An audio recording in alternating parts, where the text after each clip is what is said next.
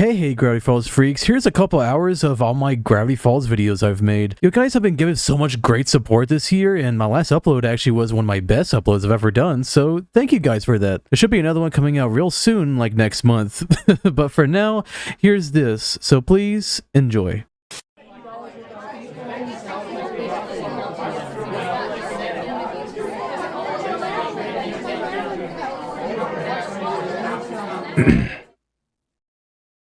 MatPat was the beloved host of multiple channels from April 18th, 2011 until March 9th, 2024. MatPat was many things: a father, a husband, comedian, and most importantly, a reacher.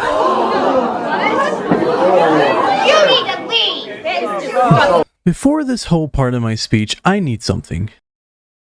Hey, do you guys have a projector or something? No? That's alright, I brought my own. The Bluetooth device is ready to pair. The Bluetooth device is connected successfully. I have been watching MatPat for years, since I was a little goo goo gaga. And watching his videos, I'd agreed with a lot of his theories. The Willy Wonka video, his Matrix video about Neo not being the one, his Joker video about him being the hero of Gotham, and everybody's favorite, most of the FNAF videos. But we all know how famous he is for his reaches in his theories. We could talk about all of these, but one you don't want me to even begin with is his Gravity Falls theories. Wait guys, I was just about to talk about the Gravity Falls thing. Thank you. Theory 1, Rick and Morty theory. Hey, what are you doing? In this first theory, he starts with this classic very long opening skits, like he always does. Oh wait, this is gonna take a while. Let me just... There we go. Now we won't have to be here until Monday. Heyo! This whole theory is about how Rick and Morty is a sequel to Gravity Falls. You heard that right. Rick and Morty is the unofficial Season 3 of Gravity Falls, a story directly connected to and happening around and after Weirdmageddon. Like, he may prove that they are connected from Easter eggs, but that's like saying, now you see this owl house, he's actually a sequel to Gravity Falls. Like, no, it's just slight similarities and Easter eggs. Through one of those portals flies a pen, a notebook, and a coffee cup with a question mark on it. I've always known about a lot of the top 100 Gravity Falls Easter eggs you missed, but MatPat does it to a point where I can feel him changing my mind. Like, I was sitting there like, damn, I'm being manipulated right now, and I didn't even know. The exact 3 items that we see fly through Rick's portal. I always thought it was stupid that Bill's portal goes to a portal Rick just opened. So I have a theory that they don't just connect, but the items were left floating in Bill's dimension and then eventually ended up through Rick's portal. Meaning that it could have been floating there for much longer than instantly being connected. When I thought of that addition, it made everything seem much better, and more importantly, part of the same universe. Because if these shows are connected, the portal having that stuff makes no sense if they're supposed to be the same portal, because that was not Bill Cipher's dimension. Rick was hopping around and putting portals all willy-nilly. And all of you should know that this cartoon theory, trademark pending, helps me sleep at night. The one point that really makes me nod my head was when old MatPat started talking about the books. He becomes an outlaw across multiple different dimensions. He even shows us a copy of his wanted poster in the journal. But here's the thing. In the corner of that wanted poster is another code from Bill Cipher. A code that, when translated, says, Rick was here.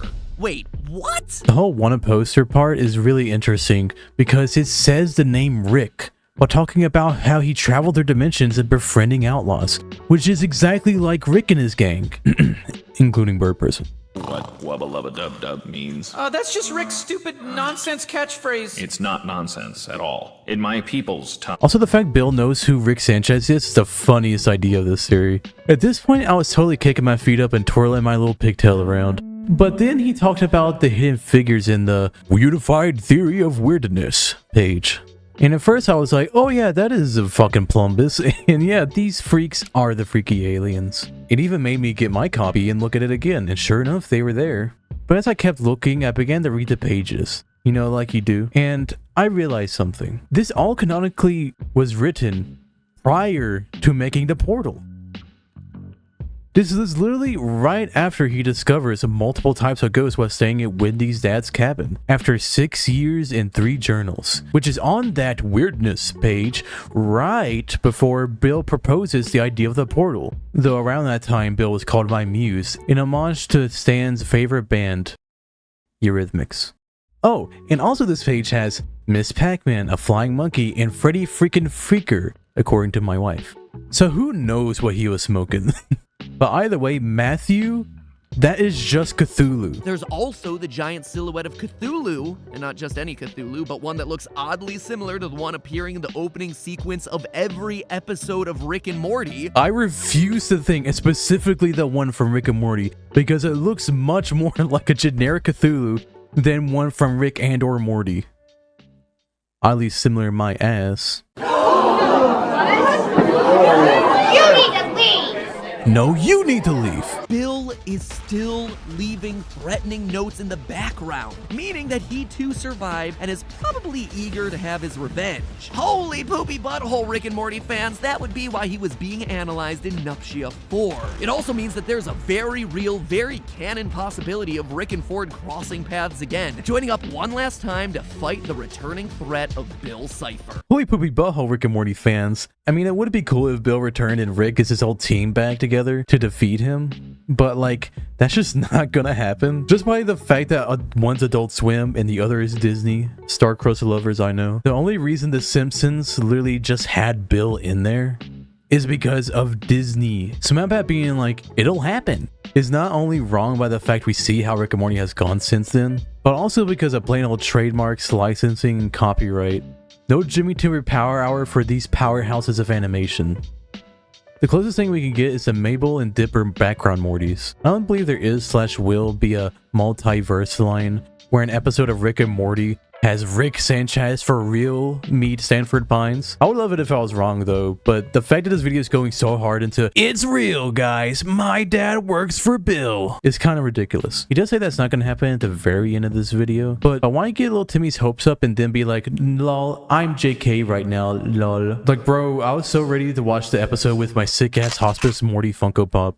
Theory 2. Bill Alive, Grunkle Stan Theory. His second theory has a long-ass 2-minute intro that is mainly spent on setting up the video by recapping the finale, where he starts talking about Grunkle Stan losing his memories. And losing all memories of the loved ones he left behind. For about 3 minutes. Yeah, it's not all that much of a sacrifice as it turns out, as Stan's memories come back in less time than it takes to mix up a blender full of Mabel juice. I always thought the fact that Stan gets his memory back to just be kinda bad. Like, it's good that the ending's plain happy, besides the fact that Dipper and Mabel have to go to school now instead of going on adventures to solve the mysteries of the universe multiverse. But I think that really made the show's impact of that scene not worthwhile. Like, he didn't have his memories for like 26 seconds. Come on, people. This also has the viewer question exactly what Mr. Pat Mad is saying. Why doesn't Bill come back though?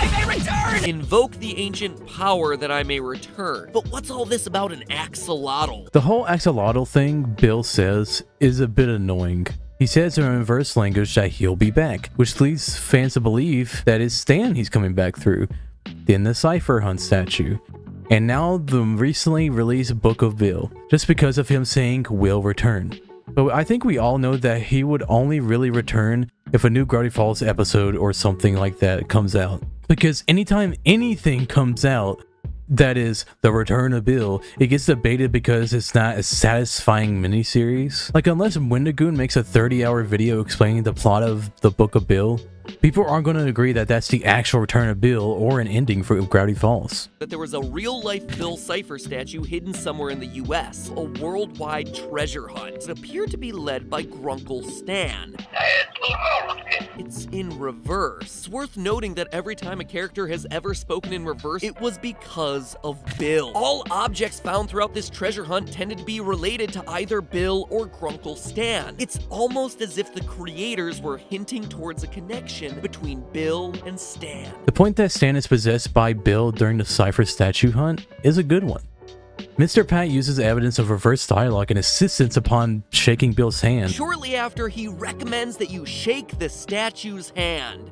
Shake his hand, that's kind of like a prize. And the fact that Stan is making a scavenger hunt being something Stan wouldn't usually do. And the fact he's the only character to give clues means that he actually is the only one doing it. So either he's thinking of some long-term con, or Bill was possessing him. Or the more likely option, Alex Hirsch really likes doing the Grunkle Stan voice and literally does it all the time. So he wanted to do a funny voice that any other character other than McGucket or Seuss he couldn't do because he has to get actors for it. And those two characters would make even less sense to start a scavenger hunt. Except for Seuss. He's kind of suspicious. But the fact it was only Bill and Stan iconography and items makes this theory 100% more believable.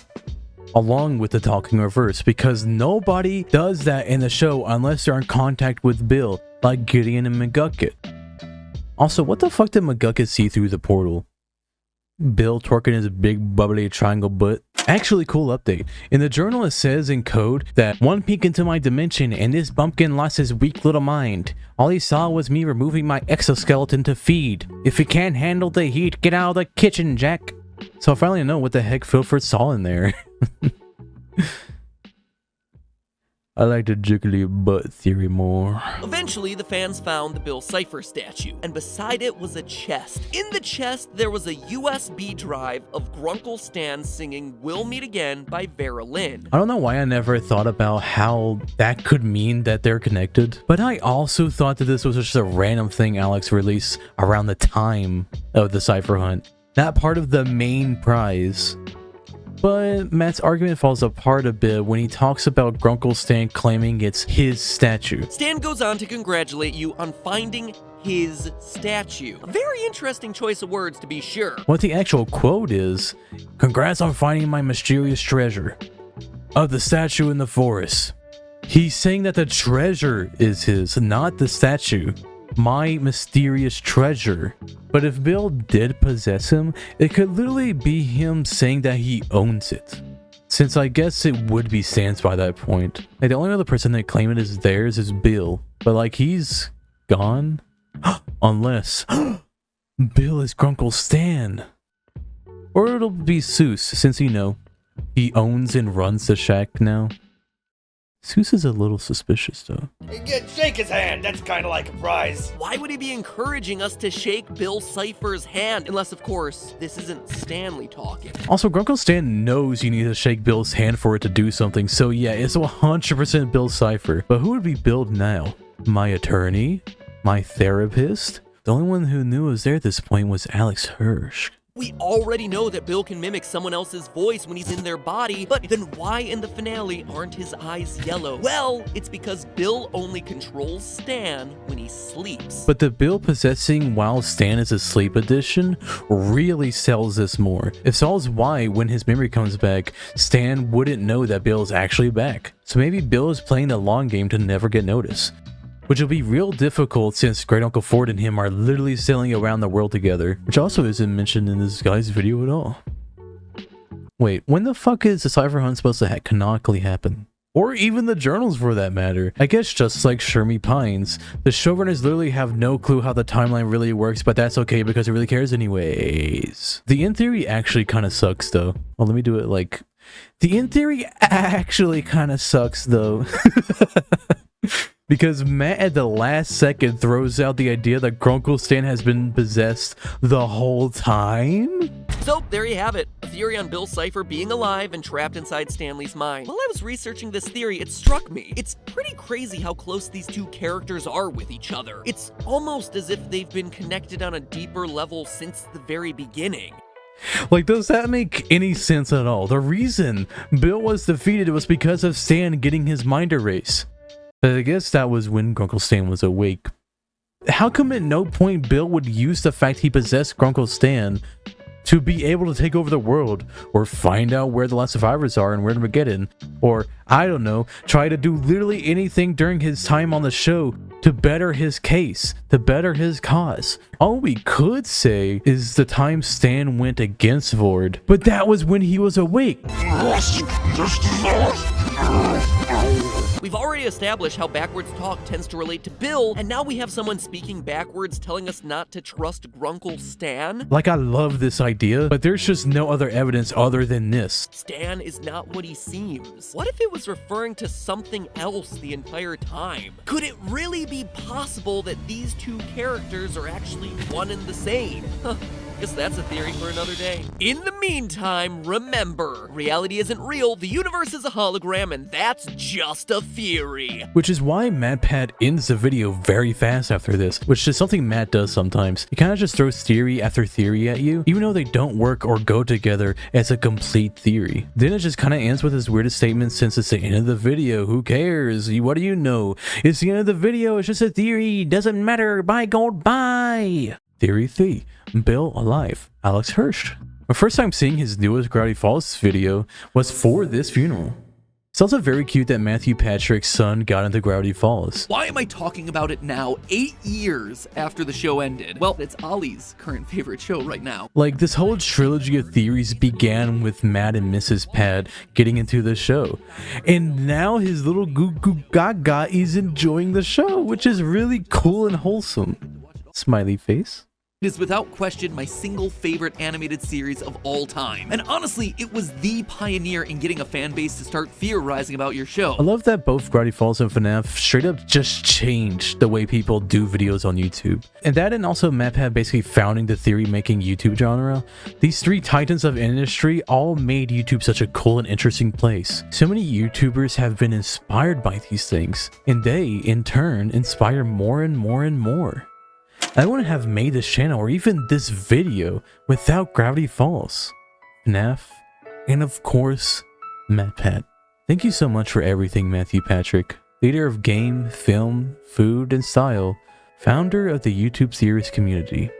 Thank you so much for playing a Maya Gamer. You see, my friends, the Blacklight edition of Journal 3 sent me down a rabbit hole that led me to only one conclusion. Alex Hirsch, creator of Gravity Falls, he is Bill Cipher. Or rather, he's possessed by Bill Cipher in the real world, just like what we saw happen with characters in the series. And not only is he possessed, Alex is aware of that possession and is actively fighting against Bill's influence in a way that you would never expect. Okay, I don't know if you noticed just from the title of this video, but this is yet another Bill Cipher is alive theory.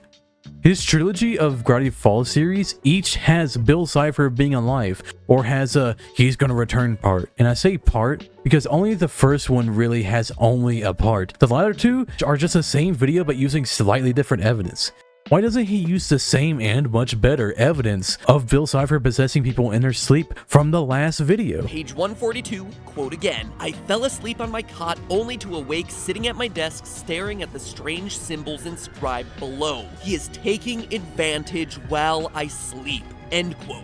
This tells us that it is very possible Bill is only controlling Stan at night. The new one is so much less good. That is strange to use. Subtly explains exactly how he's writing in this book. He says, quote, "Six fingers just conked out, and that means Captain Bill is steering the ship." And later again, Sixer's about to wake up, which means that Bill is able to puppeteer Ford's body while he's asleep. So what if he were actually able to do that with Alex Hirsch out here in the real world? MatPat picks another letter E and says that it's exactly Bill's handwriting, but it's literally just an E. It is exactly the same. He uses evidence like Bill likely possessed Alex Hirsch to write both the Book of Bill, some AMA posts, and the author blurb at the beginning of the Blacklight edition of Journal 3. He uses the fact that Bill wants to be outside of his basic reality. Bill is in other shows. He's making a deal with the all-powerful Axolotl to be able to come back in some other dimension. And we know that he's likely popping around other universes now, since he's visible in other franchises like Rick and Morty, Big City Greens, The Owl House, DuckTales, even The Simpsons. Buy crypto, suckers! And the Bill statue being in our world, all to say that Bill Cipher could possess Alex Hirsch in real life IRL. All of this is very much a reacher of a theory, unless you consider it an ARG meta-narrative. And within that, MatPat is indeed correct. All of the material released after the show, such as books and the Cipher Hunt, can all be seen as this meta-narrative ARG that Alex Hirsch, the real guy, not the meta one, is trying to tell. This is definitely the meta-narrative intended for the audience to read into. There's the text of the show, where Bill Cipher may come back into Sam's mind. There's the multiverse concept, where Bill may come back in another dimension, such as Rick and Morty. And then there's the ARG, where Alex Hirsch is possessed by Bill to make more Gravity Falls content other than the show. This is all fine and good. But then MadPat continues to say how Alex Hirsch knows that Bill is in his mind, that Alex Hirsch, the real guy, is trying to defeat him in real life. The reason we haven't all been doomed by a new pyramid-shaped overlord taking over our sad reality, just like Dipper, Ford, and Stan, Alex Hirsch ain't letting Bill win without a fight. In fact, he's doing his best to banish Bill forever. And not using a memory gun. No, he's using his own career. He never gets into how Alex Hirsch knows that Bill is in his head, and instead says that Alex is trying to create the Cypher Zodiac wheel with his career of projects. Watching the series, this thing was everywhere. It is teased in literally every episode. One of these pieces of evidence he uses for this Cypher Wheel of Projects theory is the Zodiac never being used. But by the end of the series, they've set this thing up as a prophecy explaining the one true way to banish Bill Cypher once and for all. And yet in the end, this Zodiac, it doesn't pay off. After all the buildup and the teases, the Zodiac doesn't actually work because Ford and Stan refuse to hold hands. Basically, Alex Hirsch creates this huge thing, sets up this massive Chekhov's gun, and it never gets used. The reason it was never used is because that'd be boring. The story reason is that Uncle Stan doesn't hold everyone else's hand because it won't work, even though these MFers are literally glowing with blue energy. And then the writer's reason for this not happening is because that'd be boring. They stand in a circle and Bill dies. Who cares? Bill destroys it and Grunkle Stan sacrifices himself. Whoa, what an impactful ending, am I right? Just because they used it as a misdirect doesn't mean they didn't use it in its most effective way of storytelling. And that also doesn't mean that Alex Hirsch has been using this over his career to defeat Bill Cypher. Like, what? This Zodiac just wound up being a massive misdirect. Now though, I think I finally understand. While I was putting together this episode, I began to realize more and more that these symbols looked familiar. Not because they were in Gravity Falls, but because they correspond with other projects that Alex Hirsch has worked on over the years. And then he uses different evidence of different projects Alex has worked on to fill the Cypher Wheel. Not his projects like Gravity Falls, instead shows and movies he's worked on. I could go through each one and saying why each doesn't work well, but it doesn't matter because it's arbitrary in the first place. The six-fingered handprint, it's obviously referencing Gravity Falls itself, but the shooting star, for instance, well, that lines up perfectly with Kid Cosmic, a show about a kid who gets superpowers from cosmic stones of power crash landing near his house. Hirsch worked as a writer on 2 of the stories for that series. The pentagram, he says the Owl House because it's witchy and he worked on it, but the show literally is made by someone who worked on Gravity Falls. Dipper's tree symbol for Amphibia. Because trees? The Flapjack one is literally a single episode, though it's so crazy specific it might be the case. The glasses? They look a lot like the signature eyewear worn by the Mitchell family in Netflix's Mitchells vs. the Machines, a film where Hirsch was a story consultant and voiced the character of Dirk. Mitchells and the Machines is a movie.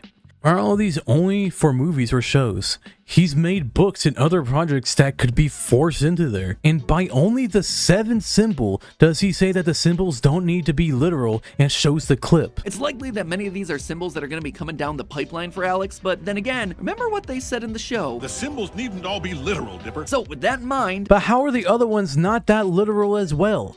Like for the star symbol show, it's like, well, duh, it's a star. But Amphibia's main thing would be, I don't know, frogs? They're in a swamp, sure, but Mitchells and the Machines be glasses? Because some of them wear glasses? What the fuck are you talking about? Now they'll be less literal. The witchy symbol for the Owl House is already a vibe. That symbol never appears in that fucking show once. It seems fitting for Hirsch's work on the Owl House, a story all about witches and demons. You know what does appear up in the Owl House? Dipper's literal hat. Slap that on the wheel. The oyster symbol is a secret society fez about the Royal Order of the Holy Mackerel, a group of Grunkle Stan's dad and other other guys who worship the fish in a tank, not fish hooks. The oyster symbol here. Hirsch was a key creative in another Disney series called Fish Hooks, a show set inside of a giant fish tank where you'd presumably be able to find similarly shaped shells. This one is at least closer than Amphibia, but if that's the case, why now did you put that disclaimer that they're a stretch? Ice because ice is in the snow kingdom of Mario? What about the ice in Amphibia? Or the ice in Owl House? What about the Ice King from Adventure Time? Because Alex knew a guy who worked on the show so he had a little input? Put that on the wheel. That'll feed this Bill Cypher in real life. Because Bill Cypher has been planning this since he first worked on Flapjack. You fucking deceiving bastard. You lied to these people. And you lied to me. The llama. That one is weird and oddly specific. And again, I haven't found a strong match for it. But I will say that I expect the llama to be representative of the last project on this Alex Hirsch Zodiac. Llama for Alex Hirsch's next project? To defeat Bill Cipher? What even? Uh-oh. We're in pursuit, we're in pursuit.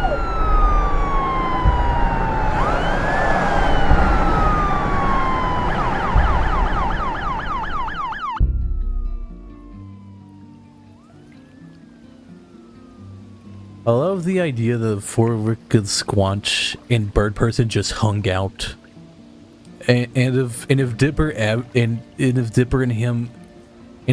him ever visit Rick, then Fork could go, Dipper, you know what wubba lubba dub dub means, right? And Dipper goes, it's just one of Rick's weird catchphrases. Well, Dipper, it's actually a very sorrowful message about how much pain and torment he's in. Then it cuts to Rick dancing all happy, but in Dipper's eyes, he sees it all sad, and with sad music build up. I'm sorry, I'm tearing up just thinking about it. And Bill Cipher said, You're a lot more clever than you look, especially the fat one. and Seuss said, He's talking about you. did Bill actually mean Seuss or Mabel? Because throughout the series after this, Seuss hasn't shown any sort of extra cleverness or been any sort of conflict against Dipper or Mabel in any large or significant way. But Mabel is why Dipper gave into Bill, and many other conflicts of the summer are Dipper versus Mabel, and Mabel quite literally caused the end of the world. So this means that Bill was being extremely rude in talking about Mabel when Bill Cipher said, You're a lot more clever than you look, especially the fat one. anyways, huh? What's that? Just go watch my last video to see why I'm dumping MatPat's body into this random lake here. And there we go. Sleep well, King. Salutes.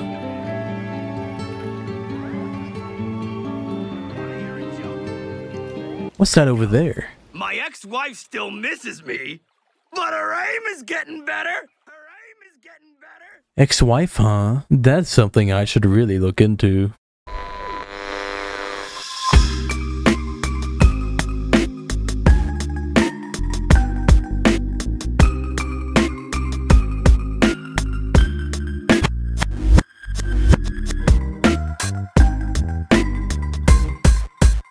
Hello entire net and welcome to Cartoon Theory. In the last video I didn't exist, so today we're once again talking about Gravity Falls. Oh, Gravity Falls, it is good to be back. Gravity Falls is a show full of mysterious mysteries, including the man of mystery himself. We've seen over the course of the show how Grunkle Stan cheats, lies, and most importantly, can't be trusted. Listen to that dog talk backwards. That's cray cray. But that's cray cray. Why you acting so cray-cray? But just like he said, in the season 2 episode Not What He Seems, the best episode television, Grunkle Stan is shown to be not what he seems, as he's distrusted by Mabel and Dipper. But after the author is revealed, we never see them look into Grunkle Stan or his past. But as we heard earlier while I was discarding stuff, My ex-wife still misses me, but her aim is getting better. ex-wife, this is literally never mentioned before or after since in the show. No, they don't get into the family tree that much in Gravity Falls, because clearly the whole Shermie Pines debacle, the writers also just don't know the times, dates, relationships between characters' families. Rest in peace, McGucket's forgotten son from episode 2. But I believe that, for some reason, the most amount of care and attention to detail they've put into one of these characters, that wasn't a main cast character, was Grunkle Stan's one-off joke ex-wife, that appears in only episode 2. Fully, that is, because there's many background details and lore that could truly figure out who the wife is, and more importantly, the situation and how they became X's instead of O's. Okay, that one sucked. How does the other guy do this for every single video for 13 years straight? Holy crap, 13 years is a long time. Can't wait till I'm that old. Throughout Gravity Falls, there's many mentions of Grunkle Stan's wild and just plain all over the place past. He's been all over the country doing scams and selling anything and everything cheap as soon as he was kicked out of his parents' place at a very young age. We even see some memories in the episode Dreamscaperers. In this episode, we see the gang go into Stan's mind to stop Bill Cipher from getting Stan's safe code. And in one of the memories is him somehow ending up in a Colombian prison, another of him learning how to fight from his dad. and how his date actually went with Lazy Susan. Non-specific excuse! Yeesh. This all shows how much history has gone into Grunkle Stan, to the point where I believe the writers just want to keep telling more and more and more. Just like this particular paragraph in the book Journal 3, a one-to-one recreation of what the literal Journal 3 would look like in the world of Gravity Falls. In the paragraph it states, Grunkle Stan getting married? Apparently he married a waitress named Marilyn Rosenstein in Las Vegas for 48 hours, but it turned out she was just trying to steal his car. A true scam artist, maybe she was the right one for him. Maybe she was the right one for him. How cute. They truly are meant to be together. But wait, that's yet another mention of Grunkle Stan's supposed ex-wife, and with loads of lore to boot. The mention of him getting married in Las Vegas is just like the end gag of the episode Seuss and the Real Girl. This episode was about Seuss having an anime yandere girl come to life with some magical AI, and at some point the AI bringing animatronics to life. Not only is this one of the best episodes of the show, predicted Doki Doki Literature Club 3 years early, with Doki Doki even coming out on the 3-year anniversary, but it also had animatronics come to life only a month before the release of Five Nights at Freddy's. Theories can never escape the infinite hold of Freddy Fazbear's Pizza. In fact, this episode even predicted the fact that post-Scott Cawthon FNAF would have AI to be the core aspect of the series, instead of remnants of unalive children haunting the animatronics. But the main point of interest of this episode is Grunkle Stan's B-plot, where he must fight a haunted animatronic badger that represents the future that's surpassing the withered old Grunkle Stan, who then gets saved by the tin can that represents his old time, not quite giving up just yet. How's about you and me hit the town? These old has-beens are going to Vegas! We're going to Vegas. This plotline is then followed in the end gag of this very episode, which would be interesting enough with how we actually get to see the Vegas mentioned of his ex-wife. But then we hear the song at the end say, "We're gonna get married. It's a great idea. Who are you two chumps? This was a mistake. What?" Which before was just kinda a funny gag at the end of an awesome episode, is now a glimpse of what might have happened with this so-called Marilyn. In the same sort of way at the Wax Stan being a glimpse of Grunkle Stan's brother. In that episode Headhunters, Grunkle Stan has had a whole funeral and service for his quote-unquote murder of Wax Stan, which fans have since seen as Grunkle Stan grieving over losing his twin brother all those years ago. It was once played off as a joke, but fans now see it as something sad after knowing what we now know. Though that's nowhere as unserious as Stan's ex-wife. Remember that Grunkle Stan doesn't actually feel bad about losing Marilyn, to even the point of making the best joke of the show. But her aim is getting better! Now, something interesting about this name Marilyn is that we actually see this name pop up. No, not in the show, silly. Like I said before, this is literally never mentioned before or since in the show. But I didn't say anything about another show. I think we just found our loophole. Literally. Wop wop! I'm so cool, like geez. Now, I want you to take a look at this scene and notice if there's anything interesting about it. Oh, Marilyn? Get a Cawthorn as Gravity Falls Grunkle Stan ex-wife. Oh, wait. I just said it, didn't I? Well, don't worry, we're gonna need more evidence than this anyway. Now, if you somehow don't know, The Owl House is a show that ran from 2020 to 2023, being run by Gravity Falls legend Dana Terrace, known for being a storyboard artist, revisionist, and animator for the hit show. In their show, The Owl House, there's Ida Cawthorn, a full of zest getting up there in age con artist, and sometimes criminal, who tries to be a good family person, and has a smart aleck sibling who they don't always get along with, but they still love and accept each other. Even after one of them does a bad thing that kind of ruins their life. Yes, that was intentionally comparing Grunkle Stan and Ida, and no, it was not subtle. These two are literally meant for each other. If not, then they're at least of the same mold to the point where they're almost the same character. The Owl House is usually set in the Boiling Isles, a world full of witches defined by their pointy ears. The main story being of Luce, a girl from the human world deciding to stay in this dimension of monsters. We never really leave this location for most of the show, except for the mid-season finale for The Owl House, Yesterday's Lie. We see this scene while the cast are trying to find magic items in the human world. Oh, Marilyn? Yeah, she tried to pay for a latte with a live raccoon a couple months ago. Marilyn? This show began with Ida stealing items from the human world to resell as knickknacks and such. But who's to say she didn't explore around and eventually end up in Las Vegas? Ida's 100% too much of a risk-taking, fortune-seeking bad girl to not have explored this capitalist land of America. And even in this image, we see that she's wearing headgear to disguise her pointy witch ears, just like how Luce did for human ears in the witch world. Now, something we must ask, is this enough? because I believe this itself would be enough for me to be like, confirmed. But not only do we have the 1000% canon book saying that ex-wife was named Marilyn, but then Ida's human self being named that too. The book saying that she conned Grunkle Stan of all people, which perfectly fits in with Ida's shifty character. But there's even more connections. In the comic Gravity Falls Lost Legends, where we see Dipper and Pacifica team up for the first time since the Northwest Mansion episode. In the comic, we see Dipper using a different journal than the classic Journal 3 to solve the case. And in this Journal 1, we see none other than the iconic Boiling Isles written just a bit off screen. And in the background, we see Ida Seth with a little Albert inside, Slenderman? Slenderman? Dude, that's just literally Slenderman. What does this mean? Doesn't it just stop at predicting any horror games, but also just has creepypastas as part of their world? Where does it stop? Is Jeff the Killer canon? My wife would love that. Sorry for calling you out, honey, but Jeff the Killer is funny. And lastly, literally just a wanted poster for Ida. It's her exact hair and bangs, the little ball earrings, and her iconic pointy elf ears. This Connexie shows much more than just a little Easter egg of her name and personality matching each other. They literally show up in Gravity Falls, just like Slenderman. This next evidence is the biggest, so I'll get into the context of how it came to be. So, in 2018, Gravity Falls The Complete series released, nearly 2 years after the release of Journal 3, and with it, a commentary track for nearly every episode of Gravity Falls by the creators of the show. But for one special episode, The Land Before Swine, we have an in-character commentary track from none other than Grunkle Stan. In this commentary track, we hear him talk about the episode for a few minutes, and then the rest of it going off on tangents. We love to see it.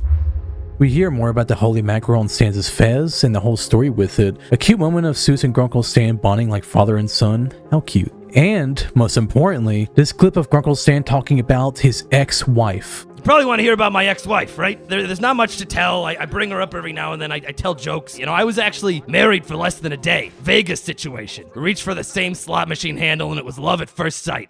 Marilyn.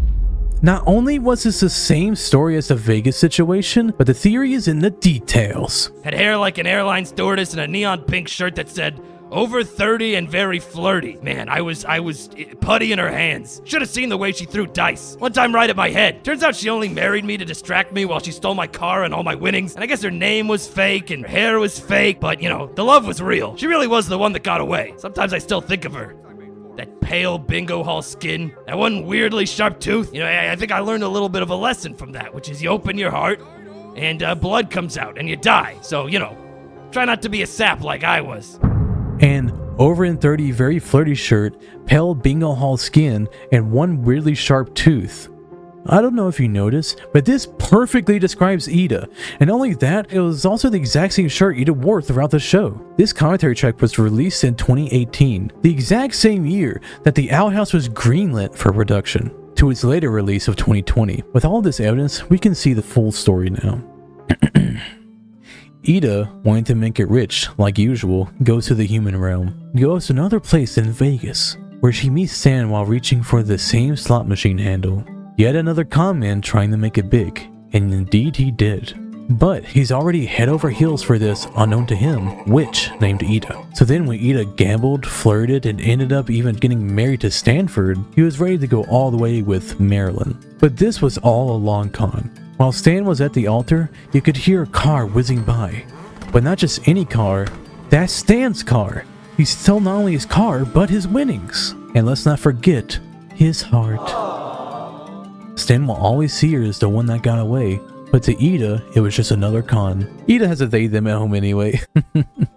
They don't need an old con man human to make her habits even worse than they already are. So, with all that said, is this canon? I say, why not? Unlike some other theories that connect shows together that makes you question why they don't interact more or even at all.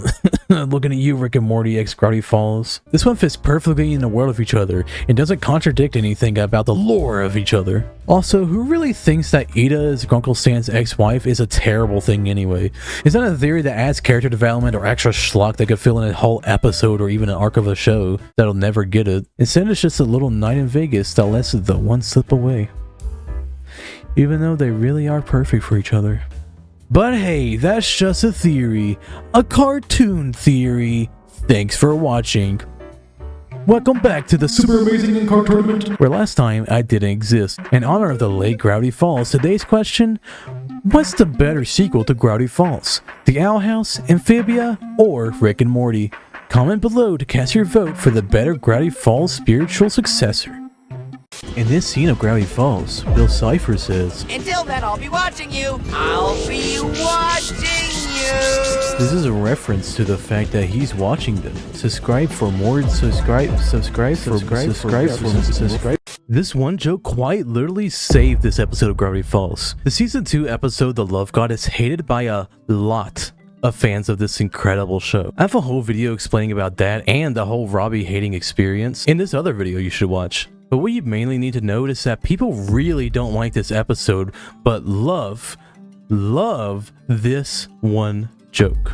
So in the episode, Grunkle Stan is very upset about the Woodstick Festival coming to town. Hates hippies, the hot air balloons, their open toes, and their folk music. But Seuss puts the idea in his head that he could go and make a lot of money from this market that he never tried to tap into. So what he does throughout the episode while the main plot is happening is that he makes a hot air balloon to market himself to these kids, to sell his stuff. And whenever Seuss brings up something that could be wrong, Are you sure that that open flame should be that close to that dangling cloth and rope? he just dismisses it and says it's a great idea. He has a schematic showing a big hot air balloon of his face saying, "Our heart kids." What a neat idea. And throughout the entire episode, it's building up to this one moment. This one moment, while some of the fans may be raging about the episode, this one joke is slowly being built up in the background until the scene finally happens. Where it's so brilliant, and also because of copyright, I need to explain every single bit. But not just because of copyright, even though it may seem like it. It's because each second builds up on top of each other in such a good way. And also this video is about explaining this, so let me do this for a second, alright? So right after Grunkle Stan explains the idea, he says, "Let it rip," to let the hot air balloon go. And then Seuss in response says, "Oh no, a let it rip." which I love that pun. And then Grunkle Stan goes, "What the H?" And then the H from the I Heart Kids falls down, and then the R, which is so brilliant because that not only is a pun within the what the H, but then getting rid of that letter makes the I Heart Kids into I Eat Kids, which makes all the kids at the Woodstick Festival entirely terrified of this amalgamation of what Seuss tried to create based upon Stan's basic design of literally just a drawing with no idea of how to even actually make it. Then one kid says it's heaven's punishment for their awful taste in everything. And this is where most shows would probably leave it off at, but that's not only it. Then it continues and it catches on fire, and then this child, this literal child goes, "Is the floating head going to eat us?" And then the mom goes, "Yes it is," while this crazy fucking Attack on Titan shot of just this giant this giant flaming Grunkle Stan head that's being distorted grotesquely is going towards them. Even if you haven't seen the show for a while, or you just seen that scene around, another great part is what happens afterwards. Like, it was so good. It stacks jokes and pop jokes of each other, one after another, all being so clever and being what was set up before, not just coming out of nowhere. But then it ends the literal main conflict of the episode by having the head led on the love god and have the potion drop out, being the main plot solved of the episode. So not only did it do all that, but it solved the main plot, or then the conclusion to it, being that Grunkle Stan says that he loves that they hate him more than they love him. You know what? Being loved by the youth is overrated. Being feared, now that's priceless. So as you see, this joke is not only like pretty funny with some of the bits, but just how many jokes they do simultaneously over and over within this one bit it's just so clever and so good. It shows why they're so good at writing, especially compared to how the rest of the episode isn't written that well, to the point where people complain about it, which you could see in this other video I made. Literally, whenever anybody complains about this episode or anything about it, they always say, well, this one joke was really good.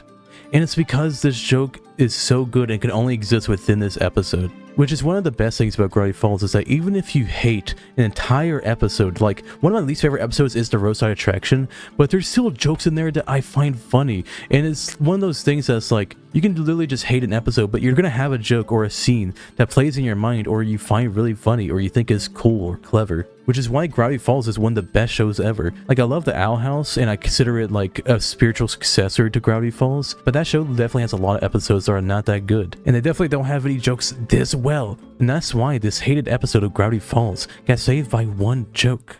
In the Gravity Falls fandom, I'm seeing two statements that I'm not sure are that true. One being that Robbie doesn't deserve redemption, and two, that Robbie X Tambry is terrible. Now, if you just like the show and aren't into the fandom that much, you might not know what the second statement means entirely, but one thing every single viewer knows is Robbie. You can probably figure him out. Yeah, I'm the guy who spray painted the water tower. Robbie was introduced in the very 5th episode of the show, The Inconveniencing. In this episode, Dipper tries to prove himself as a cool teenager to impress his way too old for him crush, Wendy. And the main problem of that is Robbie, most viewers' most hated character. The best part about this episode is that Robbie isn't overly antagonistic. He isn't starting stuff for no reason, just responding to the situation to take shots at Dipper. But why would he do that?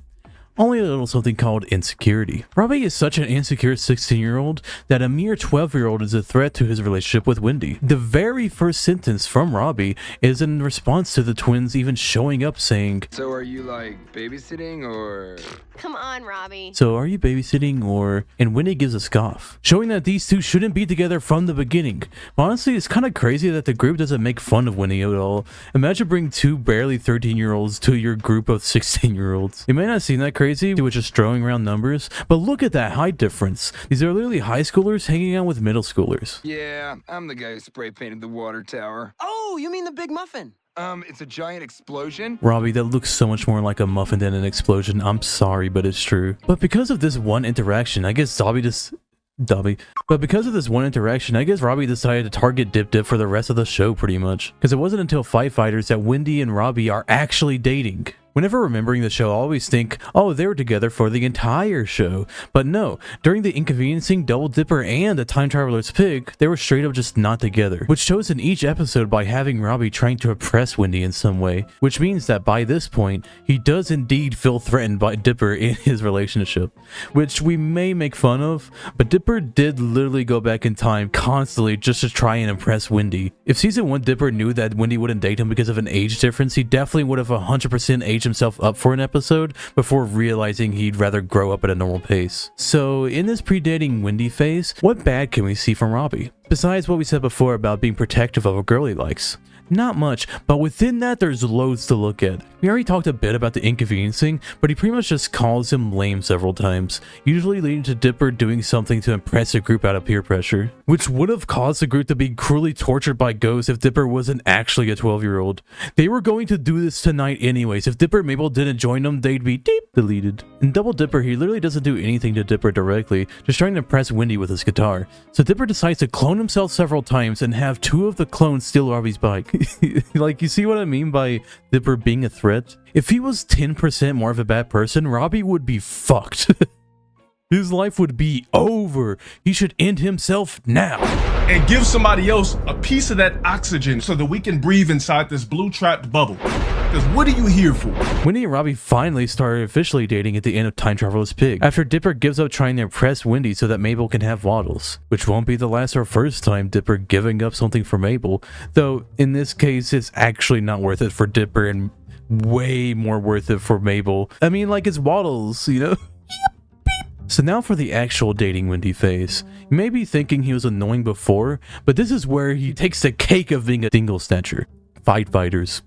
Oh boy, Fight Fighters. Even before the intro, Robbie gets so insecure about Dipper by being all, I just want to hang out with my GF, bro. Dipper was just showing me this great game. Hey, how's about you sit this one out, okay, champ? But we just started this round. Whoa, hey, relax, man. I'm just trying to spend a little time with my girlfriend, all right? Like, dude's bagged her and he's still insecure. Robbie getting Dip's face for no reason other than being a dinkwad. Then later, oh boy, later he's calling out to Wendy like she's a dog. Wendy! Come on out, girl! Come on down! Showing that he wasn't listening to Wendy while playing the game. That he was rubbing Dipper's face in.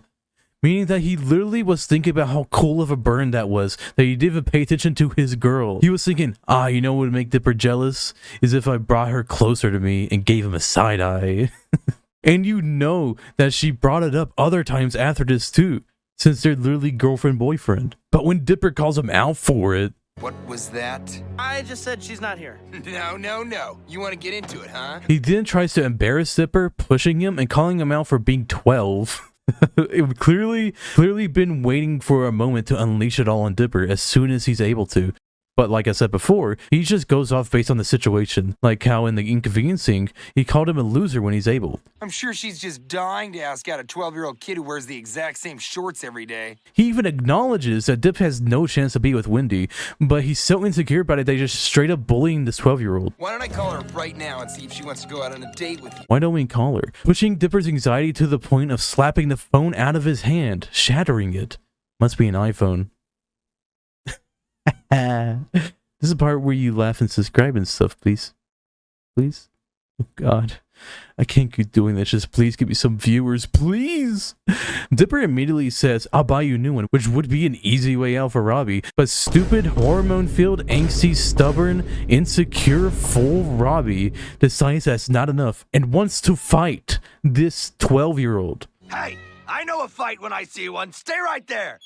They schedule for later after Robbie thinks that Grunkle Stan is a caring parental figure and not someone who would bet on a fight between a 16-year-old and a 12-year-old. I'm going really into depth about this episode in particular because of how this is the episode Moist can point to for Robbie being irredeemable. Because without the arcade cabinet coming to life aspect of this episode, Robbie is literally trying to fight the significantly smaller and pathetic excuse for a fighter child. This is just the worst Robbie scene in the series, being an embodiment of why Robbie haters hate the character. In Submarine, he just shows up to be a goal for Dipper. So he'll be like, I have to go to the submarine party so I can date and marry Wendy or something. In Boys Crazy, they break up. Yeah, they are already breaking up after being such a perfect couple. But then Robbie pulls out a maybe mind-controlling disc that gets them back together. Now the question is this song actually cursed or anything?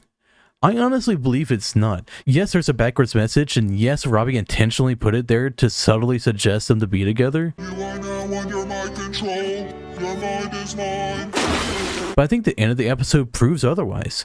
All Dipper did was show Wendy the backwards message, and she instantly just trusts Robbie again. I think they got back together because it's a song made for Wendy, and that lovely gesture resulted in her giving him a second chance. But that also means that Robbie intended for the song to be mind-controlling. Like, look at his evil-ass face. You cannot convince me that he doesn't believe that shit he's using is some cursed stuff he made. After this, in the post-dating Wendy era, we see some jokes of Robbie missing Wendy, being heartbroken over their deserved, should-have-happened-sooner breakup. He tries to get it back in the episode Gideon Rises. Wendy receives text from him in the episode Into the Bunker, showing he's obsessively texting her and even sending her a winky frown. Winky frown?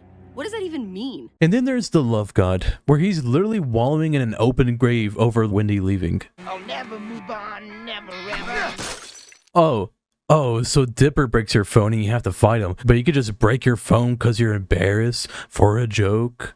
The cast call out how sad it is that he hasn't moved on yet, says this happened quote-unquote forever ago. Split up forever ago. As quoted by Wendy Corduroy. I mean Corduroy. Borderoy? I mean Corduroy. Wendy Borderoy. I mean Corduroy. I mean Corduroy. Borderoy. I mean. And Mabel decides she needs to make him feel happy to fill up her happiness chart. Which is like, why, girl? He's been out of the group since before this season. Why is he even on the list still?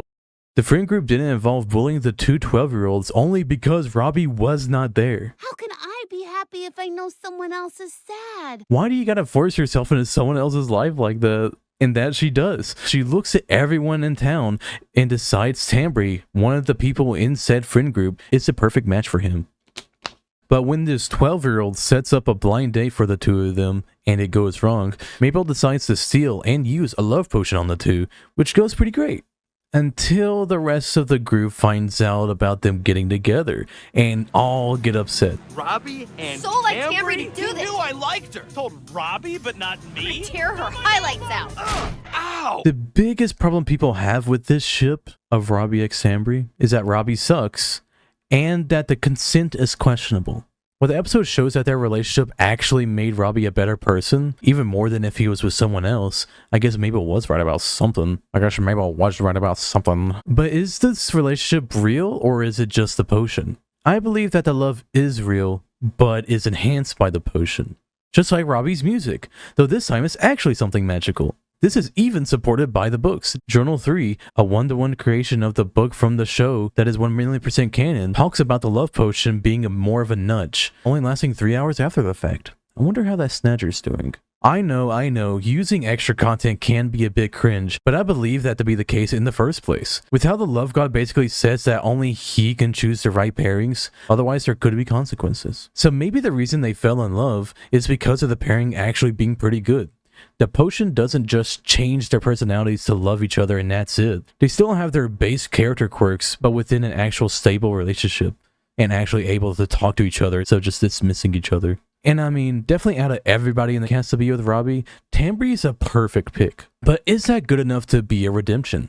I honestly believe so. Yes, of course, it could be better. We all wish we could have more episodes of Pacifica's redemption, but one can only dream when it comes to Gravity Falls. The only reason Robbie has been a bad person in the past is his unrequited want to be with Wendy, but he doesn't truly love her.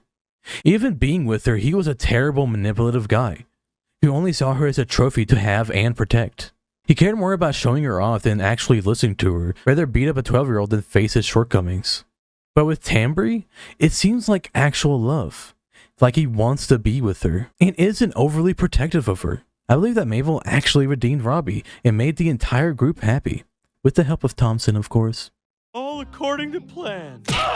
Robbie's biggest problem was pride, and true love solved that. But with that being said, much like many other interesting ideas that the show doesn't go into enough, this needed more episodes. Like an episode to show Robbie has actually changed and trying to be better. So that way the love potion doesn't just fix everything for him. The best redemptions, hell, even any redemption, shouldn't just come from an outside forces. There should also be the person themselves who be willing to change. The potion just kind of skips the will part for the hardest, biggest first step of being a redeemed character.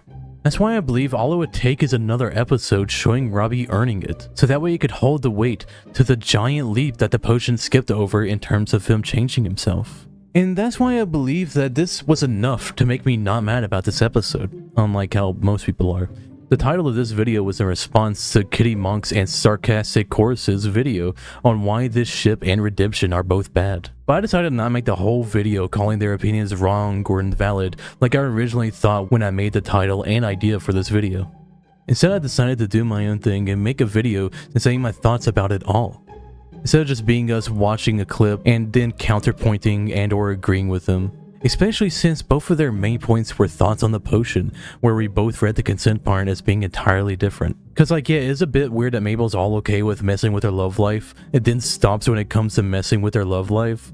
I think the point is that it'll turn into messing with their love life over and over until everybody just snaps. I'm gonna tear her highlights out. It just didn't come across because the love life between characters isn't the writer's strong suit.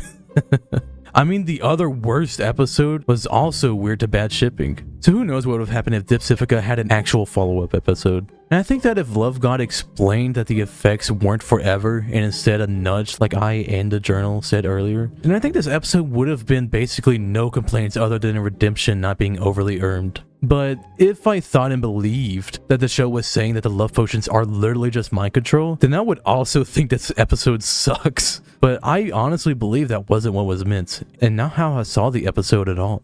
No hate or disrespect to those creators at all. I respect them a lot as content creators. I see this video as inspired by them rather than a plain old critique of their critique. In the Gravity Falls episode Into the Bunker, when Dipper and Wendy are locked in the closet by Mabel in order for Dipper to gain the confidence to confess his love. Oh, I'll let you out, Dipper. As soon as you tell Wendy that thing you've been wanting to tell her. Wendy could have just said, okay, I'll close my ears and you say it out loud to Mabel. Then the whole episode wouldn't have happened. If only Wendy thought about closing her ears, especially when she knows how anxious Dipper is, when later she reveals that she even knew about it. Dude, I always kinda knew. Wait, you did? So she could have just closed her ears and everything would have been perfectly fine.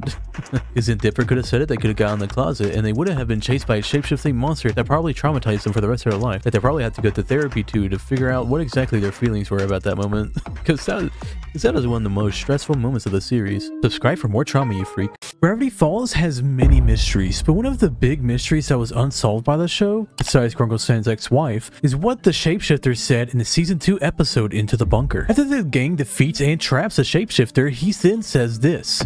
You think you're clever, don't you? But you have no idea what you're up against. You'll never find the author. If you keep digging, you'll meet a fate worse than you can imagine. And this will be the last form you ever take. Good luck sleeping tonight. as he transforms into a frozen screaming version of Dipper Pines, the character from Gravity Falls. Now, as most fans may know, this comes up only once again in the franchise with the episode Northwest Mansion Mystery. After Dipper tries to take down this grudge-filled ghost, Dipper fails and is turned into wood in the exact same way. Same pose, and even having a weird reverb to his voice.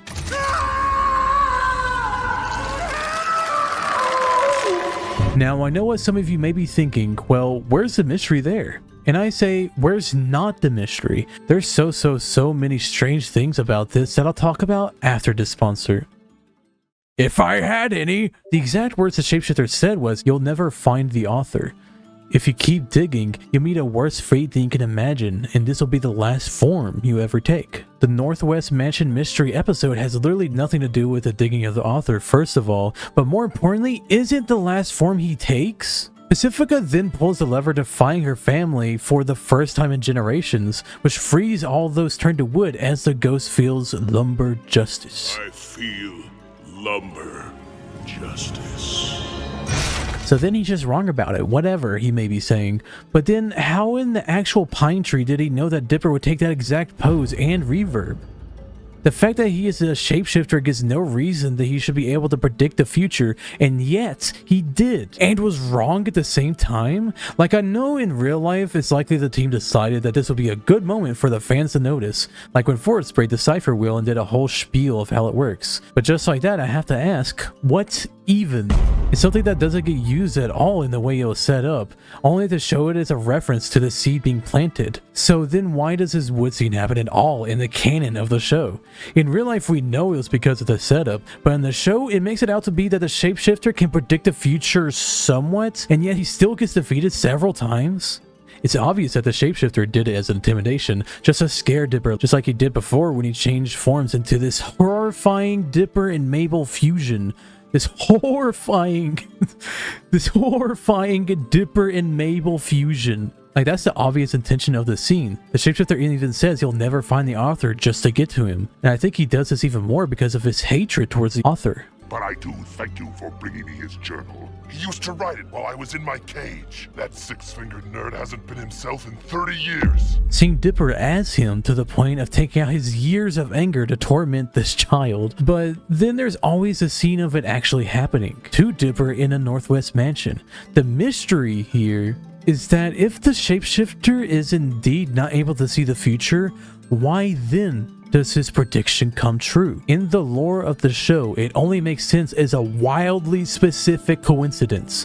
In real life, it's obvious that the behind-the-scenes reason for it is just because they could connect it. But for something that a monster predicted saying that it'll be the death of the main character is kinda wild when it means literally nothing. In this show that has hyper-specific details and puzzle made for an audience of screenshotters and decoders. I said that this is one mystery that the fans haven't solved, but just like some real-life conspiracy mysteries, it could just be a coincidence. In this scene of Gravity Falls, Bill Cipher says, Ah, my eye! Do you have any idea how long it takes to regenerate that? if we actually look through the episode and count, it actually takes less than 4 minutes for his eye to regenerate, and we don't even get to see it regenerate, meaning that Bill is being an overdramatic queen as usual. Subscribe for more facts or something. Gravity Falls has many amazing characters, but one character that should have had more screen time, besides the shapeshifter, is the icon Pacifica Northwest. Just like Robbie Valentino, some fans absolutely hated Pacifica before season 2. She was mean and rude for most every time she had an appearance. Literally, her first introductory scene was her making fun of Mabel and her new friends. Fork girl? Lizard lady? I'm Mabel. That sounds like a fat old lady's name. She's rude with Tude, even when she gets upset when her family name is actually a sham. Don't get it skewed. This crude dude is nothing but snood. Yeah, anyway, she's annoyingly rich and actually puts down and belittles everyone around her that's not a millionaire. Sorry, I don't know why I started rhyme zoning there. But that all started changing for those rich kid haters with the season 2 episode, The Golf War. This episode shows Mabel challenging Pacifica to an epic mini golf showdown because once again, she's being rude to not only Mabel's friends, but this time her whole family. Well, if it isn't the Pines family, fat, old, lame, braces. Zeus, Would it be wrong to punch a child? You know what? Maybe I was wrong about Bill Cipher actually being rude and calling Mabel fat. Because this is starting to be a trend with this Seuss guy. He's a little suspicious though. But even immediately after Dipper tries to roast her back with the whole family being frauds thing, she snaps back so casually that she's completely fine and rich. So even then with her family name, she wasn't put in her place or shown humility. Because the richer get richer, as they say. Just like I'll get richer from the sponsor. If I had any. But Pacifica goes and gets a hole-in-one on Mabel's favorite activity on the day she was trying to blow off steam, which was also because of Pacifica. So Mabel goes, oh yeah? You walking one-dimensional bleach blonde Valley Girl stereotype! Oh snap. Yeah, I recapped that much of the episode just to talk about how good of a moment this is. Can you blame me? But this is also to show how this episode perfectly recaps where Pacifica's character is and her relationship with every other cast member within just a few minutes. But this episode introduces a few of her redeeming moments with the audience. The first being of how her parents shove her off to an assistant, not even being there for her and telling her only winning matters, since the Northwest don't lose. Which in of itself wouldn't be redeeming if she didn't care, but the episode takes time to show how she does care, obviously putting a front of superiority just to cope with her truly messed up life, which we'll see a lot of in the next episode we talk about. But later in the episode, Mabel has an epiphany that, and I quote, rivalries are dumb and they should instead stop fighting and work together, which we see Pacifica looking down, truly thinking about what Mabel is saying and why they should change it up. And the episode even ends with a humbling moment of her taking a car ride home with the gang, which is really nice and actually a sweet moment. Even though it ends with them being like, oh, she's rich. Should have charged her for that taco. Agreed. The episode really moved the needle in terms of people's perception of Pacifica. Obviously, some people still hated her, as I believe there are fans that hate every single character for different reasons at different moments. The audience may have been on the fence with the Little Miss Northwest. But what changed most Pacifica dislikers' opinions was this one episode. Season 2's episode, Northwest Mansion Mystery. This episode is set up Mabel has Dipper and Pacifica team up since she needs help with this ghastly ghost, which honestly has some of my favorite Pacifica moments of the whole show. Dipper and Pacifica banter back and forth, just straight up making fun of each other and trying to get under each other's skins. So what? Are you going to bore him back into the afterlife by reading from this book? Gotta splash this sucker with some anointed water, and he should be out of your probably fake blonde hair. What was that about my hair? These interactions are so fun to watch because they're just on the same wavelength when messing with each other, which we've seen a little before even with the whole family fraud thing, but it's just such a shame that this is the last episode of it. I'd say that to her face. I need your help. You're the worst. See? But the key character moments come after Dipper catches the ghost using a silver mirror. Though just before that, we see that even when being chased by a category 10 ghost that made animal heads bleed and chant ancient sins, she doesn't want to get the carpet of a room full of silver mirrors dirty, being deathly afraid of her parents. Which comes up again when Dipper realizes that the Northwest lied. All they needed to do was let the common people enter their party and the ghost wouldn't have been a problem in the slightest. The ghost was betrayed back then, just like Dipper was betrayed now. Except without, you know, the axe or the head. I was right about you all along. You're just as bad as your parents. Another link in the world's worst chain. But while Pacifica speaks up and defends herself against Dipper, saying that her parents made her do it, her father rings a bell. And as soon as he does, the moment he does, she pipes down and doesn't say another word. Having a literal Pavlovian response to the ringing of the bell, which if you don't know is an involuntary reaction that occurs when a neutral stimulus is associated with a biological stimulus. That's the straight up Google definition of a Pavlovian response, but in more human speak, it basically means a conditioned response to a particular action through the use of repetition. Like in the original experiment, it's a bell combined with food time for a doggy, eventually leading to the ringing of the bell instantly being understood by the dog as food time, even when food isn't present. And even though the team behind Gravity Falls might disagree with this statement from what I've heard, but this is child abuse. Now, they have said something along the lines of her parents never abused Pacifica. They may be meaning physical, like hitting. This could still be the case, but either way, this is psychological abuse. Later in the episode, we see Pacifica is literally trembling at the ringing of the bell while trying to save her not only fake friends in her life so far, Dipper and Mabel, and this entire party of people. They were literally all turned to wood and will be slowly burned alongside the entire mansion if not for Pacifica pulling this lever. And yet, she was trembling, struggling to do the easiest trolley problem in the world, all because of this bell. But even with the threat of some unknown punishment the parents would give, she defies them, literally putting her foot down and saying, Is this bell broken? Our family name is broken, and I'm gonna fix it. fully redeeming Pacifica to the audience and to Dipper, making this character somebody that'll be amazing to see for the next time they interact with his newfound freedom and friendship. Dipper and Pacifica never interact again for the rest of the show. And yeah, Mabel only has one moment with her in the finale, which was a bit of a sweet moment of Mabel giving a freezing Pacifica a llama sweater. Though the moment was only highlighted in the episode because of it coming up later with the cipher wheel, so I'm not sure if we should count it. But yeah, Pacifica never really hangs out with Dipper and Mabel again. And yet the only people she hangs out with and interacts with are her parents? Like, I never really noticed it before, but the most significant moments of Pacifica after that night at the Northwest Mansion is when she tells her dad to not make a deal with Bill Cipher. Who then, of course, does literally body horror in my kids show. Hello? And then the next is when everybody is forming the cipher wheel and her parents say, do the one thing our family has never done.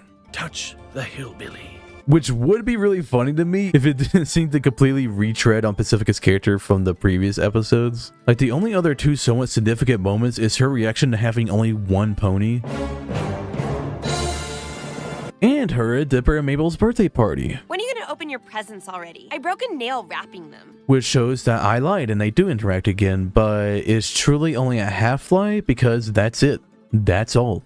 The 2 entire episodes of redeeming Pacifica and this is all she gets. She has more screen time with her terrible parents than she does anybody else, and gets a truly nothing line in the finale, all things considered. Gideon got a whole dang family cutaway gag for his redemption at the birthday party. I know some people get angry about that because those 2 redemption episodes equally spurred fans to ship either Dipper or Mabel, depending on what interactions they enjoy more.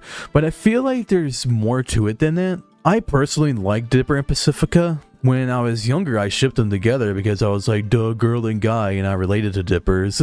But now I truly want these characters to just interact more in the show in general. Their chemistry when it came to bantering was really fun to watch, and why the Northwest Mansion Mystery is a top 10 episode to me, and the Golf War is most probably not. I don't know, I haven't made a top 10 yet.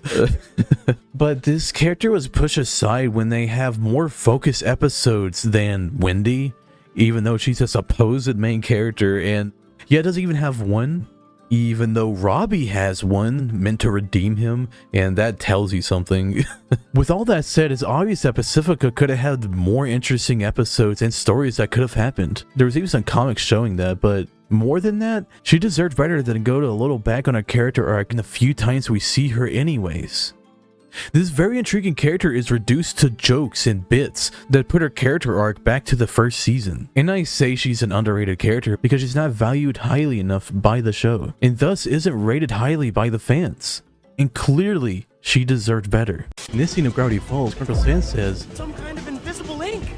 Invisible ink. Then he proceeds to do nothing with that information, to the extent that the next time we see him 10 episodes later, he's actively reading the book for information and not using the blacklight to see the invisible ink. He could have seen the top 2 images of the book structure in the blacklight, which say, and I quote, "The device if fully operational could tear our universe apart," which he probably could have seen the crazy blacklight warnings and just done it anyway, since he read the warning labels and said, Extreme usage could result in minor gravity anomaly. Can it, Poindexter? I've come this far. I'm not giving up now. Alright, for more whatever facts, I guess.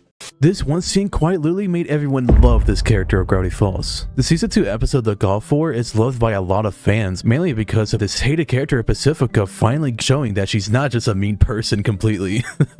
I had a whole video about Pacifica and her redemption, but all you need to know is that before this, Pacifica was really hated. She was rude with 2 to whatever I said in the other video, and made fun of Mabel's friends and family for the entire show, including the beginning of this episode. Fat, old, lame, braces. Zeus, Would it be wrong to punch a child? Which the beginning of the episode perfectly recaps where the characters are at, showing that they're all at bad odds, and Pacifica especially really wants to one-up them, which is why it obviously leads to them going at a golf competition for the rest of the episode. The episodes contrast this competition with Pacifica and Mabel with this competition of the Lilliputians, which eventually comes to a head when the Lilliputians of the windmill hole quite literally kidnap Pacifica and plan on cutting her up, I think, as we see later in the episode. But this makes an epiphany with Mabel, making them realize that they should stop fighting, saying that rivalries are dumb and they should instead work together, which turns against them when the Lilliputians work together to take them down, and I think carve up Mabel to get the sticker out, because they really value that highly for no reason. For truly no reason, considering they just learned about it today. But they fight him off and escape. What's 10 minus 6? 10... hang on. Where once again, Mabel again apologizes, giving a I apologize sticker, which is weird. This quirk of her giving stickers doesn't really happen after this episode, but it happens a lot, and this is a crucial element to this episode, but it doesn't come up again. And for the first time in the show, Pacifica doesn't try to roast her immediately after, like, Mabel tries to be nice. She says, "You're lucky this will be good on me," which is progress, baby, hello. And then the scene happens. The scene that this episode is kind of building towards a little bit, but this scene didn't need to be in the show. They could have easily just had it be like everybody goes home on their own way, the parents pick her up or whatever, but they purposely decide to have the parents not pick her up, which is very apt for what earlier we hear from the parents. When they drop her off earlier, they told her that winning is all that matters, make sure you win. We won't be here to see it. Make sure you win though, because Northwest don't lose. But then they're not even here to pick them up. See, they don't even know that her like golfing teacher isn't here anymore. I guess Pacifica does say that she'll get a new one, and everybody just glosses over that. They just left the man behind for dead just because she'll get a new one because she's rich. I'll get a new one. Dipper and Mabel get in the car after Grunkle Stan and Suits pull up to pick them up, but Mabel looks out at Pacifica and looks at Dipper, and Dipper's like, nuh-uh. Which I really like, because it shows that Mabel may be okay with Pacifica now, but Dipper isn't. And I really like that they just have a little moment like that just to show it. But barely before Dipper's even done with his nod, Mabel goes, "Hey, your parents are here. You need a ride?" Which is like, oh, so nice. But I love the way that the audio directioning is. I know this is weird. Am I talking about? Yeah, I'm talking about the audio directioning in this Cartoon Kids show. Hello, everybody. It's MrMatter. I do that. I'm a freak. I have problems with my brain, and Gravity Falls is the only solution. Okay. Hey, your parents aren't here. You want to ride home? The way Mabel delivers that line makes me feel at home in like reality, just like somewhat real and blunt. Feels like she's actually talking out of the car at her and like speaking up louder for that. I just really enjoy that aspect. I think it adds a lot to the scene. I think it sets the mood for this entire scene of how like they're gonna have this like just real moment of nicety and sweetness. Oh, it's so sweet, so cute. And Pacifica very obviously not being on that level yet, because she'll accept the sticker and be like, oh, whatever. And she goes, please, as if I'd write in your and then thunder strikes, which would be seen as like, oh, isn't that coincidental? But that literally happens before in the episode, showing that they're in like a stormy week or something. Because literally before, a rainstorm appears to make it to where they have to reschedule for the next day so they can have more dialogue scenes in between there and have them sneak into the park instead of having a competition in midday. So it's more interesting, and they can have the Puchians kidnap Pacifica, and it's fine in terms of people figuring it out. And I just love the hard cut from her standing there upset about the storm to her being equally as wide-eyed inside of the car. And then Grunkle Stan and Seuss are singing a song out of sync and not even being the same song really.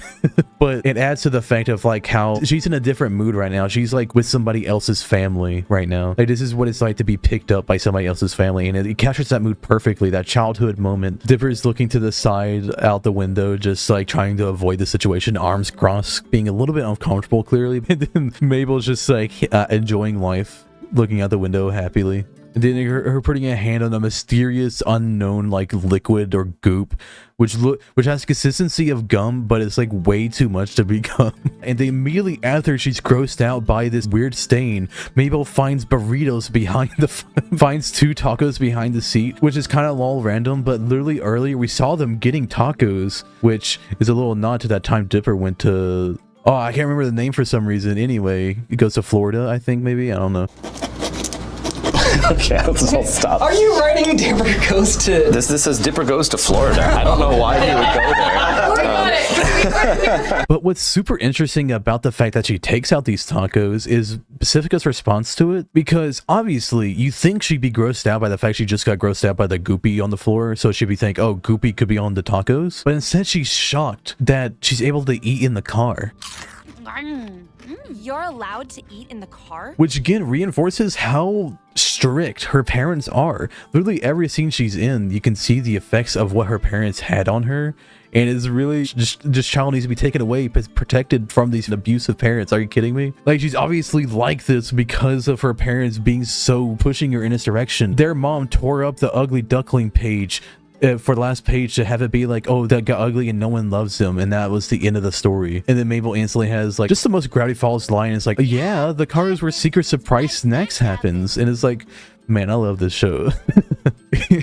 And then she offers her one and goes, oh, I'm not supposed to take handouts, which is like, damn, she is ingrained in this culture of being rich and pompous. Like, she thinks getting a gift for somebody or somebody being your friend and getting something is a handout, which shows really how fake her friends that we've seen before are, to the fact that like they never even just like have given each other like, oh, here's some chapstick to unchap your lips. And I do like that Mabel is like a true friend. She's not like weirded out or being like, oh, she's like this. Like Dipper, if he was that handout, she's like, oh, handouts. Ugh, Pacifica is such a rich bit. I can't say that. But instead of being like shocked or appalled by it, Mabel instantly being like, you know what sharing is, right? And then she's like, sharing? Sharing? Just take it. Just take it. I love that. The scene is so good at putting Pacifica down to reality of like what a normal human goes by, I guess. Not like a rich 1% person, but instead of like a normal person in Gravity Falls, really. And just having this moment to show like how completely just brainwashed she is within the rich society within this couple of minute thing. It's like not that long of a scene. And even though they could have just had literally anything else in the episode, like flesh out another scene or have more jokes in the episode, instead they decide to flesh out this scene of Pacifica just being in a car with somebody else's family, being picked up and dropped off, just having a normal kid moment, eating tacos in the back of a car, you know? And I'm guessing some time passed because she walks out of the car and doesn't have the taco anymore. And they talk about how she ate the taco, I think. So I'm guessing she ate the taco. We didn't see a scene of her eating a crumbly taco and her going, ew, this is crumbly. And the scene is so nice and good. It has like some jokes in it and it helps flesh out these characters. It has some nice jokes that grounds her, but also like adds laughs to the audience. Because like if you hate her or whatever, then it shows like, oh, she doesn't fit in. But it also makes you be like, oh, she doesn't fit in. She is entirely different in this world. And that's what this episode really does good. It's like before we see her, she's always a top dog. She's either with her family or she's like the leader of a pack of friends or telling a group of people to throw tomatoes at Grunkle Stan or something, you know? I want you to say that the Northwest family is the best family in Gravity Falls. Oh, sure. You want that in writing? There we go. Oh, boy. I did that with my mouth. And in this episode, she's alone. Her family abandoned her at this abandoned golf course at night just because she's doing a competition. And that's clearly the only reason they're allowing her to do this. Which is why I would have loved like another episode of like, what if Pacifica uses the excuse of like challenging Mabel to something to just like hang out and be friends. And that could be like a whole episode. I don't know. It's just so easy to write like concepts for episodes for this stuff because you just want to know where your characters go from here and how they do. Which again, watch the full Pacifica video to for more about that, which any of you guys watching this video likely probably know. This scene was so iconic to some people that this was animated, fully reanimated in an anime style for What If Gravity Falls was an anime video from 10 years ago, 2014, October 9th, 2014, of reanimating this exact scene, showing how important this scene truly is to people, which the animation really got the mood of the scene perfectly and really adding this really complex layer of like what anime style can do and everything, and adding even little new things like Mabel, instead of just standing there looking off into space, she's like bobbing her head around. In the plot of like Gum or Goop or whatever is more of like a tinier amount is like perfectly fit for her hand. But the real reason I'm talking about this, besides talking about an awesome fandom thing that happened, is the scene after she says, just take it. In the actual version of the scene in the show, it just shows them pulling up to the mansion. But in this reanimated version of the scene, it shows Mabel taking a bite of it and her looking down at the taco, showing her truly being moved by this kindness. And really makes this more of an anime moment, which honestly the show would have benefited from just showing Pacifica, because her flashing back, looking down on the taco, flashing back to her being mean to them, on all the previous episodes and just showing that this taco represents like something very nice that she didn't need to do for this person when all she's done is be rude to this person for an entire life. And she has this just little broken smile and teared eye and then eats it. It's like, oh, what an animator can do to add extra context just through animation. No extra dialogue or anything. But either way, this entire scene, the regular scene I'm talking about now, not the anime version, truly made people love her so much because it showed that this isn't just a rich kid, this is a rich struggling kid. But to talk about where the show leaves Pacifica off is that she walks out and thanks them, which is like first time that happened. Okay. And Pacifica goes, I can't believe I'm saying this, but I had fun. Which shows like, oh, she actually had fun during this. And you gotta wonder like how much she does have fun because of that line. And then compliments Seuss about his W neck. And tell your servant I like his W neck. And yeah, she says, tell your servant that I like his W neck. But we're gonna put that aside for a second and say that she actually gave like appreciation to Seuss and Mabel there about like how she had fun today and that the W neck is cool, which is good because earlier in the episode he did that because of her. And the main thing is that she didn't need to say that, but she did because now she's like being nicer. And tell your servant I like his W neck. Yes. It's something I didn't notice. Something I don't think I noticed before is that Grunkle Stan, when he hears that, goes from a full like cheek to cheek smile to like a frown and looks at Seuss as soon as that happens. It's like, I don't. Why is he so upset? Probably because earlier you tried to like seduce him a little bit. Sure are a lot of stars out tonight. Well, this is getting weird. And Dipper, being the inquisitive little boy he is, asks if they're cool now because he's not cool with her. And Mabel says, I think we made some progress, which is true. We need another episode, but we made progress. This like character is progressing to us. But just so the audience is at where the crew wants them to be at, they put in this joke of her being like, she's just a regular girl, and then shows the giant fountain and fireworks going off and saying, you win, congratulations on winning, Pacifica. And then the solid joke to put down the audience a little bit on like fully redeeming Pacifica goes, should charge her for the taco. Agreed. Which if you're going, oh, Pacifica is like fully getting redeemed right now or having this big push for it, instead it's like, okay, she's having this big push forward to being redeemed, but they need to do a little bit of a pullback with the burrito. Should have charged her for that taco. Agreed. Which is like, oh, you're just gonna do this joke after like you try to redeem this character, but you're not trying to redeem him. You're just trying to push the needle a little bit. Which is why this one scene is so important to this character and what made people love her. It made the scene ground Pacifica in a way we haven't really seen before this episode, and especially in this episode, nothing this severe of having just like her casually talk about things, which leads to us understanding truly like how messed up in the brain she is by how her parents like have forced her to be this way throughout her entire life, and just the symbol of like this taco of being like this nice thing that Mabel is doing when all she's done before is be rude and mean to her. But literally whenever anybody like hates Pacifica or thinks she's the worst and will say it to her face, they completely turn heel as soon as this episode appears usually. And if not, it's with the Northwest Mansion mystery episode, which I talk about more in the full video here. Just like I did with the one joke video and how it goes to the Robbie video, this one is also just like talking about this one scene and why it's important, which is why I kind of glossed over it in my initial analysis, because I really wanted to go in depth in this scene because of how much it does and how much it does for Pacifica's character, specifically the audience's reception to it. It's super important to her character to the point of like being crucial. This is a crucial moment, which is why it was such an important moment that people wanted to animate it. And I think the reason why that video has 53 million views isn't just because it's like, oh, Gravity Falls is really popular right now and it does that. I think it's because it creates an emotional response that the show didn't have, but also emphasizes the way people think about it. I'm gonna keep saying random facts and details about the show Gravity Falls until I can't anymore. One of these days I'm going to reach thousands of facts, so make sure to subscribe and hit that notification bell because I have like 0% subscribers. To not waste any time, the first factoid is that everyone that lives in Gravity Falls is canonically stupid.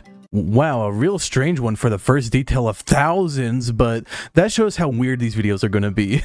But yeah, throughout the show, you may have noticed that a lot of characters seem to be pretty stupid. But the explanation to that is the episode Society of the Blind Eye. In it, we see a secret society that erases memories from the residents of Gravity Falls whenever they see anything weird like a monster or, in Lazy Susan's case, some gnomes. And since this town is also known to be the most scientifically proven weird town, having the most concentrated amount of cryptid and anomalies, that means that all of these characters are being forced to be dumb by this one society. Good thing the gang shut them down before the finale, am I right? Lazy Susan and her unlucky diner. Lazy Susan is introduced while she's trying to fix Lazy Susan at the diner she works at. Where were you yesterday? I got hit by a bus. Hilarious! In fact, almost every time we go to the diner, something breaks or has been broken. Like the animals running around the restaurant constantly, Seuss catching everything on fire, and even after not what he seems, the crane drops the already demolished food establishment just as the scene was about to end. Either the diner or her have some bad luck. Good thing that date with Stan went as well as you would expect.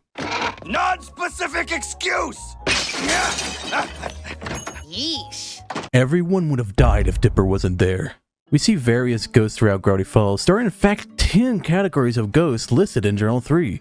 2 of these ghosts can be seen during the episode The Inconveniencing, an older couple who died due to teens playing them newfangled modern music from them boomboxes. They come back as ghosts to essentially torture Wendy and her friends for being teenagers, who were only stopped because Dipper revealed he was actually 12. The scariest thing about this is that Wendy invited Mabel and Dipper at the last possible second to come with, so it's likely that they would have been there tortured for who knows how long. Scary stuff! Wow! This is a kid's show, by the way. In Gravity Falls, it's illegal to marry a woodpecker. Yeah, that's right, what of it? In the episode Irrational Treasure, we see that Gravity Falls isn't just weird because of monsters, but even the laws are strange. The law, the right to marry a woodpecker, was founded by the 8.5 President of the United States, Quentin Tremblay. This ex-president and ex-mayor and founder of Gravity Falls that isn't 100% confirmed to be the one that made this law. But considering this is the same person who, during his presidency, issued the Emancipation Proclamation because he believed, and I quote, "Pants are about restrictions, which goes against America's values of freedom." I can't believe he made this law and made this totally happy marriage possible to this man who has only been referenced as Woodpecker Guy. Who has only been seen after the marriage arguing about not migrating south for the winter, and the second he's revealed being a part of the Blind Eye Society, instantly says the marriage isn't going great. How's that marriage going, by the way? Oh, great. Not great. God, I didn't know I had this much to say about the Gravity Falls law where you can marry a woodpecker, but hey, here we are. Here we are. Gravity Falls has a zombie problem. Zombies were foreshadowed all the way in episode 1, where Dipper didn't realize that Mabel's new boyfriend was actually some gnomes in a trench coat. Is this weird? Is this too weird? But then we later see in episode 1 of season 2 when Dipper actually raises the dead. Dipper, what's the one thing I asked you not to do tonight? Raise the dead. And what did you do? Raise the dead. But where the fact comes in is that even after the season 2 episode, we see them around. We see the dead mayor pop right out of the ground along with some other zombies during the ending bit of the finale. And then Robbie's parents just put them right back in the ground. Brains and so forth. Nope, none of that, thank you. Meaning that zombies are still here and much of a problem. If only every person with the knowledge of how to defeat them didn't leave town the moment after we saw this as a problem.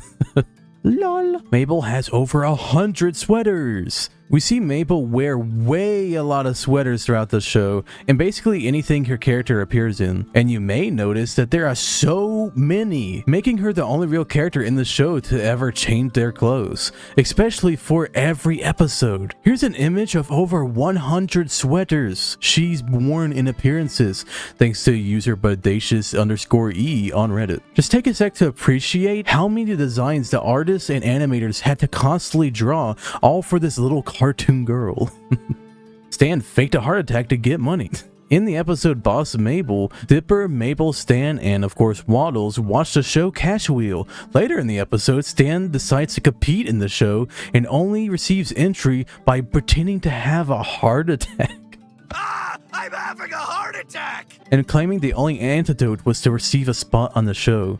And the only cure is to be a contestant on Cash Wheel. No, someone give me a part. I'm old. What won't this greedy man do for some dollar bills? Ormando has a mermaid kingdom and is a prince? Ormando, the merboy, is the love interest of the week Mabel falls for in the episode The Deep End. But he isn't just some random mermaid, he's part of an underwater kingdom that remains pretty unexplored in the series. He's implied to be a prince of the kingdom of merpeople in the episode Society of the Blind Eye, when Ormando is swept into an arranged marriage to the Queen of the Manatees to avoid undersea civil war. Queen of the Manatees? And she's so beautiful! Considering how many cryptids there are in just Gravity Falls, there's no telling how many there could be underwater, or how big this kingdom might be, or what other sea creatures live there in a sea society with all those sea. I wonder if that's one of the stories we could have seen during the Stan twins' adventures on the Stan of War. If we had any. Mabel's most worn sweater and its sweet story. Something you may have been wondering after hearing she has over 100 sweaters, which one has she worn the most? Well, thanks to the lords above, there are other freaks that like this show even more than I do. On the Gravity Falls wiki, there's a list of Mabel sweaters. Every one. And also with a list of each one, which episodes they appear, and how many times they appear. With pictures. And after going through them all, the one she has worn the most is her iconic shooting star hoodie that's only been worn 5 times across the show, if we're not including each intro. It's instead her purple floppy disk shirt, and there's even actually a sweet story as to why. Throughout the show, she's worn this 10 times because it's a hand-me-down from her father, who happens to work on computers, who got it from a Windows 95 convention many years before the twins were born, being one of the few sweaters confirmed to not be made by Mabel herself, and is a real cute reason as to why she likes it so much, besides it being comfortable because she's worn it for so long. Hey Mabel, could you get the light? I'm on it. Dipper's real name.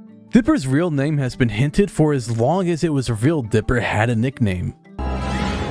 The Big Dipper! That's how you got your nickname. I thought your parents just hated you or something.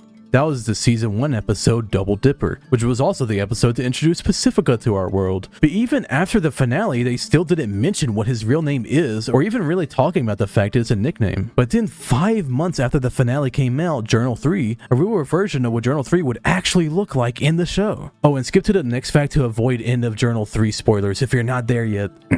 So after Ford slipped through the portal, that's where his Journal 3 pages end, and when Dipper picks it up, with his first edition being the leaf blower's tip against the gnomes. And not only that, Dipper started writing away about his own adventures, and in the book they go back and forth between Ford, Mabel, and Dipper, once they're all there of course. But during one of the final 30 pages, while Ford is explaining to Dipper about the theory of weirdness, Ford writes, "You and I are some of the strangest beings in this town I've ever seen, Dipper," I told him. "Mason," he blurted out. He seemed almost shocked by what came out of his mouth, and then deliberately repeated it. "My real name is Mason. Dipper is just a nickname, but everyone got used to it, and now it feels too late to tell everyone the truth. And it's kind of dumb name anyway. Don't tell anyone." I tousled his hair and smiled at him. "Your secret's safe with me, Mason, and I think it's a great name. Masons are a great secret society, you know?" So that's the name that wasn't said for the whole show, and I mean the entire show. That's 14 hours of show that it wasn't said. And it happened during an off-camera scene just after the episode The Last Mabelcorn, with Ford and Dipper showing how these nerds really trusted each other. I think I'll keep calling it Dipper though, since I don't want to spoil those people that skipped ahead. Gravity Falls has its own Loch Ness Monster. The very second episode of the show, The Legend of the Gobblewonker, is home to many iconic Gravity Falls characters and moments, such as its best joke. My ex-wife still misses me, but her aim is getting better. During the episode, the gang are trying to find the Gobblewonker, which is very similar to Loch Ness. But did you know that many states in real life have their own version of the Scottish lake monster? With one of the most famous in America being Champy living in Lake Champlain, a lake that's shared by both New York and Vermont. It's shown later in the episode that Gravity Falls version of Nessie was actually a robot made by McGucket. But one of the most interesting moments was the very last second of the episode where it's revealed that the Gobblewonker is actually real. So who knows how many of these different versions of Nessie are real as well in the Gravity Falls universe? Or maybe they're also made by crazy robot making guys. That's probably why I live in the dump. Ford's 6 fingers make him unique. Great Uncle Ford having 6 fingers is a big part of the show, and even why most of any of it happened in the first place. That birth defect has changed the course of his life for the weirder, making him bullied to the point of being a reclusive nerd that obsessed over the weirdness in things, which is why he went to Gravity Falls and why he kept a journal with that 6-finger hand symbol on it. This law of weirdness and him studying it is why he had 6 fingers, was drawn to Gravity Falls, and finally why he built the portal. This man's fingers have made him so unique and caused so much of the show that I even had to make it a fact on this list. Whoa, a six-fingered handshake. It's a full finger friendlier than normal. I like this kid. She's weird. The gnomes have a secret language. Even though most of the gnomes speak English, there's one fellow that only says one word. Schmebulok. Schmebulok. Yes. Schmebulok. Schmebulok is one of the best characters of the show and only ever says one word. But in Journal 3, one of the very first pages has a secret in the Blacklight edition. The gnome page we see Ford writing in the episode A Tale of Two Stands, when interviewing our favorite gnome, has even more details on this page. The Blacklight version goes, "Every gnome generation has a town idiot, or Schmebulok. I interviewed one, and he said the word Schmebulok over and over, before writing this on a chalkboard. Pure gibberish." But if we go deeper and decipher this quote-unquote gibberish, as Ford so rudely put it states, "Mine is but a solitary existence. I read, I ponder, I stare at the heavens. Bounteous is our world, but cruel is the master of it to condemn me to say but only my name. Perhaps my isolation is my gift, for only in the separation from others that our mind can truly be free." So, yeah. Holy crap, what? Damn, Schmebulok is a literary genius and a poet, and I didn't even know it. Schmebulok. Is Schmebulok all you can say? Schmebulok. Grunkle Stan wears a hearing aid. It never really comes up, but yeah, Grunkle Stan has a hearing aid, which shows how much of an old man he is. I'll show you who's the old man. Ow! Ah, my hearing aid! It helps him win Season 1's finale and expose Gideon as the fraud he is, proving that he's no child psychic, with the help of Dipper's courage to leap and punch Gideon's robot, Mabel's determination to keep using her grappling hook until it's eventually useful, and Grunkle Stan by pushing 70. I'm pushing 70 and I still eat ice cream for dinner. Everything was built by McGucket. We talked about how McGucket made a robot version of the Gompawonker, but he has also made other incredible inventions, including some of the most pivotal machines in the plot of the show. Besides the Gompawonker, he has also made a homicidal pterodactyl robot when his life left him, and an 80-ton Shamebot when his friend Ernie didn't come to his retirement party. Well, time to get back to work on my death ray. Any of you kids got a screwdriver? Those are the other ones he said he made in the very same episode. Other ones have been the Season 1 finale Gideon Robot, the mysterious laptop that led to his memories coming back, the memory gun that took the memories from him in the first place, and helping Ford with the construction of the dimensional portal. He's truly an important player to the show when it comes to the plot, and his machines are sure a big reason for it. Dipper can play the tuba. Old Man McGucket can play the banjo, Bill Cipher can play the piano, and Dipper can play the tuba, or more specifically the sousaphone. We see this in one of the very few Gravity Falls shorts, showing that not only is Dipper a nerd, but he's a band kid as well. Ew, Dipper, gross. Hey, is that a giant tooth? Mabel knits in superhuman speeds. Alright, maybe I should just make a Mabel sweater deep dive because there's a lot to say about this. Like, even more than I would have thought. Comment down below if you would like to see me do a deep dive for every sweater or anything else about Gravity Falls. I love Gravity Falls. But anyways, it has been confirmed in the Between the Pines interview that whenever Mabel isn't on camera, she's knitting her next sweater. Every time she's not on camera in an episode, she's off knitting the next week's sweaters. Which is crazy because of how many dang sweaters she has. There's only 40 episodes of Gravity Falls, and she's worn over 100 sweaters, with there only being 104 days of summer vacation, and school comes along just to end it. So the annual problem of our generation is finding a good way to spend it. Even though that isn't true and is a government psyop. Where was I? Oh, okay. There's closer to 70 days of summer vacation for Big Dip and Sweater Girl, so that's like 1.4 sweaters she's making every dang day. That's wild. Go Mabel, am I right?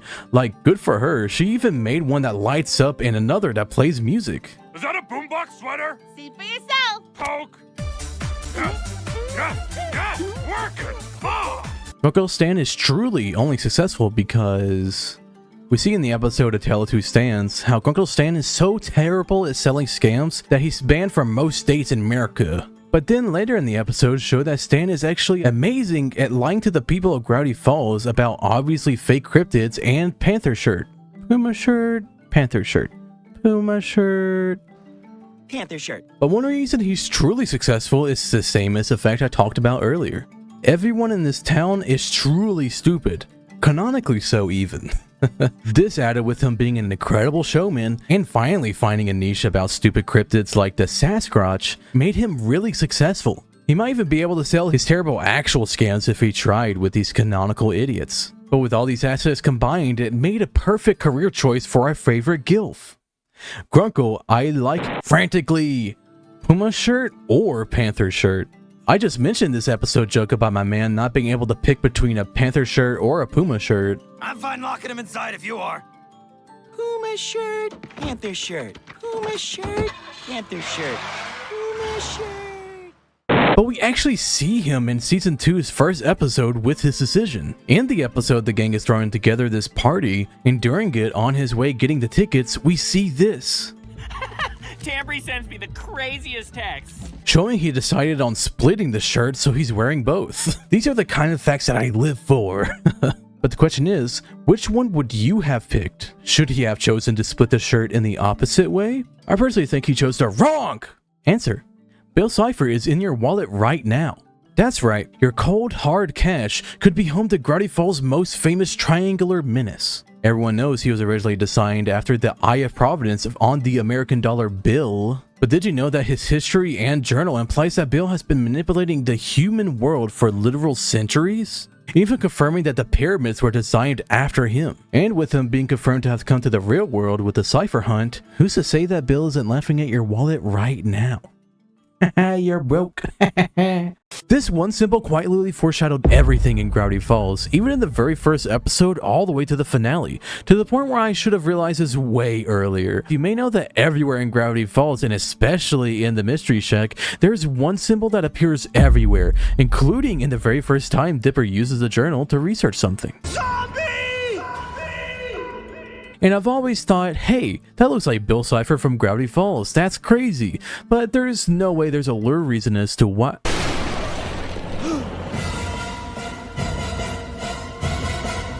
Holy crap, I'm an actual idiot.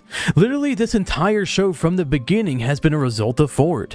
I knew this before, but then I realized that Ford is the one that constructed the shack, doing the exact blueprint construction, and loved his beautiful manipulative triangle boy so much that he put symbols of him everywhere.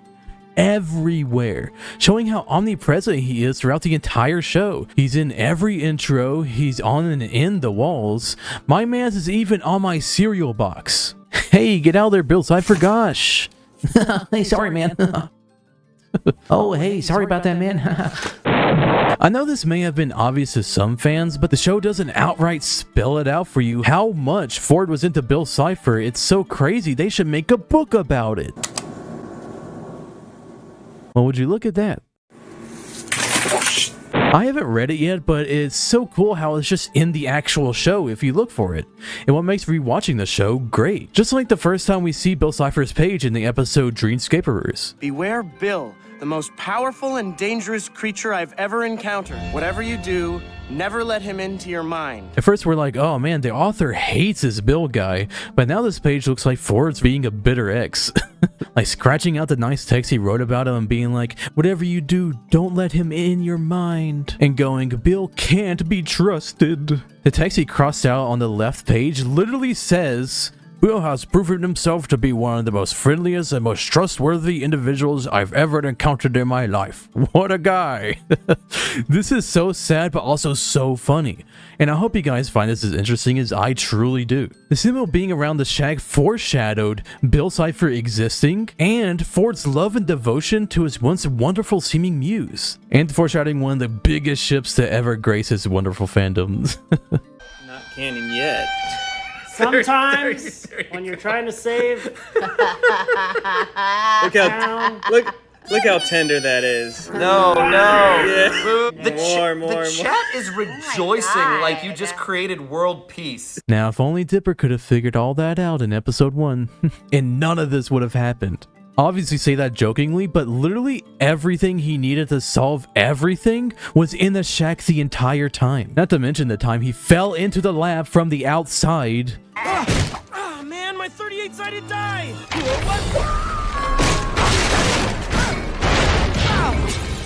That was in the Season 2 episode Dungeons, Dungeons, and More Dungeons. Imagine if Dipper attempted to play DD and more D with a goat in Season 2's first episode and just ran into Grunkle Stan's greatest achievement. My greatest achievement! Probably should have worn pants. You may have seen various ghosts throughout the amazing show that is Gravity Falls. There are in fact 10 whole dang categories of ghosts listed in Journal 3, so I thought it'd be interesting to go through and explain them all, while also showing examples and other cool Easter eggs along the way. So if all that sounds interesting to you, then stick around as we went to go through all this tasty lore after this ad. If I add any, we first see the categories being used in the amazing Pacifica episode, The Northwest Mansion Mystery, giving us a glimpse of the ghost categories, but not giving us all we need to make a full lore video. That one comes with the later release, Real Life Journal 3, which I own. Isn't that so cool? Don't worry, I'm not gonna drop it this time. And in there we see all the additional info we need. So with this book paired with what we know with the show, we can go through all of these defined categories and see if Ford is even right about any of it whatsoever. Ford first researched these ghosts because of boyish Dan Corduroy, or as you may know him, Wendy's dad, Dan Corduroy. Corduroy.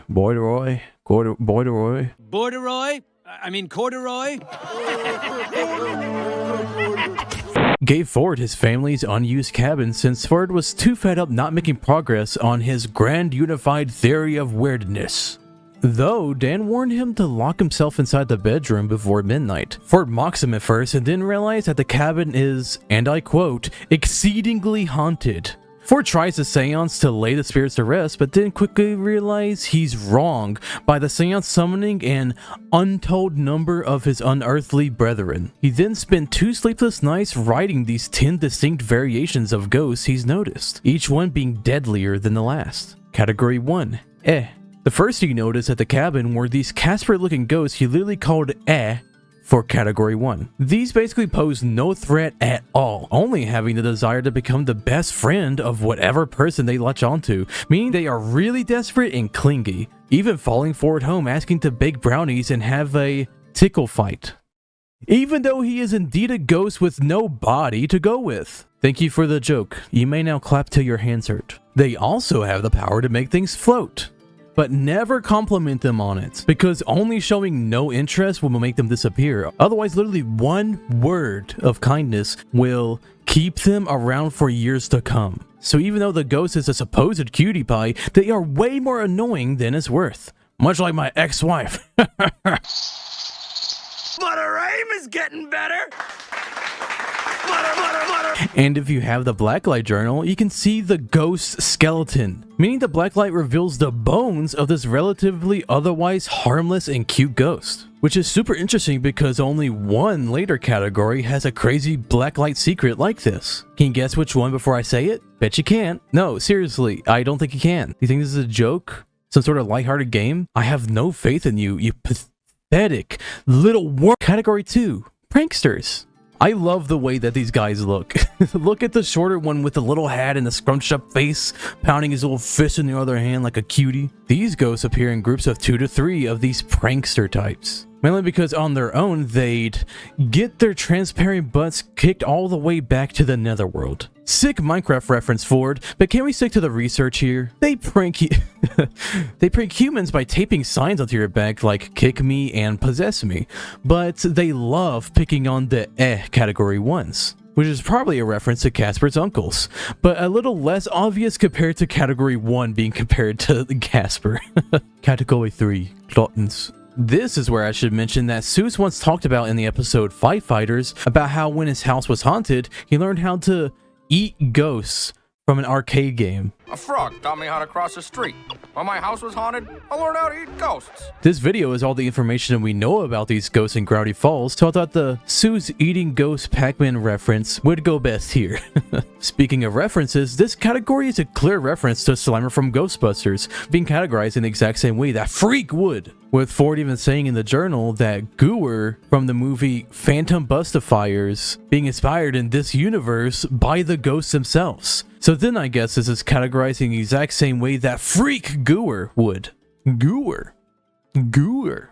Gooer. Gooer.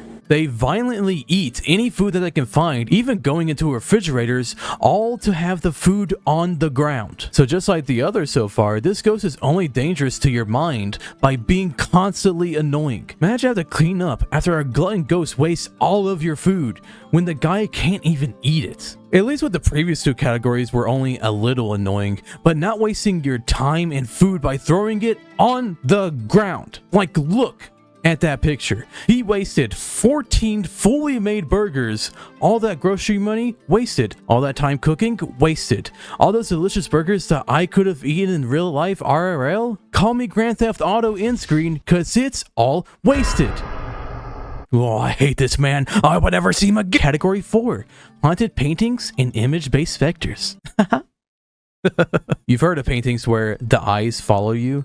Well, these ones literally do that, I assume. Ford managed to block out some words on this page, but it seems they can simply follow you with their eyes and bodies, well, you know, bodies, going from painting to painting, being able to leap from image to image, even onto Ford's $5 bill. And if you've seen one of the most famous Gravity Falls ghost episodes, then you probably know how to trap them. I'll give you a couple seconds to figure it out. Seriously, comment it down below. I'm testing your knowledge. It's the Pacifica episode in the mansion with the woodsman ghost guy. And time's up. It's trapping them in a silver mirror. It's apparently the only way to trap them. Ford hid his in a closet though to drown out its annoying screaming, since category 4s have no indoor voice. This page also has a chant that Dipper is saying. It's a chant to dispel ghosts. The chant goes, Exodus demonus, spookus scarus, and afraid of no ghostus, poompus goosus shamalan. Which means Dipper was literally 3 chant words away from completing the chant. Exodus demonus, spookus scarus, ain't afraid us no ghostus.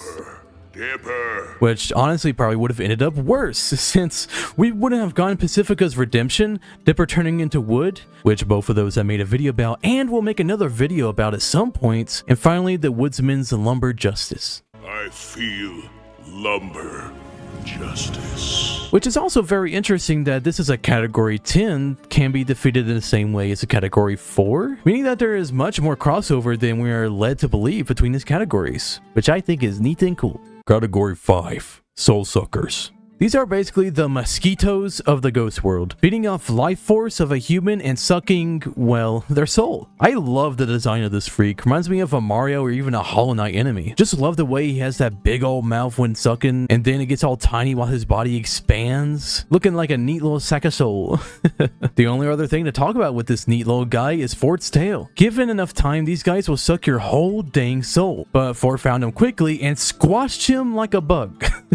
It finishes off his entry with this. I have no idea how to clean bits of life force off of Dan's dining room table. Thanks, Ford. Very cool of you. I definitely needed that image in my brain, freak. Category 6. Phantoms of Pain. And just like Slimer and Casper, this one's an obvious reference to the Hellraiser monster. Though instead of describing them as guys wearing black leather and pins in their head, Who you call him Pinhead? Ford describes him as wearing black leather and having some sort of painful looking jewelry sticking out of various body parts. Even though those are clearly just nails, Ford, and even though that jewelry looks painful, what they really want is to inflict pain on you, meaning whoever they're haunting, not you specifically. You're not gonna have pain inflicted. I swear, you're not going in the Hellraiser Cube, chat. Chat, you're not going in the Hellraiser Cube. You're not. If I chop you up in Hellraiser Cube.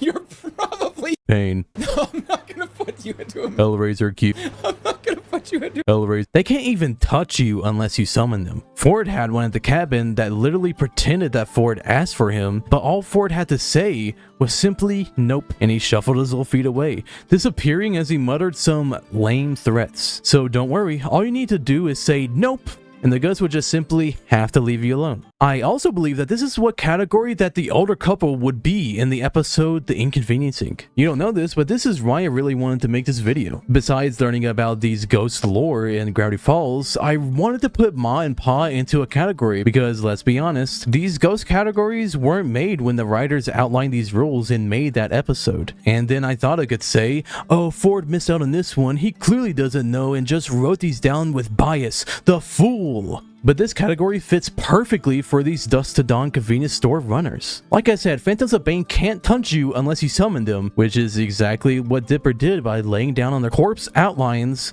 and him saying about how he's such a teenager. I'm 13! Technically a teen! And being a teenager is why they decide to essentially torture everyone in that friend group, as we see the ghost do with no sign of stopping. Only doing so once Dipper says that he's not a teenager. I'm not a teenager! During that time, we see Ma and Pa doing ironic punishment to the teens, which can be from turning Nate into a hot dog. What? No! I'm a hot dog! And like trapping Tambry on a screen.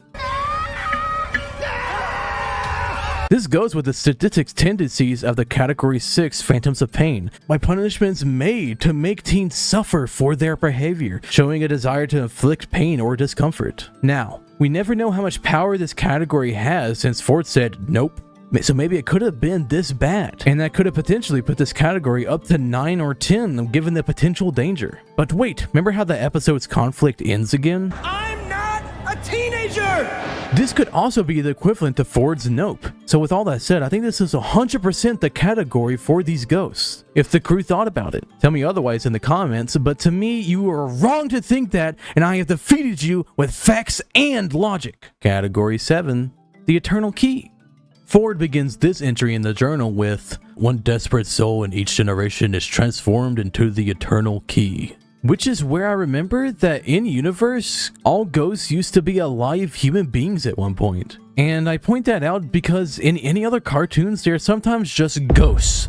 They are a monster type called ghosts with no connections to them once being human, which adds a real dark twist I didn't realize until now. Every character we know that's alive in Gravity Falls can eventually be one of these categories of ghosts, which gives me two interesting thoughts. If they were turned into a ghost, which ghost would each of the main characters be, and which category would I be? Sounds like an online quiz you take, but I wonder how that works since we don't know 100%. For one we know, it's a common ghost rule to have a grudge or unfulfilled purpose like with the grocery store couple and the woodsman ghosts. Otherwise, we know no real other way of how one becomes a ghost. Sorry about that tangent, but I just find stuff like this so interesting. Anyways, back to the Sadkey ghost. They have no idea what they are supposed to do or where to be, haunting with very noisy complaining, trying to figure out what will end their torment, which I imagine is eternal given that they are the Eternal Key. Category 8, the Petrifying Rock. This rock has a keyhole in it, so you know what that means. The Eternal Key's torment can only be ended by unleashing Kerserxel, the Unperceivable. Wow, really? Well, at least these two categories have a hard time seeking their schedules. For notice, the key wandering around half an hour before disappearing, complaining and being annoying as usual. And then the rock appears 10 minutes afterwards. Not only that, but he, and I quote, gave one look around the place, sighed, and vanished. I have a feeling this happens a lot. That's hilarious. Also, question how Ford knows this a little bit. Like, I'll trust that the writers are saying that everything written down here is true, but like, how does Ford know the name Kerserxel?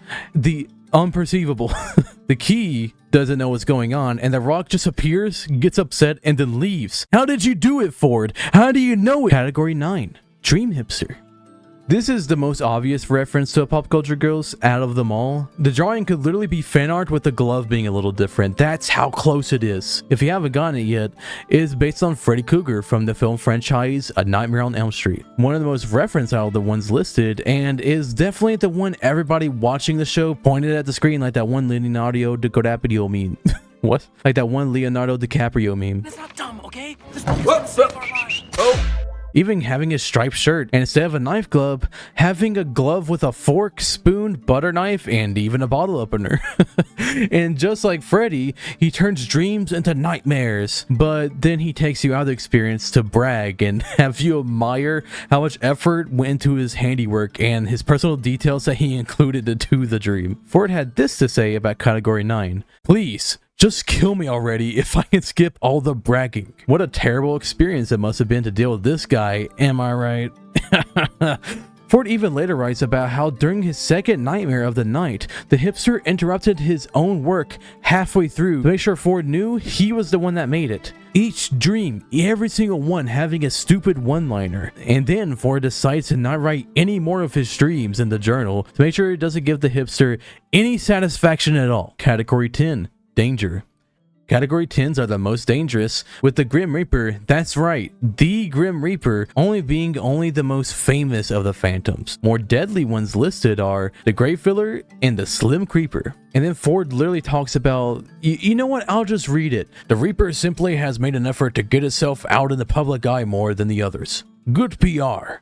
Ford, what are you on, brother? But this is actually similar to the Goober things, to where the ghosts are popular enough to be in pop culture and in things like movies or books. Ford's personal story talks about the temperature in the cabin dropping 30 degrees, the mounted deer heads on the wall began screaming, and the fireplace started to fill with blood, which is just like Dipper's category 10 in the episode Northwest Mansion Mystery. And just like Dipper, Ford writes, when this figure arrived, I knew for sure. It's a category 10. And of course, as we know from the show, it says, pray for mercy in blacklight. But we also see that Dipper wrote in himself in the journal 3, get the rich girl to apologize to them. And I have one question for you, audience. Which one of these are helpful at all? Advice. Oh, seriously? Like, we sometimes make fun of Ford for his vague stuff, but Dipper's is also way too specific. If you ain't afraid of no ghosts, you're an idiot, says Ford as he runs from the cabin, having enough ghosts for a lifetime, which is pretty fair, I say. But one last thing for this category, you might remember from later I talked about the Blacklight. Well, in the Blacklight edition, this is what Ford sees when he ran into category 10 again.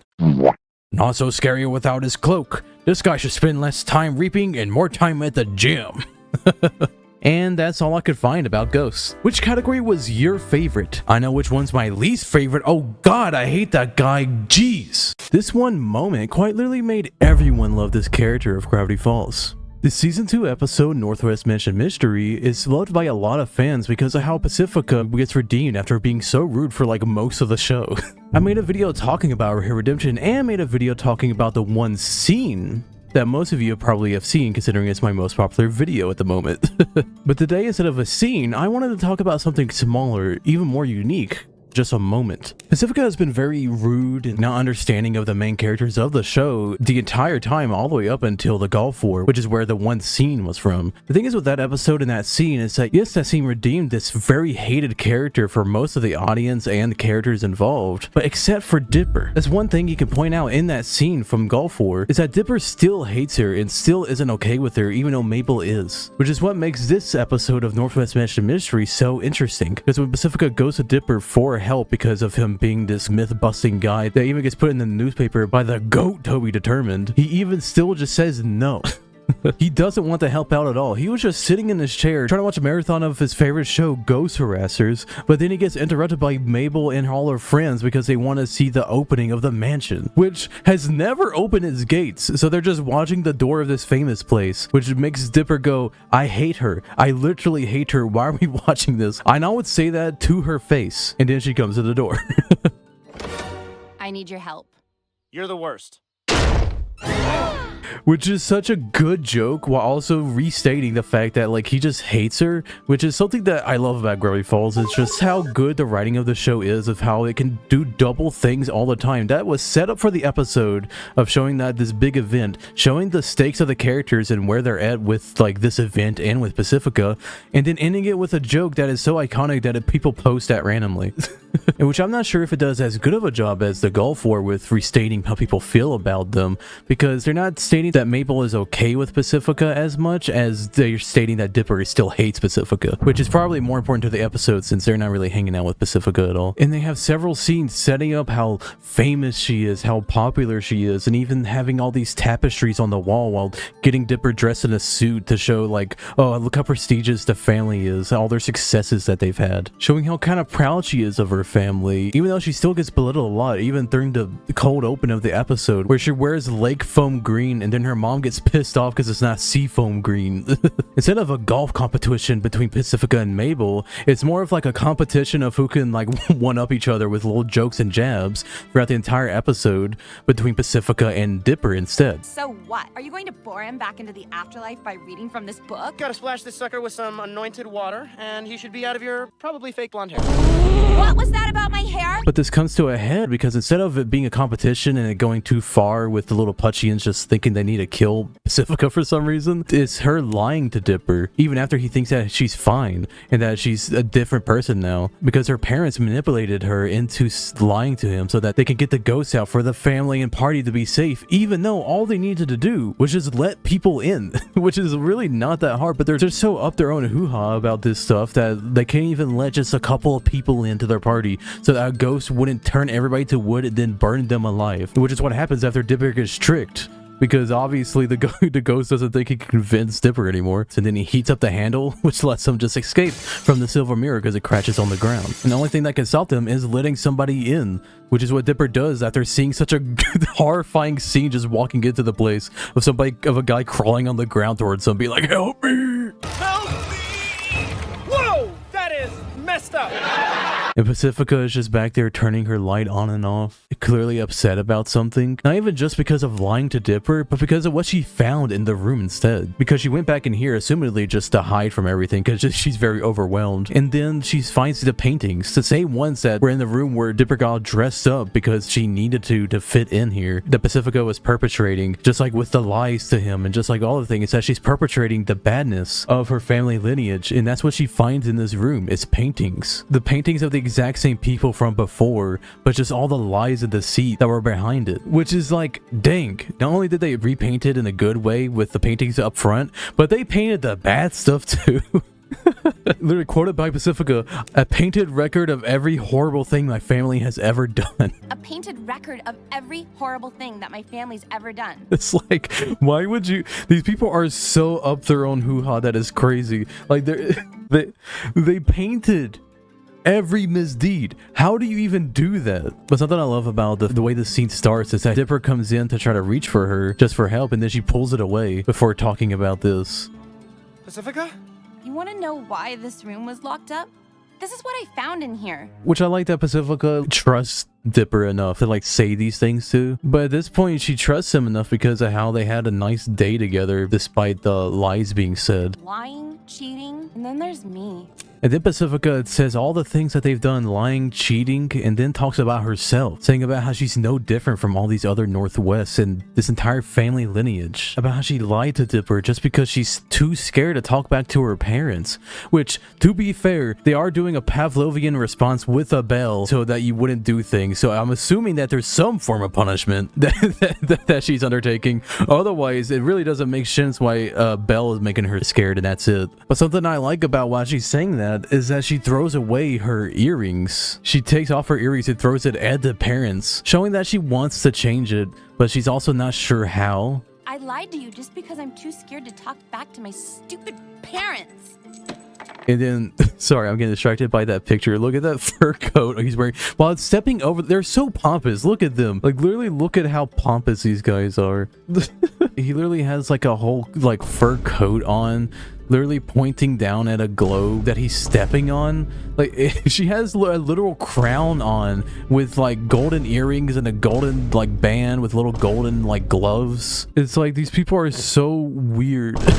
Like, even the other paintings of the other people are just all lies and deceit, like doing crossing fingers, like stepping over bodies, and he just has like 3 medals going on and stepping on the globe, pointing down at it. It's like, what is their problem, dude? Literally the only other time we see like globe imagery like this, of like someone having like stepping over the globe, is with Bill Cipher, the person who literally wants to dominate the entire universe of this world with his hubby Ford. So the fact that pointing at a globe, just like stepping on it, like, yeah, we dominate the world, like, dude, you're just famous in this one town, calm down. Like, it's like they're just so evil. You were right about me. I am just another link in the world's worst chain. And then Pacifica throws the words back at Dipper of what he said earlier about just another link in the world's worst chain, which was such bars from Dipper and was also just straight on point, even more than he realized, by having all these photos showing their entire lineage has been this exact thing. If you were Dipper, what would you say in this situation? Your rival that you had this whole time, person that you constantly try to one-up, somebody that has lied to you today, eyes full of tears. And do you get mad? Do you finally be like, oh yeah, now I can finally rag on this person? Pacifica, I'm sorry about what I said earlier. But no, he apologizes. He apologizes specifically for what he said earlier when he was mad and upset and hurt about being lied to because he finally fully trusted Pacifica. But he realizes now that that doesn't mean that today was nothing. Like what their fun that they had today was just like a lie, was just another act from Pacifica. It was real. It was real fun they had. It was real when they had a hug and then she paid him to say nothing about it afterwards. We did it! Can I pay you to pretend that never happened? And then he says, just because you're your parents' daughter doesn't mean you have to be like them. And it's like, oh. But just because you're your parents' daughter doesn't mean you have to be like them. It's not too late. And then also the way she like looks up at him and just like smiles and while he goes, it's not too late. It's never too late. It's not too late. It's just like, it's so sweet. You know, it's just such a nice little scene, which I think is why this really made everyone love Pacifica, because this episode did a really good job of like showing multiple different moments of like, oh, here's her being nice and Dipper finding her to be like a nicer person than he thought before, fully bonding over this time of being traumatically chased by a ghost that like has heads that literally barf blood. I can't, like, they're just blood, right? That's just allowed. You could just have that happen in a kid show, but that doesn't reverse this entire day and they're having just fun together. But too late is too late. It's not too late. It's too late! Like, I think it's this really sweet scene, but it is kind of undercut a little bit. Him saying, it's not too late, by the woodsman going, it's too late. It's too late! You are all wood! And I like how the woodsman goes, it's too late! You are all wood! It's like, who are you talking to? You are all wood! But I think compared to all of those little like nice scenes of having a good time together, this is a good scene because without this scene, this episode wouldn't be like as big of like being, oh, redemption episode for Pacifica, because it admits to her being wrong about things and admits to her being lied to by her parents, just like how she lied to Dipper, and her feeling bad about it. Her feeling bad about things that's even just out of her control. Like, she can't control how controlling her parents are in her life and everything, but she still feels bad about it, that she didn't stand up to them. And then just Dipper comforting her about it is really good and really sweet, and I fully believe is a reason why people just love Pacifica. And just like the last scene we talked about where it had an animation of that car ride scene, there's an animation of this flashlight scene, though it is a lot shorter, which is why it is a moment and not like a scene. Which I think the fact that this is animated as well as the full-on scene just shows how this moment, even though it's not a full scene, even though it's not this big thing, is just still important to people. This reanimation of this moment does take some liberties, just like with the flashbacks being like, oh, here's this, and making the taco like a symbol. It takes Pacifica's flashlight and kind of makes it a symbol where it flashes whites. It goes down 2 times and just shows her. It shows Dipper in the background just standing there in the doorway, and then it flashes back up and then back down. It shows him sitting down with her. It flashes up and back down again. It goes from him just sitting there like listening to her, like looking at her, to being sad, and then it flashes again to him hugging her, which is like, oh my gosh. And then she like just looks down and drops a flashlight looking all defeated and everything, which is like, that's so good. That is so good. I almost wanted to like, that should have happened in the show, because like it's such an iconic way for that scene to interpret, just like having the scene flash up and flash down. It's so like nicely artsy and like a very good way to show the emotions, such a simple way. Like, this animator is very good at doing this, apparently, to where they did it twice, which I think they're not going to do anymore, considering these are from like 2015, but they're pretty good. I thought this idea initially to be a kind of a sequel to the one scene, because like, oh, one scene, I have one moment that was also reanimated by this person and is like pretty good, but it's still just like a good moment. Like, it has as much merit as that scene does. This scene was a little too dark for Disney, but it would have been so funny to actually be in Gravity Falls. Howdy, nice to see ya, MrMatter. This comes from the finale episode Weird Mageddon 2, where our boy Dipper tries to rescue his sister from a mind prison built to trap her in there forever. while her family on the outside could be dead or worse off screen. But Mabel doesn't like that he doesn't agree with her no matter what, so she creates a better, cooler version of him called Dippy Fresh. I prepared a backup Dipper with a more supportive attitude. Wiggity wiggity, what's up, dude bros? Which is even just messed up as hell. Like, it would mess me up for life if my lifelong friend and family member made a better version of me that everyone also enjoys him. Like, even Seuss was not on his side. What? Hey, take a chill pill. Those grow on trees here. You stay out of this, Dippy Fresh! Dude, calm down. Dippy Fresh didn't do anything to you, dog. The episode then eventually leads to a big court case where all the people who are literally created to keep Mabel trapped in there forever have to go against literally only Dipper. Including the one we all hate, Dippy Fresh. Flip a dip dip. I hate him so much. Which all leads to this very dark joke that I can't believe the crew thought they could get away with. Like, there's obviously a lot of dark moments in Gravity Falls, and even literal on-screen blood, and even a guy having all his orifices in his face meshed up by Bill Cipher during Weirdmageddon as well. But also, Disney didn't allow the brief text mention of spin the bottle going on at a party that we never see on screen, and is only really a background detail for the episode. So when the team wanted the fate of Dippy Fresh to be that Dipper, the flipping protagonist of the show will have to snap the neck of Dippy Fresh. It's like, of course not. Are you serious? And I'm guessing this will take place after the court case because it reveals Dippy Fresh to be evil in the last frame, like what happens to all the fake people as well after Dipper wins the court case of reality being better. But this is crazy, right? Dippy Fresh goes, "Your hat is on backwards," and manhandles Dipper's hat to be cool like his, which makes Dipper rightfully mad. But I couldn't believe that Dipper would have the will or strength with his feeble noodle arms to snap the neck of a man. Boy, it's him but cooler. I'm so jealous of him. I'll never be that cool. The only other Weirdmageddon deleted scene I knew about before this one was the cut Neil Cicierega, Lemon Demon, Bill Cipher song, "It's Gonna Get Weird." And my only reaction to that one is, oh man, we missed out on a cool finale song like some Adventure Time type shit. But the reality where Dipper killing someone being in the actual show is some wild work. He needs some milk. How was the show gonna continue after that? Like, what was the planned next shot and line? I bet it was something like Seuss going, "Oh my god, dude, bro, I think you just killed a man." Nice. Reminds me of that one time I ate a man alive during Summerween. ate a man alive during Summerween. I ate a man alive tonight. I was literally just talking about the existence, the mere existence of Dippy Fresh being traumatic and gonna be needing therapy for Dipper, like needing legit mental help, by how messed up it is. This is a whole different level. Alex Hirsch tweeted this out in 2017 like it was nothing, saying all, "Fun fact, Dippy Fresh was literally murdered by Dipper. I wonder why Disney made us cut this." What? I love Alex Hirsch, but what? If this was put in, imagine how many kids would have been traumatized by this when it happened. Like, Dipper went postal so fast. Like, it was nothing to him. Bro couldn't even lift a stick in Dipper versus Manliness, and now he's a licensed hitman for clones of himself? For real. So yeah, his fate is that he gets killed by Dipper. Now right away, this is actually really dark, especially for Gravity Falls. This is literal murder. This is literal murder.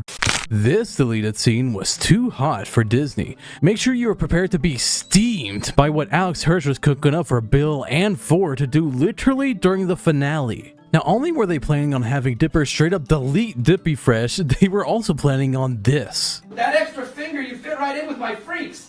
I'll die before I join you. He spits in Bill's eye. He licks it off. If you go frame by frame, you can actually see how, oh man, my glass is fogged up because of how steamy this is. Holy moly, gang. We got Ford spitting straight onto Bill's eye, which would honestly give this community enough fanfics for decades. But then, Bill just nonchalantly licks Ford's spit off with a tongue that we've never seen him have before. Like, we've seen him drink wine with Ford and even eat the earth with Ford, but licking with an actual tongue changes the whole dang game because that is wild. We talked about how Dipper removing Dippy Fresh from his mortal coil would have traumatized so many kids watching. I think this would have done something very different. I might have realized some things about myself that I was not ready for at the ripe age of 150. In my younger years. He spits in Bill's eye. Everyone gasps. I like how everyone's reaction to the spit happening was like, Ford ruined Bill with that spit shot. Dipper even gave that a fist bump like it was the sickest burn in the world. Only for Bill to lick it off like a windshield wiper. Oh my god. Oh my god. Also, I like how everyone in the crowd of this clip gave like a nothing reaction to the actual spit, but then goes crazy when Bill licks it off. He spits in Bill's eye. He licks it off. But there's another part to the same scene I want to mention because it's maybe even steamier than the last. Bill does the same joking bit from the actual show and turns Ford into a statue. But then he picks up a deer, just like the one he sucked the teeth out of in his introduction, and has them make out with Ford. Hey, Bill! Leave me alone! I want to enjoy my honeymoon with my dear wife! Oh, gross! Get a room, you guys! Why did they have to make the deer look so uncomfortable? This was probably removed for animal cruelty and being canonically wrong. Ford is not on his honeymoon with his dear wife, Bill. And they say Bill is an all-knowing demon. Tisk tisk. But meanwhile, he recognize his ex-hubby Ford right there. Oh, gross! Get a room, you guys!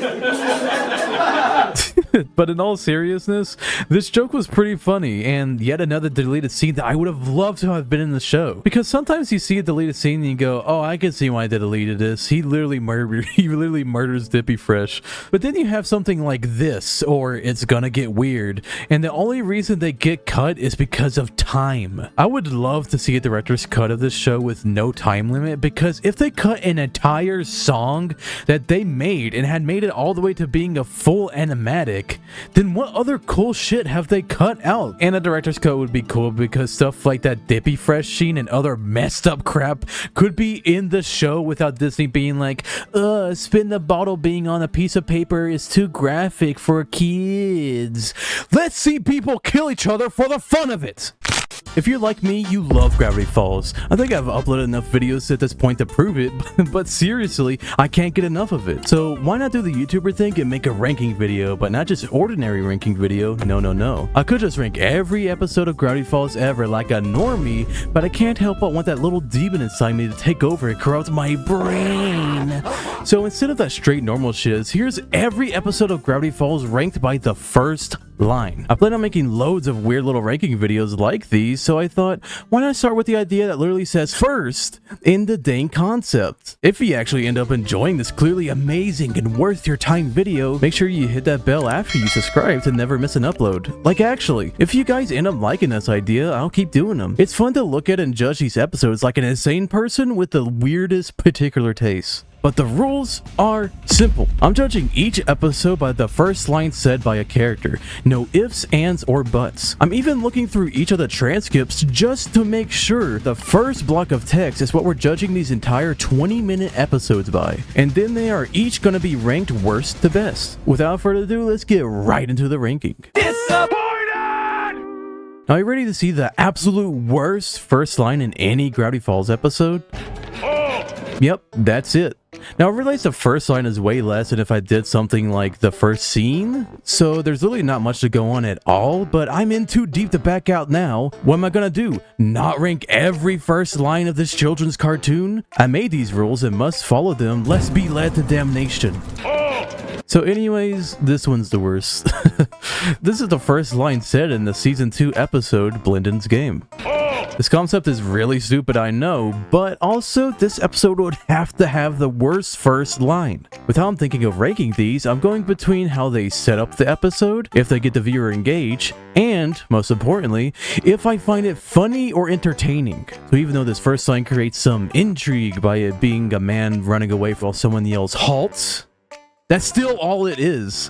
This is even a perfect showcase of what Gravity Falls isn't. Like, you might think I'm crazy for going this hard, but look at what video you clicked on. So imagine with this first line, you click on a Gravity Falls episode, seeing not a single one of the main characters, instead being only a hooded figure with even a futuristic design. So you might even think you clicked on a random adventure like with a CalR style like the Owl House, but instead of witches, it's some Blade Runner Edge Runners biz. A first line screaming "halt" is nothing, as you'll see later, and even without that, who says halt? They'd even say something like "time halt," like later when Blendin' Falls, it goes, "my time knee." Ow!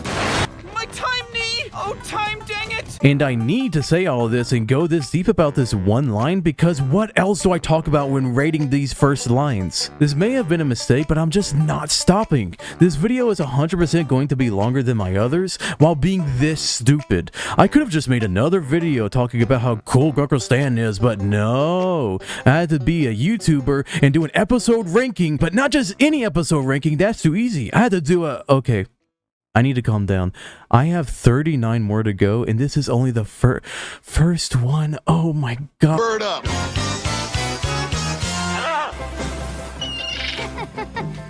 Now, if you're an idiot, you'd say that this is the exact same as the last one, but no. This one is leagues ahead in terms of being a first line. See, this is said after the incredible iconic episode of Not What He Seems, the season 2 episode, A Tale of Two Stands. So even though it's still one character telling another to stop or slow down, this one holds hype, which is the only reason this isn't in last place, because as you'll see later in the list, there are ones that aren't just one word. But turns out these two one-word intros of someone yelling at someone running, this episode is way better.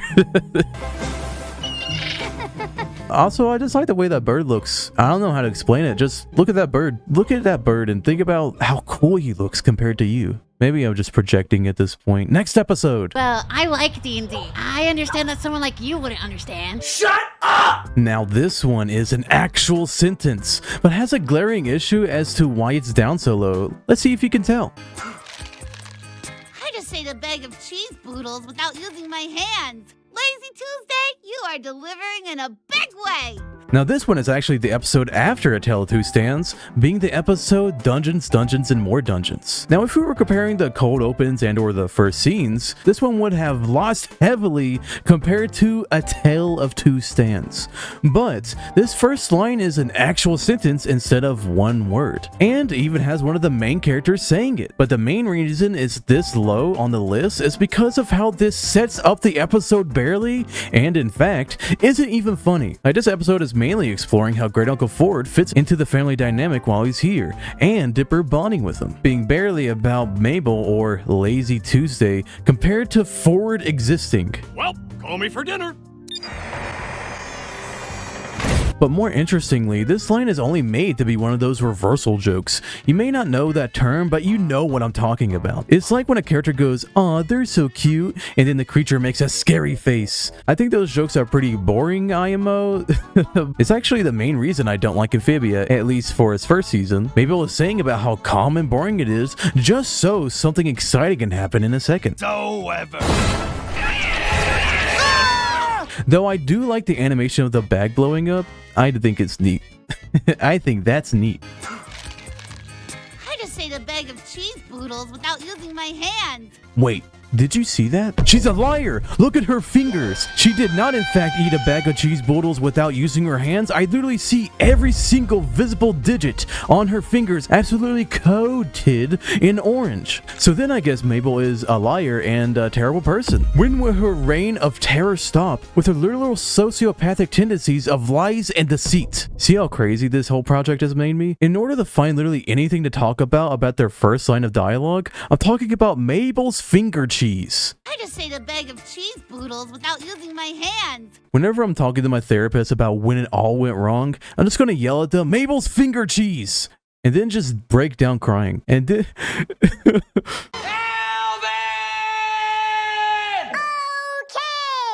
Whoa, that cloud looks like a chipmunk. Alright, I know, but hear me out on why this one is better, because you already know why it's down so low. Dude, I cannot wait to get some of the lines that are literally anything and not just, whoa, that cloud looks like a chipmunk. Whoa, that cloud looks like a chipmunk. Compared to the other scene of Mabel lying while laying down on her back, this one is exciting and even a little cute. Like her being so excited about the cloud being a chipmunk and then a plane being barfed out is so fun and cute. Unlike the last one, she gets it lying to our face about not eating with her hands. Like that is undeniably a cloud that looks like a chipmunk. That is undeniably a cloud that looks like a chipmunk, which adds intrigue to a viewer just turning in. Like that cloud is perfectly shaped compared to the usual looking vague clouds. And even right next to it is a star, which could also be a shooting star cipher wheel reference. Cipher wheel reference. Cipher wheel reference. I'm a boy, I go. Cipher wheel reference. Cipher wheel reference. Shooting star cipher wheel reference. Whoa, that cloud looks like a shooting star. This episode is The Love God. In terms of introduction to the episode, it doesn't do much besides set up this single scene, but it's still a cute, adorable little first line on the list. Whoa, that cloud looks like a chipmunk. I guess the last thing I can say is that I love how small Mabel's arm is on the screen, but you can still see 4 distinct colors on her sweater, showing how much of a banger of colors that sweater is going to be in a second, which is interestingly a rainbow sweater in an episode all about love. Smells kind of suspicious of pride. Pride! Smells like a lot of pride. Smells like a lot of pride. Pride! Smells like a lot of suspicious amount of pride. This next one is an awesome This next one is the awesome sauce episode, Northwest Mansion Mystery. This episode shows up the most in every video I make for some reason, and whenever I say the title, this cool artwork shows up. Watch what happens when I say Northwest Mansion Mystery. See, there it is. There it is.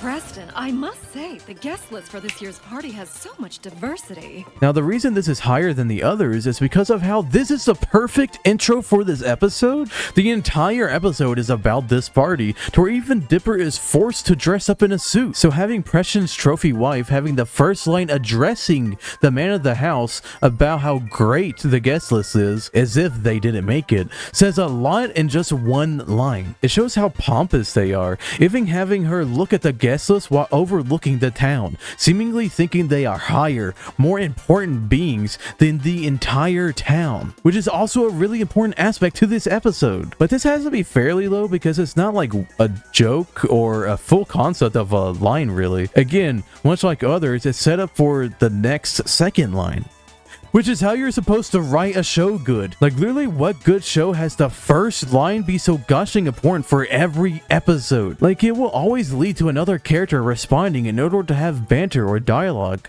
So the first line really isn't that important.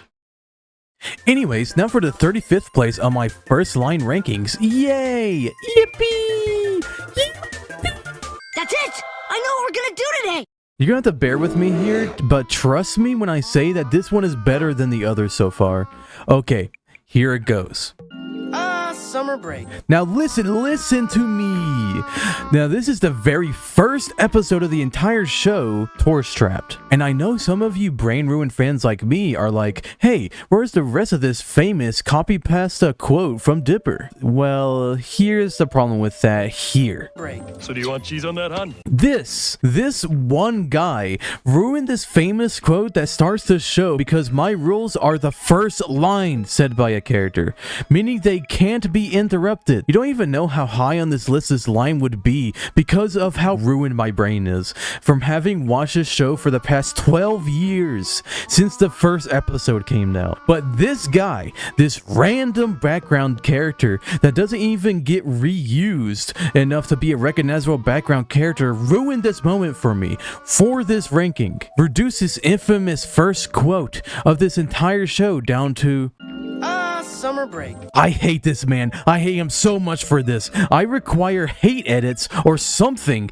because this one random guy who matters not at all to this incredible, amazing show ruined my hyper-specific list ranking of every Gravity Falls episode. But the reason it's higher than all the rest is because I find this Summer break. to be funny as crap.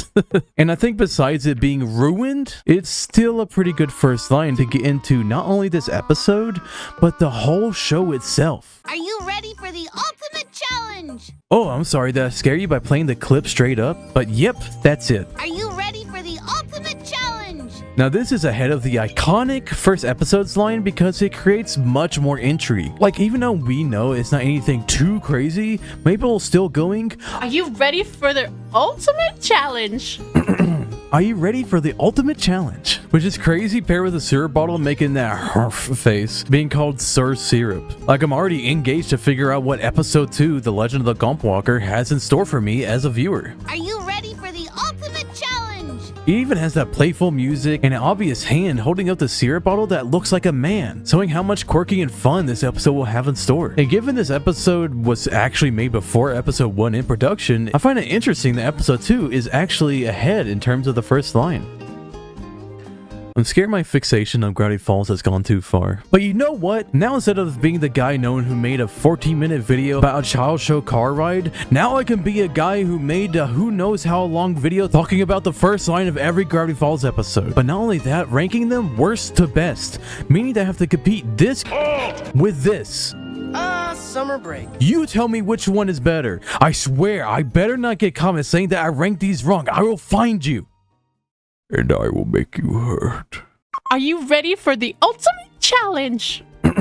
Are you ready for the ultimate challenge? You'll be like, oh, sorry. Oh, sorry. Are you ready for the ultimate challenge? Sorry, my impression was a little too good there. You stupid.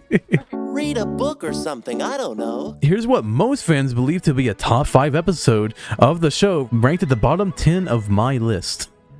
The season 2 episode, Sock Opera. This being an episode that changed how many fans enjoyed the show and solidified Bill Cipher as an incredible antagonist, redefining his character from his brief introduction in the season 1 finale. Anyway, here's the line.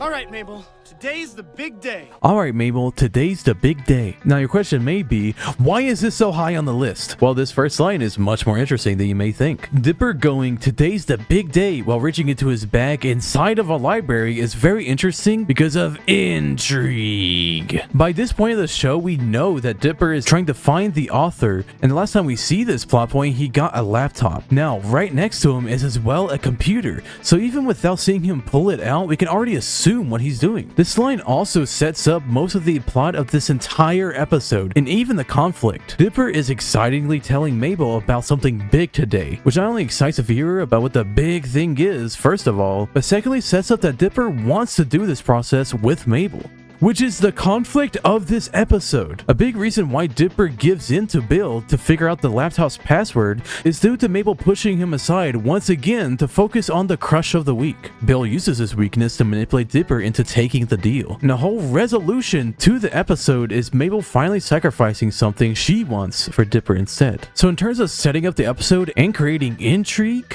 this episode does amazing for its first line. Also, that read sign is super funny. Like, wow, have you seen this sign? This book screams at a book they are reading, which itself is also screaming. With the sign saying read, like, I guess that's what this poster in the library means, I don't know. And then in the bottom left for the poster to fish is screaming as well. Just a confusing time for everyone involved. Besides all that, besides everything I said, the line is still... All right, Mabel. Today's the big day. Making one of the best episodes of the show down to 33rd place of a possible 40, being the 8th worst episode of the entire show. Almost makes you think maybe an entire episode should be judged by its first line.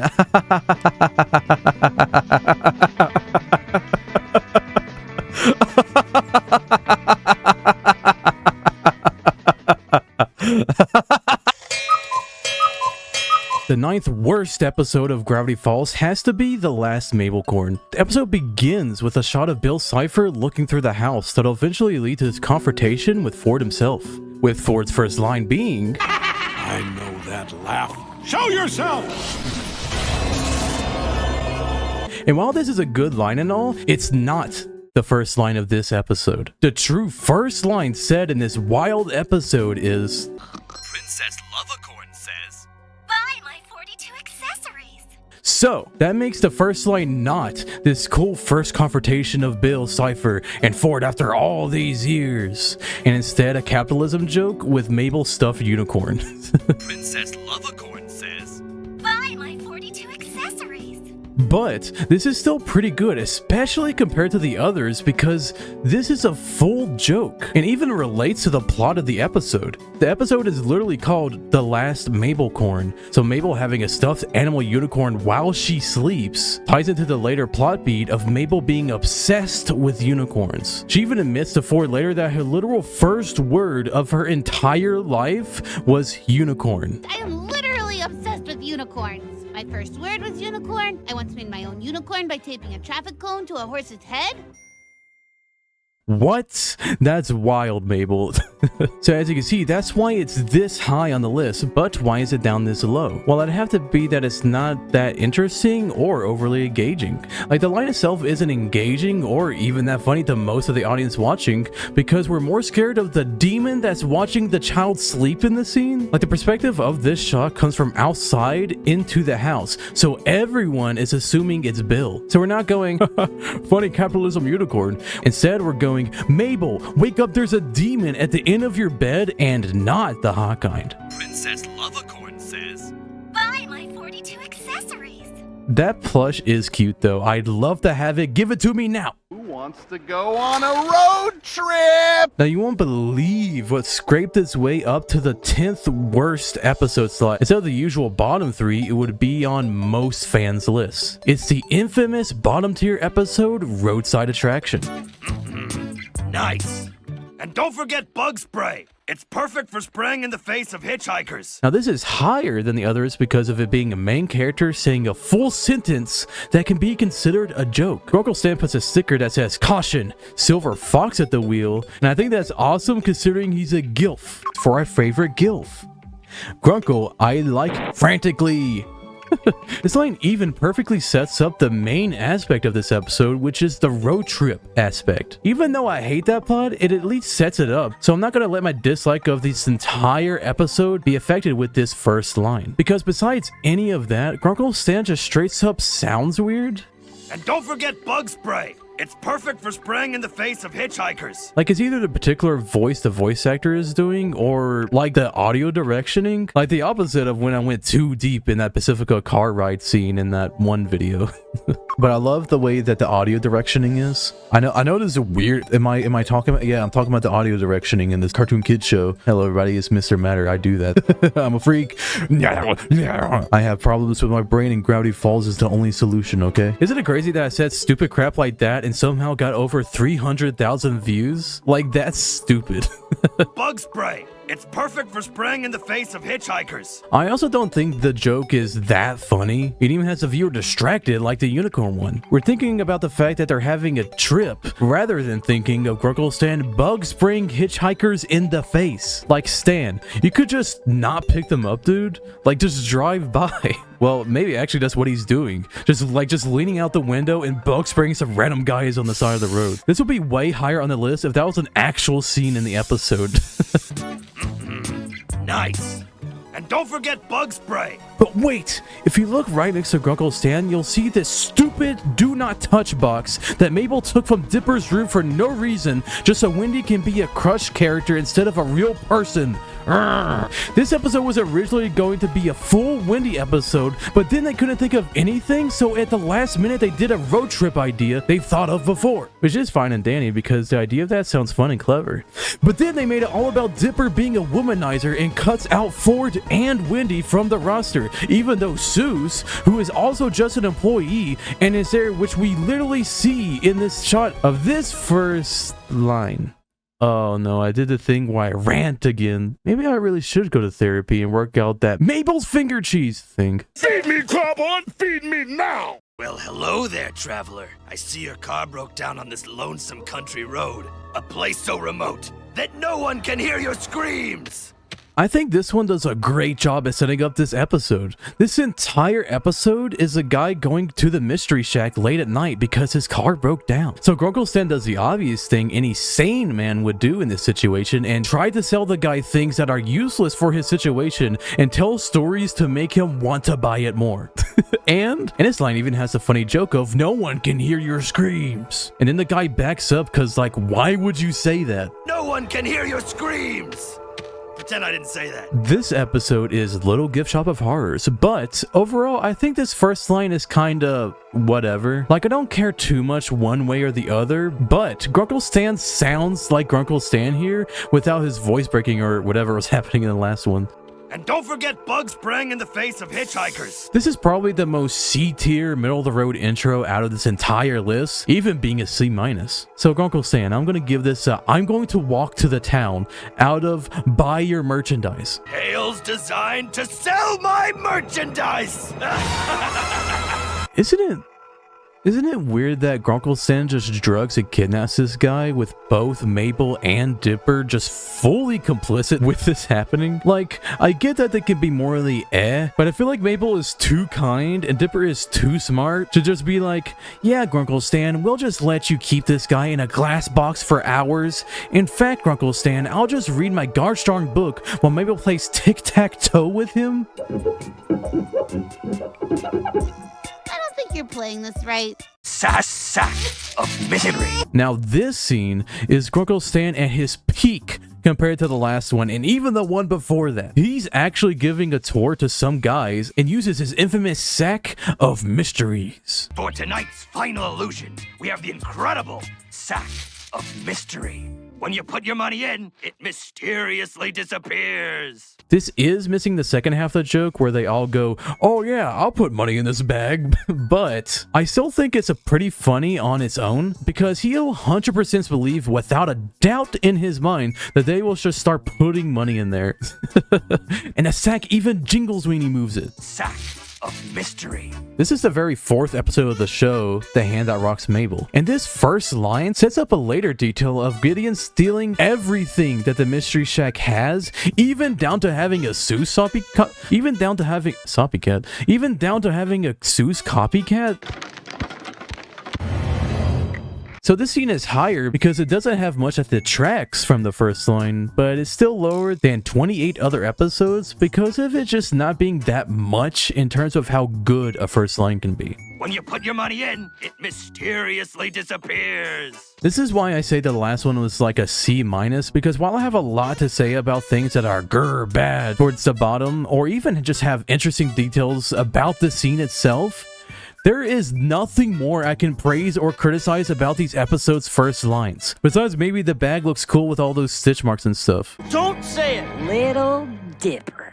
Now this first line is so long, I can't even play the whole thing without getting in trouble. This is the episode Little Dipper, and has Gideon plotting on how to get revenge on the Pines family. To give context of how long this line is compared to the others, the bottom 6 slots I've ranked has their first lines being as long as this one, which is a huge reason as to why it's so high on the list, because how many concepts can you get across through a monologue of just Gideon? Zombie attack? Never works. They don't take orders. Blood rain? Ooh, that's in my suit. No, thank you.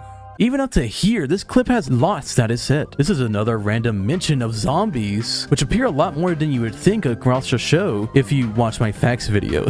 But that also means that Journal 2 also has zombies, and supposedly a way to summon them since Gideon was supposed to use them to attack the Pines family. Blood rain? Ooh, that's in my suit. No, thank you. Demon caterpillars? I love that the only reason he doesn't use literal blood rain is because it ruined his suit. Also, like the demon caterpillars, because like, what even is that? Stuff like this is why I'd love to see more of the other journals. I even made a whole video about just the ghost of Gravity Falls that was mainly about the Journal 3. So considering zombies are in both volumes, I wonder if there's more information that we could have had. But yeah, anyways, demon caterpillars? Demon caterpillars? Crap! There must be a perfect way to exact vengeance on the Pines family. It's not enough to harm them. I need to take something from them. I love that he slams that book so hard because of demon caterpillars, and then he has the gall to say drat. Like, that's some halt level lyrics. But I didn't fully recognize that this was the scene where Gideon decided that what he wanted was the shack. I need to take something from them. Something that'll give me ultimate power. Wait, of course! It's perfect. Like, most of us first watching this show are like, oh, he's saying the shack is the ultimate power, when actually it's the other journal. This isn't even fully revealed until the finale of season 1. So having episode 11, the halfway point of the season, be the point where he comes up with the idea is so cool. Because this line is exactly why we get introduced to Bill Cipher in the first place, since Demon says backwards message reversed a couple of times until he's summoned.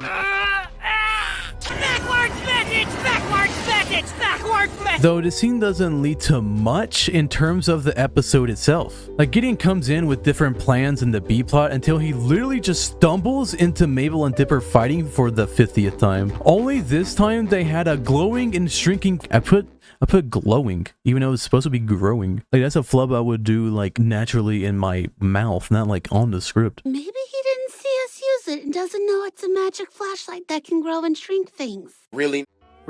So both the A and B plot combine. Though when I first watched this episode a couple of different times as a kid, I was always like, this episode wasn't that cool. And now I realize that was because this intro was setting up the season 1 finale, more than setting up just the episode itself. And all of that was because of this first line. It's perfect. You know what? Maybe this ranking video wasn't that big of a mistake after all. This one first line literally caused so much of my enjoyment of this entire episode that it set the expectation to a degree that left me unsatisfied when I first watched it. Like, obviously not every episode is equal in judging this way, but clearly there's something to it that makes the first line so important that it can affect this much, at least to my first time watching this. Or maybe I'm just reaching. Here we are, the Summerween Superstore. Now, I may need to defend why this is higher than the last one, considering how much I praised it, but hear me out. We instantly have a joke of Stan skidding his Stanmobile into the handicap spot, then taking barely a second before he steps out and goes, "Here we are." Here we are. Then immediately after that Gravity Falls-ness, we get him going the Summerween store. The Summerween Superstore. This episode is literally called Summerween, so in terms of setup and jokes, this did a lot in such a small amount of time. Compare that to the last one where it's so long that I couldn't play the whole thing at once. This one has action and intrigue of how rough they drive the car in, and then instantly hits you with the words of introducing the concept of Halloween happening in summer only within Gravity Falls. But it being so popular that they have a Summerween Superstore. The Summerween Super. This is such a fun and fast way to introduce the episode and efficiently use of the first line. We even see every main character besides Wendy, which I also love that Mabel is sitting on Grunkle Stan's side, but just because the camera wouldn't see her if she gets out on his side, so she goes out on Dipper's instead. Here we are, the Summerween Superstore. I just find little details like that cute, I don't know. And I assume you do too if you're watching this far into such a weird video. You're a freak, but hey, I'm right here with you too. I also like how Mabel and Suze both close their doors, but Grunkle Stan just does it. Like, he wants to monologue about the store he drove them to so bad. And just him parking in the handicap spot even sets up how much shenanigans they get up to when they actually get into their supermarket that's dressed up as a spirit Halloween, to the point they are getting kicked out and get called out by name. Have the police come and eject the Pines family from the store. Not today! My eyes!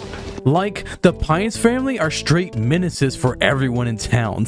Or at least his poor minimum wage worker who gets gassed and even given fake money. How did Stan not get in trouble for that? He literally stole from people who know their name. But I guess there's just such a minimum wage worker that all that they can say is, I hate Summerween.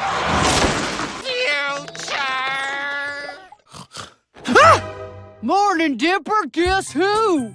So why did I put something this stupid above the previous one? Morning, Dipper. Guess who? Well, this episode, Dipper Mabel versus the Future, is the penultimate episode to the series finale, being a very important and prestigious episode for many Gravity Falls analysts such as myself. Guess who? So as we see here, Mabel is creating dialogue with her brother Dipper, which is like half the title of the episode already. Morning, Dipper. Guess who? This very important moment within their bedroom is eventually what leads to the last confrontation within the exact same bedroom, being a plot type reversal instead of a joke reversal like we talked about earlier. Morning, Dip. Who? It starts with the most goofy tone possible so that later we can get to the point where Mabel is crying over feeling betrayed by her brother and doesn't know what to do over her fear of the, wait for it, Future. Morning, Dipper. Guess who? Dipper and Mabel versus the Future has an incredible first line that sets up everything about Mabel's conflict and how deep a character she truly is. And you know what? They did it with only one line. With only the first line of dialogue, they perfectly set up the plot and characters of the entire show, making this incredible first line that knocks all the others out of the water and across the ocean. All thanks to this single, brilliant first line. Morning, Dipper dash who? Whoa, I feel like I blacked out for a minute there. Which one were we on? Oh yeah, the series finale's first line. This finale lives in a lot of the hearts of fans, not only as the conclusion to the show that they loved, but as a way to say goodbye to these characters they've fallen in love with for these past couple years. So here's the first line we're judging this episode by. So, this intro instantly gets all the fans engaged by having all of the main and side characters screaming at each other, which is also hype because all the last episode was leading to this interaction. So reusing the screaming from the previous episode instantly makes the viewer go, oh yeah, that's what was happening last time. What happens next? It's also funny because so many guys are just yelling at each other even though they are either friends or literally family. The only thing bringing us down is that this scene is reused from the previous episode, and also, I'm not sure if you noticed this, but it's just screaming. But with how much this gets viewers instantly engaged, it just has to be this high, because what else gets people to watch things more than just screaming at them all the time for the entire video for engagement? I don't think you're playing this right. I'm gonna say B5. Wait. I know, I know, but I need to explain why this B5 is so high.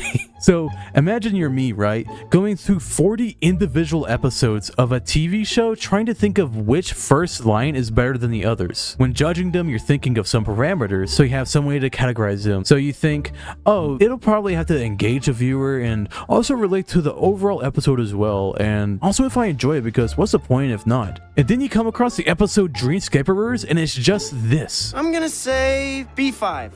And it just corrupts your brain chemistry into thinking that for some reason, this literally nothing statement is somehow so funny to you that it gets this high on the list. B5. It has nothing to do with the plot of the episode. B5. It doesn't even get the viewers engaged, being as monotone as I used to be when doing videos. I'm gonna say B5. Like when looking at this clip, it was like Dipper was talking to me, telling me, oh, you know what I'm gonna say for my first line, MrMatter?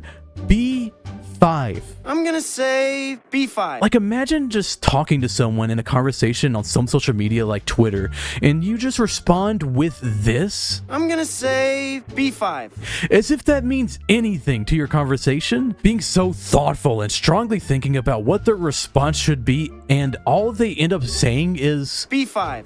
I know this isn't funny. I know this isn't clever. I know it's literally nothing. This is even less than those deep fried memes that are so unfunny they died with Markiplier E. But I can't help but to drag it this far up the list from the depths of hell because this is my baby. This is my clip that I enjoy and no one else ever can, because how could you ever? I'm gonna say B5.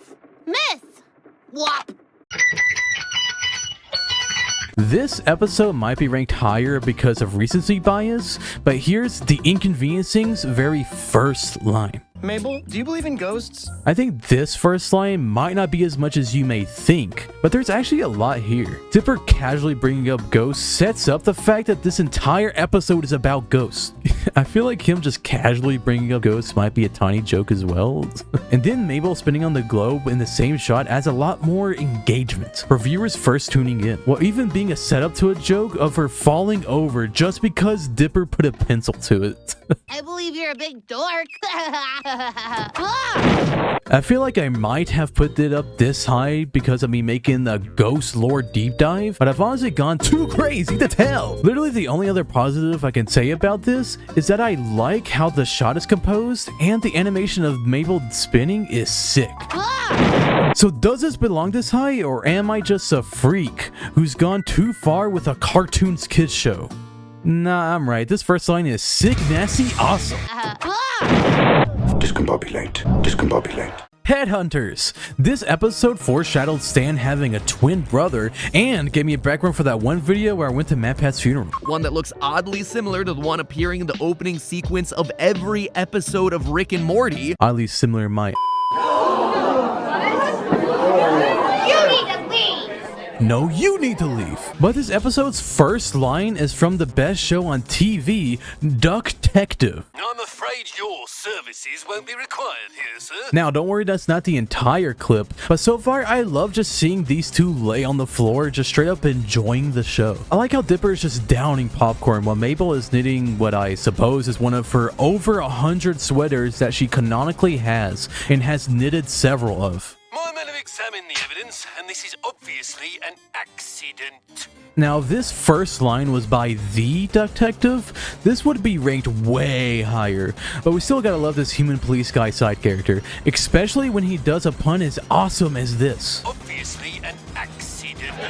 Which even leads to the fact that Wax Stan got murdered by particularly an axe. Also love that Dipper was downing popcorn so hard that when Mabel tried to even get one piece, he just unblinkingly, without even seeming like any effort, slaps her hand away. My men have examined the evidence, and this Mabel gets so scared. Look at her face. OMG. Look at her face. OMG.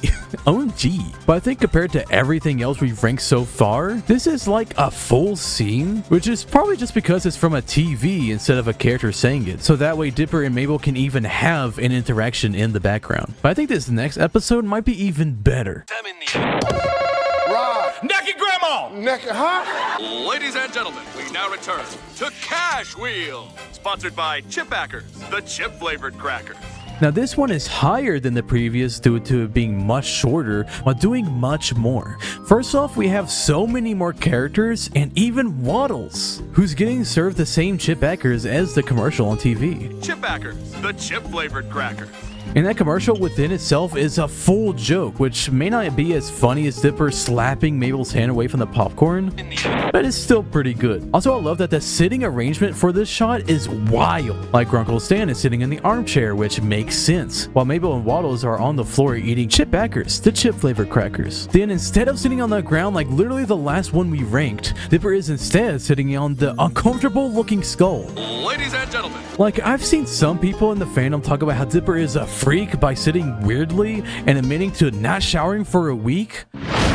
Please don't eat me! I haven't showered in like a week! But like, what is this, bro? And finally, past all of what I said, this also sets up the episode like crazy. This episode, Boss Mabel, has Mabel and Grunkle Stan bet that Stan can make more money on vacation than Mabel could as the boss of the Mystery Shack. But the coolest part about this is that Grunkle Stan wasn't just saying that, he took this as a challenge to join the hit show Cash Wheel. We now return to Cash Wheel, which is all set up in this first line. This first line has so much happening that it almost makes you forget how I'm ranking these entire episodes based on only the first line. Oh, why didn't you just go home? First off with this first line is that Mabel makes this noise. So you already know that this first line should be ranked higher than everything else so far.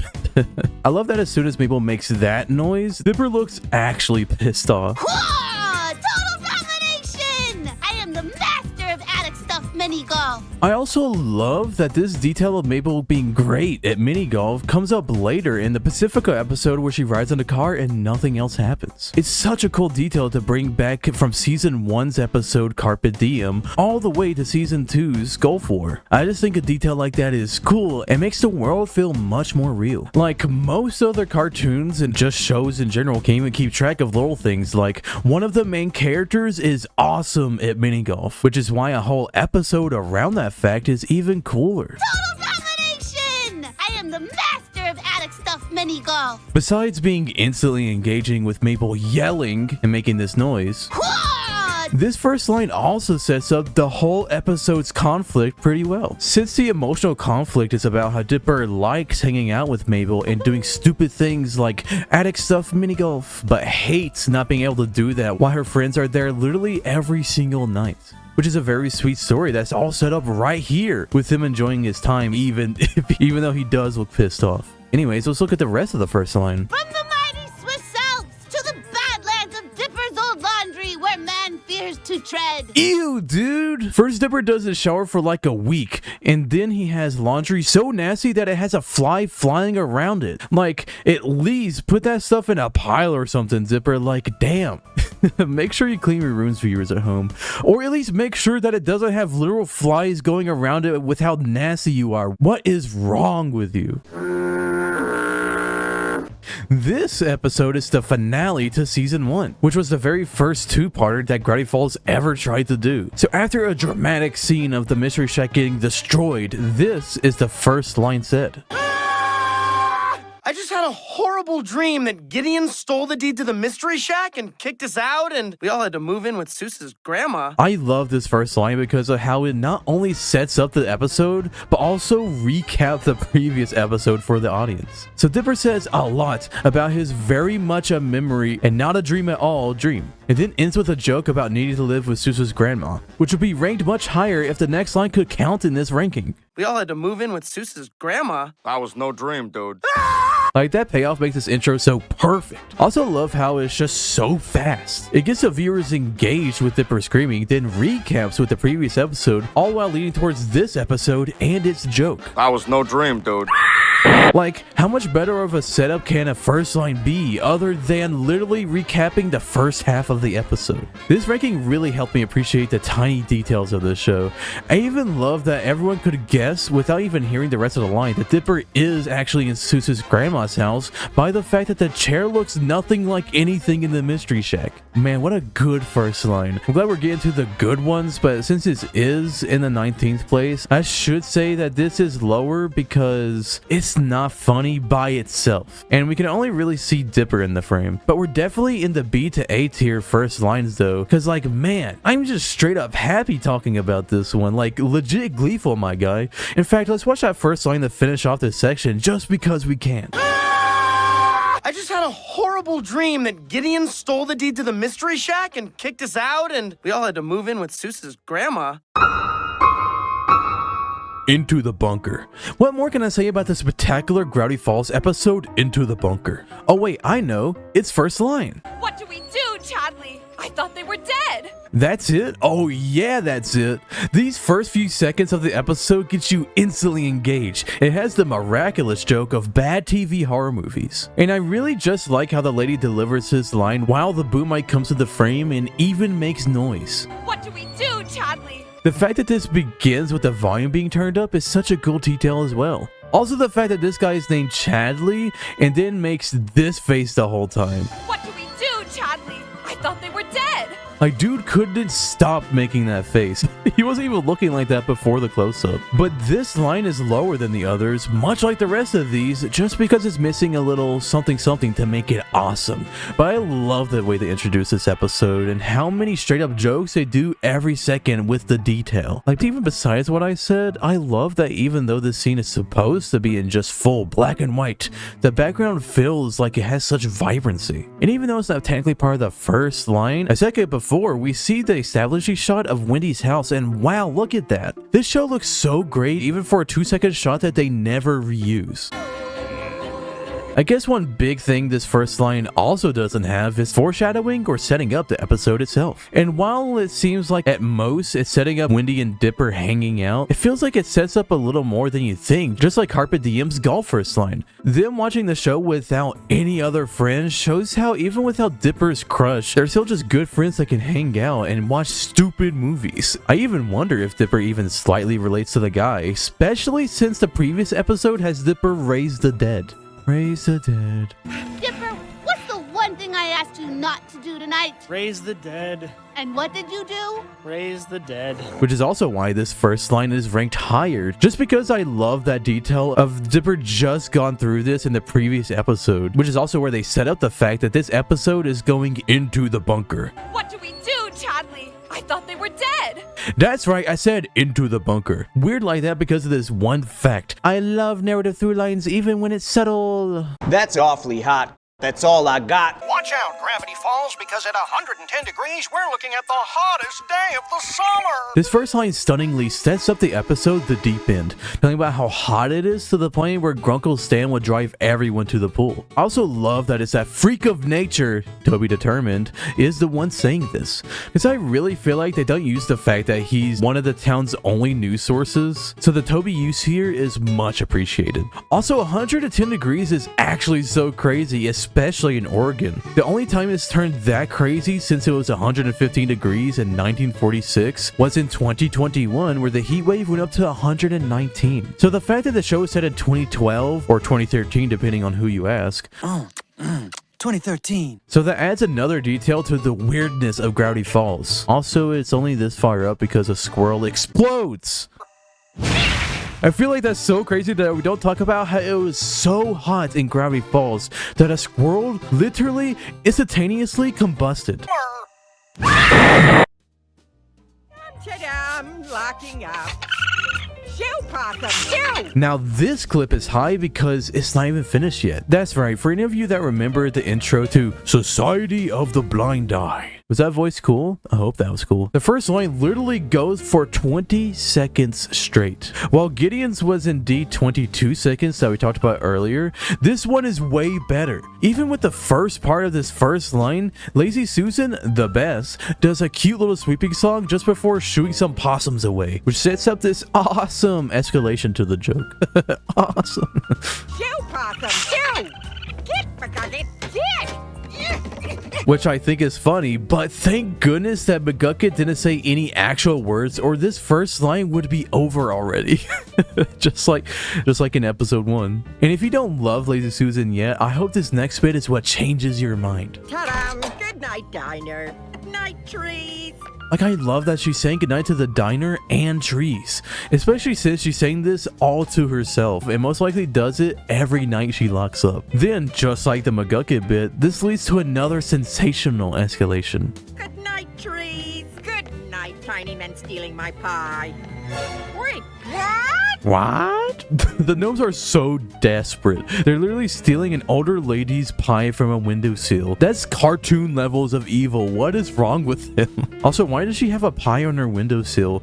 Was she just gonna leave it overnight? Is she only shocked because it's gnome stealing it and not like some stray cats? Or did my girl just forget? Good night, tiny men stealing my pie. I've talked about most of the particular things about this first line except for the foreshadowing / setup. And boy, that's why this is so high up the list, besides it being super long. We not only have the obvious of Lazy Susan seeing something paranormal so that that Blind Eye Society can come, and seeing how peaceful and simple the life of someone in Gravity Falls is, all things considered. But we even get reintroduced to Old Man McGucket, showing that he's a freak that is equivalent to a possum to the townsfolk and even to the audience. Get because it's dead! I think this is a terrific first line that's severely helped by being so gosh dang long. Like, remember the last place loser that was Halt? Man, that was so long ago.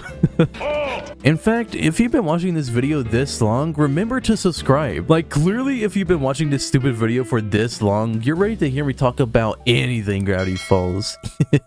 Buy more cheesy! Buy more cheesy! In this first line, Grunkle Stan is literally me OMG relatable. All right, Stan. Another day, another random body pain. Here we go.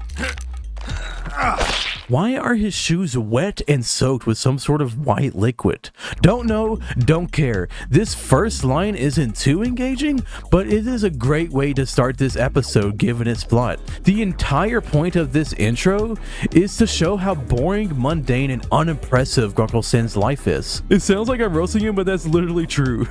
It's very similar to how Breaking Bad's first episode opens showing his boring, mundane, and unimpressive life before he sees something on TV that inspires him. Give me the good news. This just in. The mayor is dead. What? Only for Mr. Pines is becoming mayor of Gravity Falls to become the Stantorian candidate, like the title of the episode. So this first line is great setup for this episode and is even relatable funny, especially if you're 230 like me. Also, I love Grunkle Stan and have a strong bias for him. You don't want to see what this video would be like if Great Uncle Ford was the first line of an episode, believe me. Foot cam. Get curb pranked, Grunkle Stan. Kerprank! Kerprank with Justin Kerprank. The Gulf War. That's the Pacifica car ride episode. Oh man, this intro must be great if it's this high up. Who wants stand cakes? They're like pancakes, but they probably have some of my hair in them. I don't know about you, but I'm instantly engaged. We have Dipper watching TV with a bowl of cereal with the one and only Waddles. And then the Grunkle Stan dazzlingly walks in with the famous stand cakes. All this intro needs is a laugh track. Who wants stand cakes? They're like pancakes, but they probably have some of my hair in them. Pass. This doesn't set up the episode at all, but I like this bit much more than so many of the other first lines. And it even has a full joke because one character said the entire joke, instead of needing a second person like every other intro has, much like the Grunkle Stan sack clip from earlier. For tonight's final illusion, we have the incredible sack of mystery.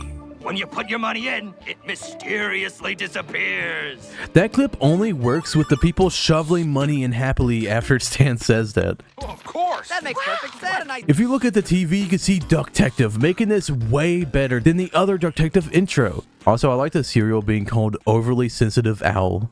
Like, that owl looks so stupid and happy.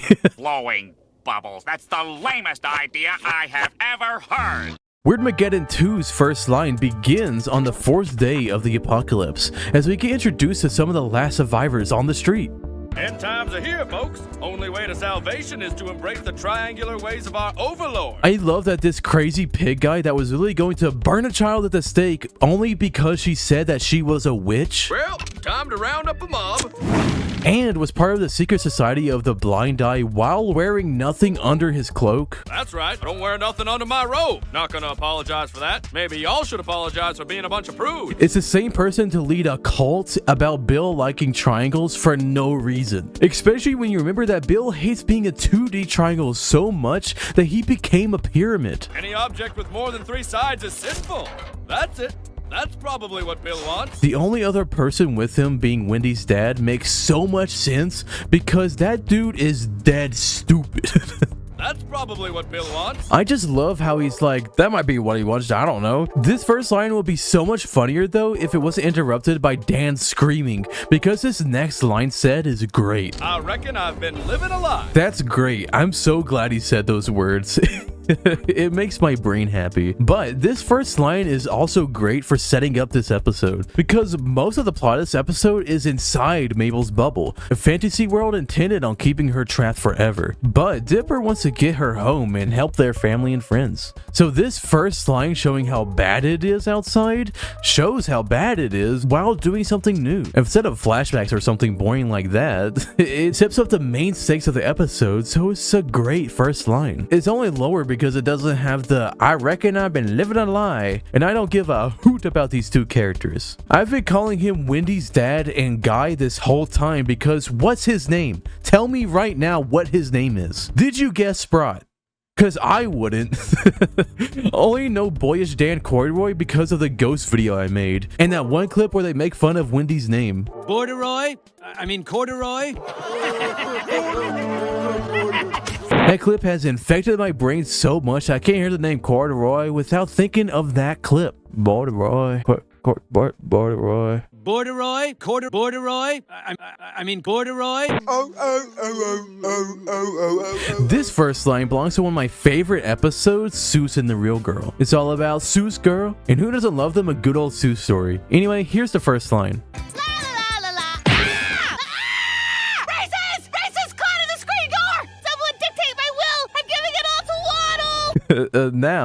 Now, this is engaging. I absolutely adore how she's aggressively la-la-lying and skipping, which then goes instantly into an ah. I could say that this sets up the episode by having Seuss be the one that sets her free, but it seems like way more of a stretch that even I couldn't say that. But I just find this clip plain old funny, and I think it's because of how aggressive it is. It's so fast. And her face gets so warped while being in the screen door that I'm like, no wonder she thinks she's dying. Look at her. She's literally going cross-eyed at the end, like she's deceased. Someone dictate my will! I'm giving it all to Waddle! I like how she doesn't give anything to any members of her family besides Waddles. Like, again, he's voice acted by Neil deGrasse Tyson, but calm down, Mabel. Save some for your brother.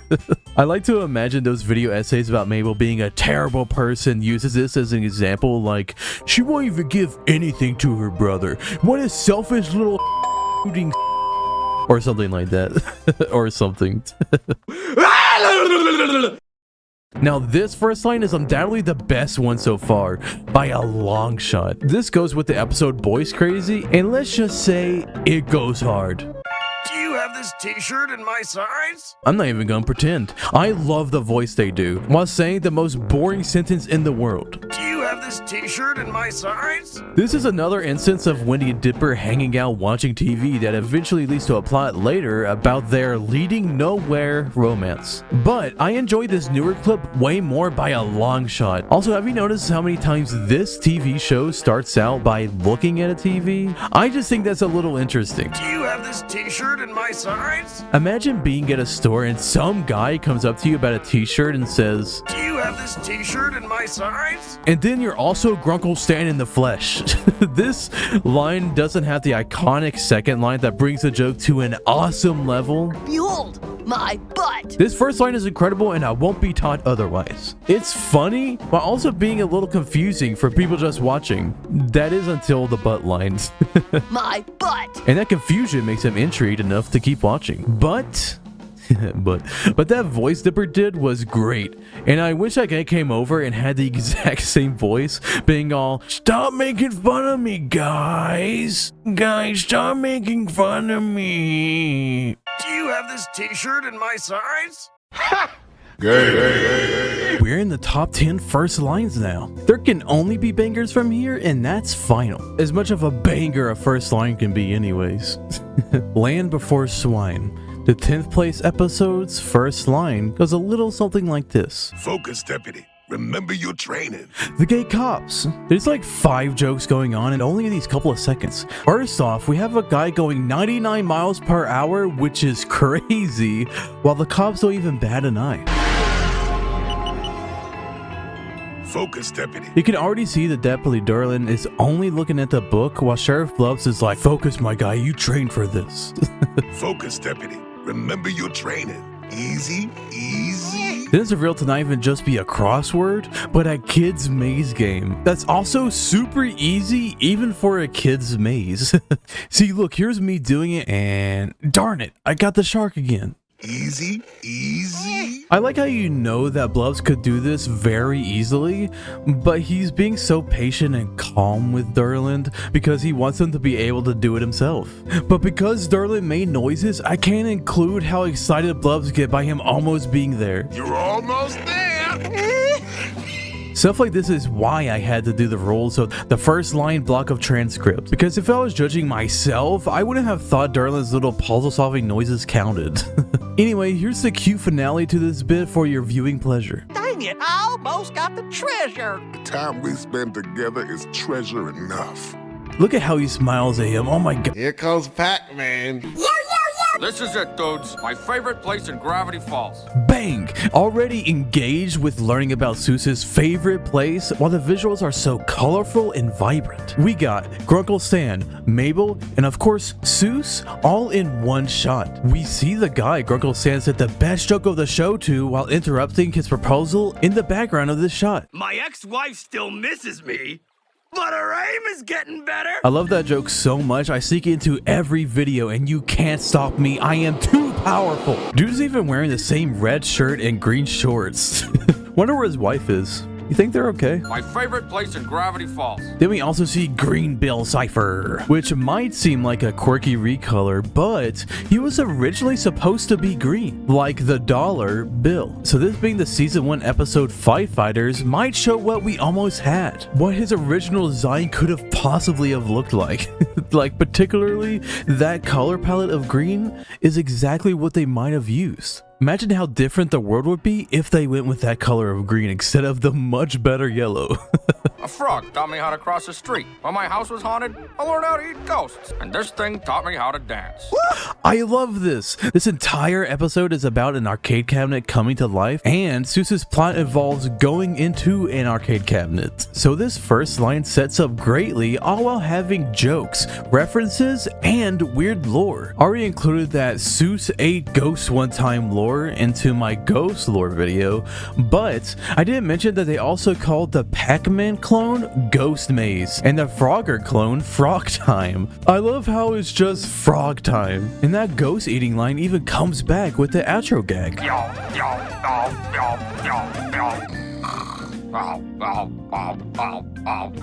Eating my friends.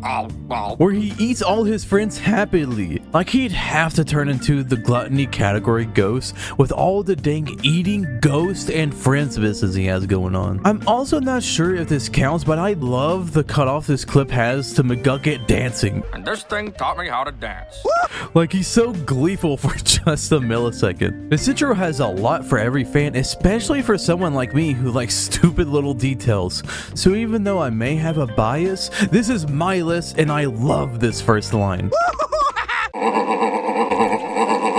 Now for one of the best episodes of the best show, Not What He Seems. So for this being in 8th place is honestly surprising considering how many really good episodes are like ranked at the bottom 20 half the episodes. So here's the 8th best Gravity Falls episode, Not What He Seems, ranked only by its first line. Come on. Should be just enough to finish the job.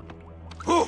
Can't be too careful with this stuff. Even if this line isn't exciting by having some character scream or make noises, this is exciting to any fan of the show. This has been teased since episode 1 of the show, and even more so with the season 1 finale and season 2's first episode building up this plot. So this episode beginning with this, especially after the previous episode had McGucket say this, "Something's coming, something big."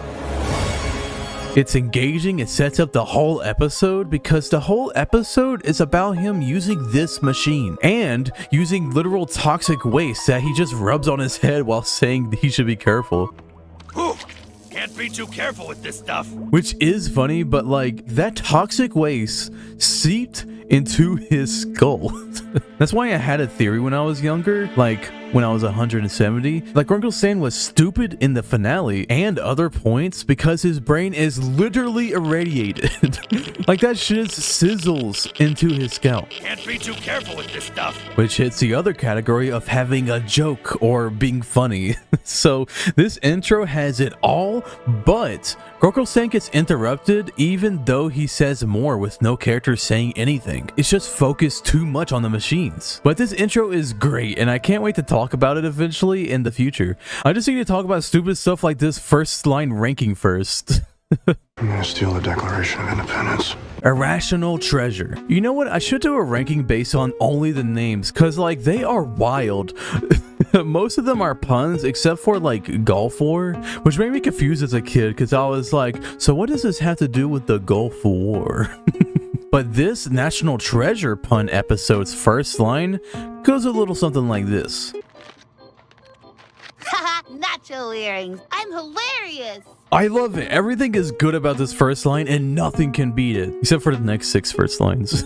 Not only is this amazing, funny, cute, sensational, iconic, adjective, but it's also important to the plot. This episode has Mabel face off against Pacifica. She was in that car that one time, but instead of a competition like some other episodes, this one has Pacifica bully Mabel out of being silly and having nacho earrings. Are you always this silly? Hey, I can be serious. You do have nachos hanging from your ears, hun. This is what makes Mabel try to be more serious, but constantly fail, until in the end she realizes that being silly and yourself is way more valuable than seeming cool to some one-dimensional beach blonde valley girl stereotype. You walking one-dimensional bleach blonde valley girl stereotype! It's also a yellow triangle like Bill. Watch out, Mabel, it's Bill! I'm seeing double here. 4 Krusties. Double Dipper begins with this first line. Oh no, Mabel. I don't feel so good. I need no explanation, on to the next episode. Just kidding. But I do want to say though that I love the detail. Like, the only reason they have string and being silly is because Grunkle Stan is throwing a party. Silly. String. And I love these siblings just playing and having fun. Look, Mabel is so excited to be barfed on by her brother. Look at that. I feel like I may be using clips in this video too much. Like, look back at my longest script yet, and I put so many clips I need to edit. Oh well, while I'm Ho ho ho! Merry! Top 5. Top 5. I'm surprised I made it this far. And you watching as well. Remember when I had a breakdown at the first line ranked? But not just any episode ranking, that's too easy. I had to do a... Okay, I need to calm down. Man, times sure have changed. So the 5th best episode of this Gravity Falls ranking is Dipper versus Manliness. And it's all because of a freak named Tyler. I like to get my Christmas shopping done early. Do you have anything that's in the spirit of the season? Tyler, it is the middle of summer right now, and not only are you asking if there's something in the spirit of the winter Christmas season, but you also went to a tourist trap, a place you have been several times. You were there day 1, the Grunkle Stan's first tour when you were a child. You saw Lazy Susan's eye get zapped lazy. For this? I love this freak because why did he say that? What is wrong with him? I love him. I like to get my Christmas shopping done early. Do you have anything that's in the spirit of the season? The 4th best Gravity Falls episode is Time Traveler's Pig, when ranked by the first line. Sorry, I have to keep saying that every time. Somebody is gonna clip me out of context thinking that Time Traveler's Pig or Five Fighters are somehow one of my favorite episodes to be like the top 10. They're trying to make it look like I think Coolsville sucks. I think Coolsville sucks. No! Don't record that. So yeah, anyway, here's the first line. There she is, Mabel. The cheapest fare money can rent. I spared every expense. This is finally a full Grunkle Stan joke. Every other clip, like the famous sack of mysteries, We have the incredible sack of mystery. or a kind of joke like the Stan cakes. Who wants stand cakes? They're like pancakes, but they probably have some of my hair in them. This time we have a full-on cheapskate Grunkle Stan joke. I spared every expense. Even though Dipper falling may not count, but I think it should if the squirrel exploding can be talked about with the other clips. We got the big 3 of main characters, Mabel, Dipper, and whatever that old guy's name is. This sets up the episode since the entire location and plot are both about the fair. Grunkle Stan's plot is running the fair and trying to get dunked, while Mabel is winning the greatest of all time goat waddles, or I guess the peak iconic giant pig waddles. And Dipper is trying to get with Wendy again by winning a toss game that constantly injures Wendy no matter what. I also liked how Mabel doesn't notice or hear anything until Dipper hits the ground. How is he okay? God damn it, Bill! The third best episode of Gravity Falls in this first line ranking is the finale arc episode Weirdmageddon 1, with this being the only first line in the episode belonging to Bill Cipher himself. He's been in the backgrounds or being what we see the camera through, but now it's his time to shine, and it makes perfect sense too. Oh, it's happening! It's finally happening! This is such a perfect first line. It carries the hype of the last episode, finally being like what will happen next. It has Bill doing classic body horror while he turns three-dimensional. Physical form, don't mind if I do! So yeah, this first line is engaging. It's so engaging that it doesn't even need to be funny. And I don't even need to mention how this sets up the episode amazingly. It carries from the previous episode and sets out how hype this next Weirdmageddon arc really is. Oh, it's happening! It's finally happening! I just love him going, it's finally happening over and over, because just like the audience, we're also excited and interested to see what is going to happen now that Bill has won after so many years. I'm not even sure what else to say other than look at those colors. This first line has so much of the details we've enjoyed about so many other first lines put all into one, which shows how good of a finale arc Gravity Falls has. If it starts off this strong, then how good is this entire last couple episodes going to be? Just look at his maniacal laugh as his literal flesh is added to his body. No wonder this is ranked so high up, but there's still two more first lines I think are ranked higher. This first line is a long one, much like some others we've talked about like Lazy Susan's and Gideon's. The only difference is that this one is 53 seconds, being almost a minute of a first line. This one can eat the other two longest clips and still have 10 seconds left over. So, since this is likely going to be the longest section of this longest crud video, let's just jump ahead and go through the first bit of this almost a minute long first line, making the second best episode of Gravity Falls, Season 2, Episode 1, Scary Okie. 30 long years, and it's all led up to this. My greatest achievement.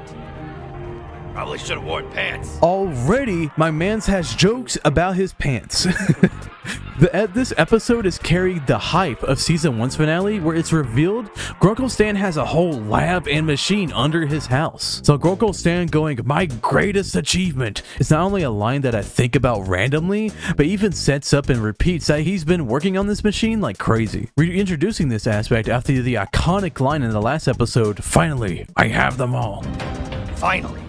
Have them all. And we're only in the first couple of seconds. Feisty. I like it. Which subtly sets up that he's never used this machine before. He's been waiting all these years just to get all three journals to be able to use it, which greatly sets up the twist and the idea of whether or not we should trust Grunkle Stan to begin with. If I finally pull this off, it'll all have been worth it. What's this all he's talking about? These are great because now we know what he means and it makes sense. But to those first watching, it makes you question everything.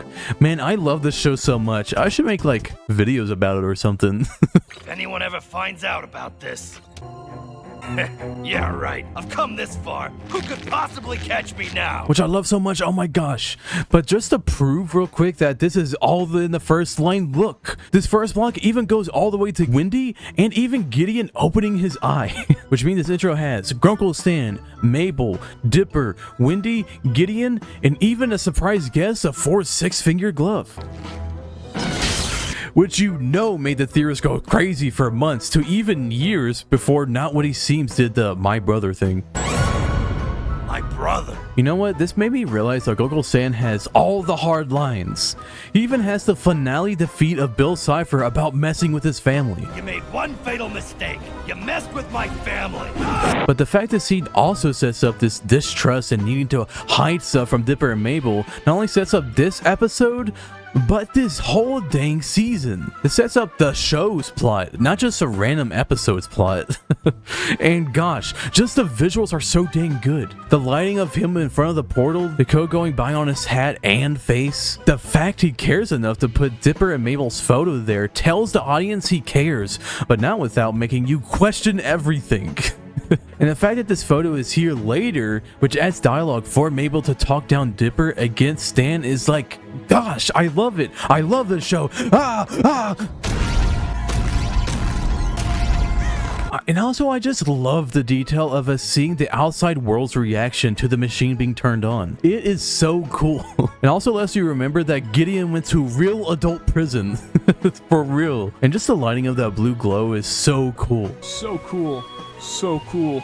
So cool. But even though I think this first line is so cool, and it's the longest first line we have available, I still think there's one more episode that tops overall. But let's end this section with Gideon opening his eye, and only that scene, since that's where the transcript block ends. It's gonna be like 1 second, so be ready. Here we are, ladies and gents and entities. The #1 best episode of Gravity Falls to ever exist. Ranked by their first line. It's been a long and wild ride. I started off this video by hating this concept, but over time came to appreciate the first lines, which I guess does make sense since I went from worst to best, but my breakdown is still valid, okay? The #1 best episode of Gravity Falls.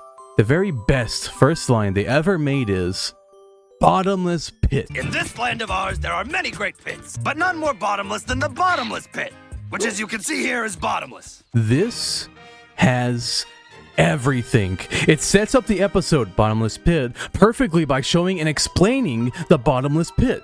It gets you instantly engaged by Grunkle Stan talking fast and hard about this pit he has that is bottomless. Which, as you can see here, is bottomless. And it even has the aspect that has raised the lowest of the low episodes of Gravity Falls during this ranking, such as Dipper and Mabel versus the future. Morning, Dipper. Guess who? Dreamscaperers. I'm gonna say B5. All the way up to the classic Boys Crazy. Do you have this t-shirt in my size? The fact that I love the delivery, words, and just straight up Gravity Falls-ness to the line. But none more bottomless than the bottomless pit, which, as you can see here, is bottomless. We got Stan, Mabel, Dipper, and even Seuss. If we could include the next line Seuss says, this would hit even harder. Question. Is it bottomless? Kids, could one of you try explaining this to Seuss? I love the delivery on that, and the fact that everyone in the audience understands the concept and also the characters involved. Except Seuss.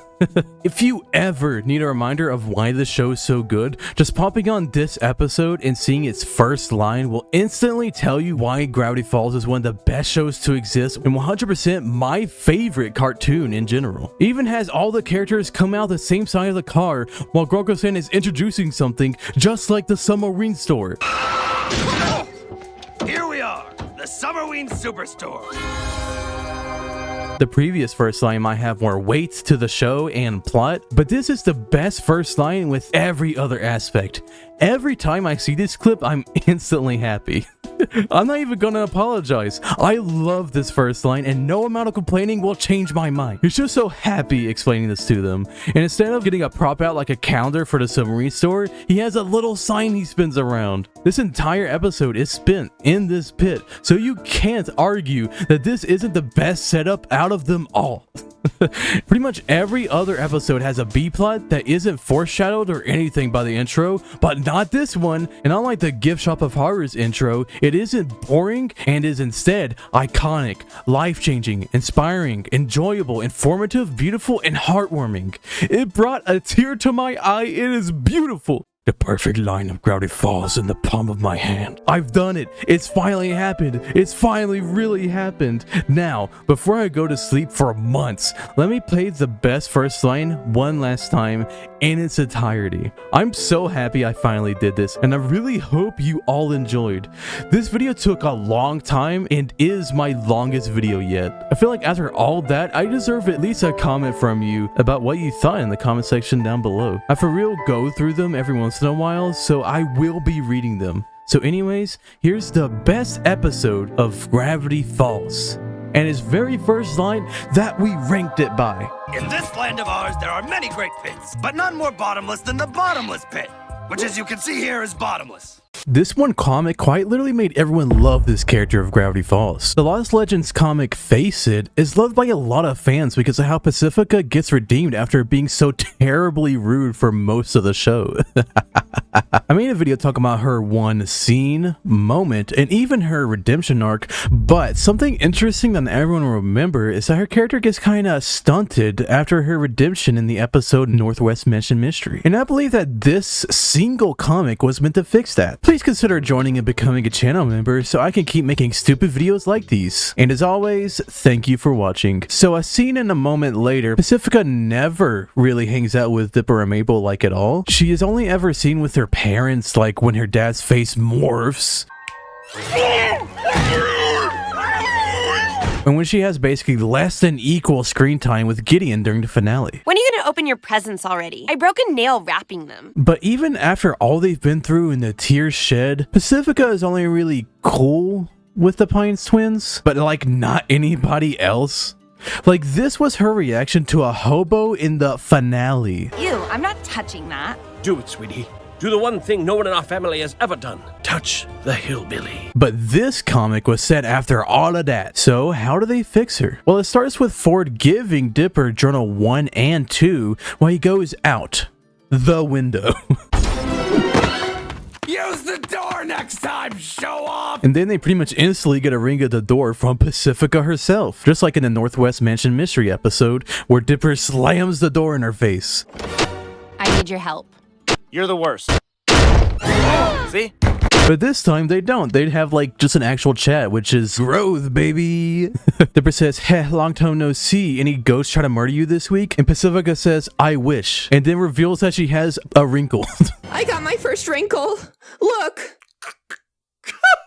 As a 12-year-old, she has like an entire wrinkle on her face. And obviously Dipper laughs, but it is a little more interesting than just her having a wrinkle because she has a photo shoot today for her annual Northwest Family magazine. We can see last year how they look all prim and proper where they look exactly the same, so they really could just reuse the last year since it's exactly that flipping same. She's even wearing the same jacket she is right now. But she needs to get it done because otherwise they'll cut off one of her 6 credit cards. I need to look perfect for this year's photo or they'll cut off one of my 6 credit cards. 6 credit cards? You only need the one. But something that really isn't shown in the entire show since the Northwest Mansion Mystery episode, that she says this, and I'll quote it right now: "Ever since the haunting in Northwest Manor, I've been on thin ice with mom and dad." We never really see that in the show at all. And in fact, this is like the only time it's mentioned ever since. Because during the show, we see her hanging out with them, and especially in the finale, we see her get so shocked that she's only getting like 1 llama or horse or whatever. And it's like, okay, Pacifica. You're only going to have 1 pony now.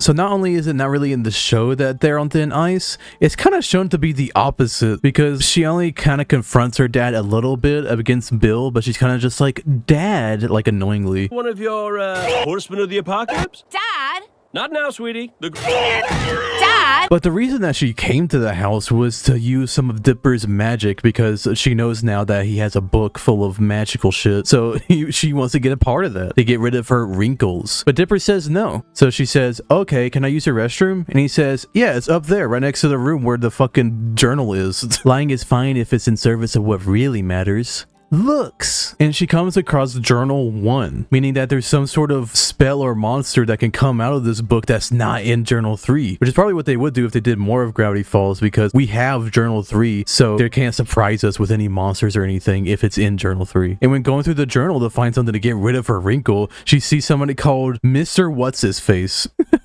who can fix anything about your face you don't like for a price. She does the ancient incantation that makes the beast be summoned. To summon him, simply finish reading this sentence. Yes, this sentence, the one you're reading aloud right now.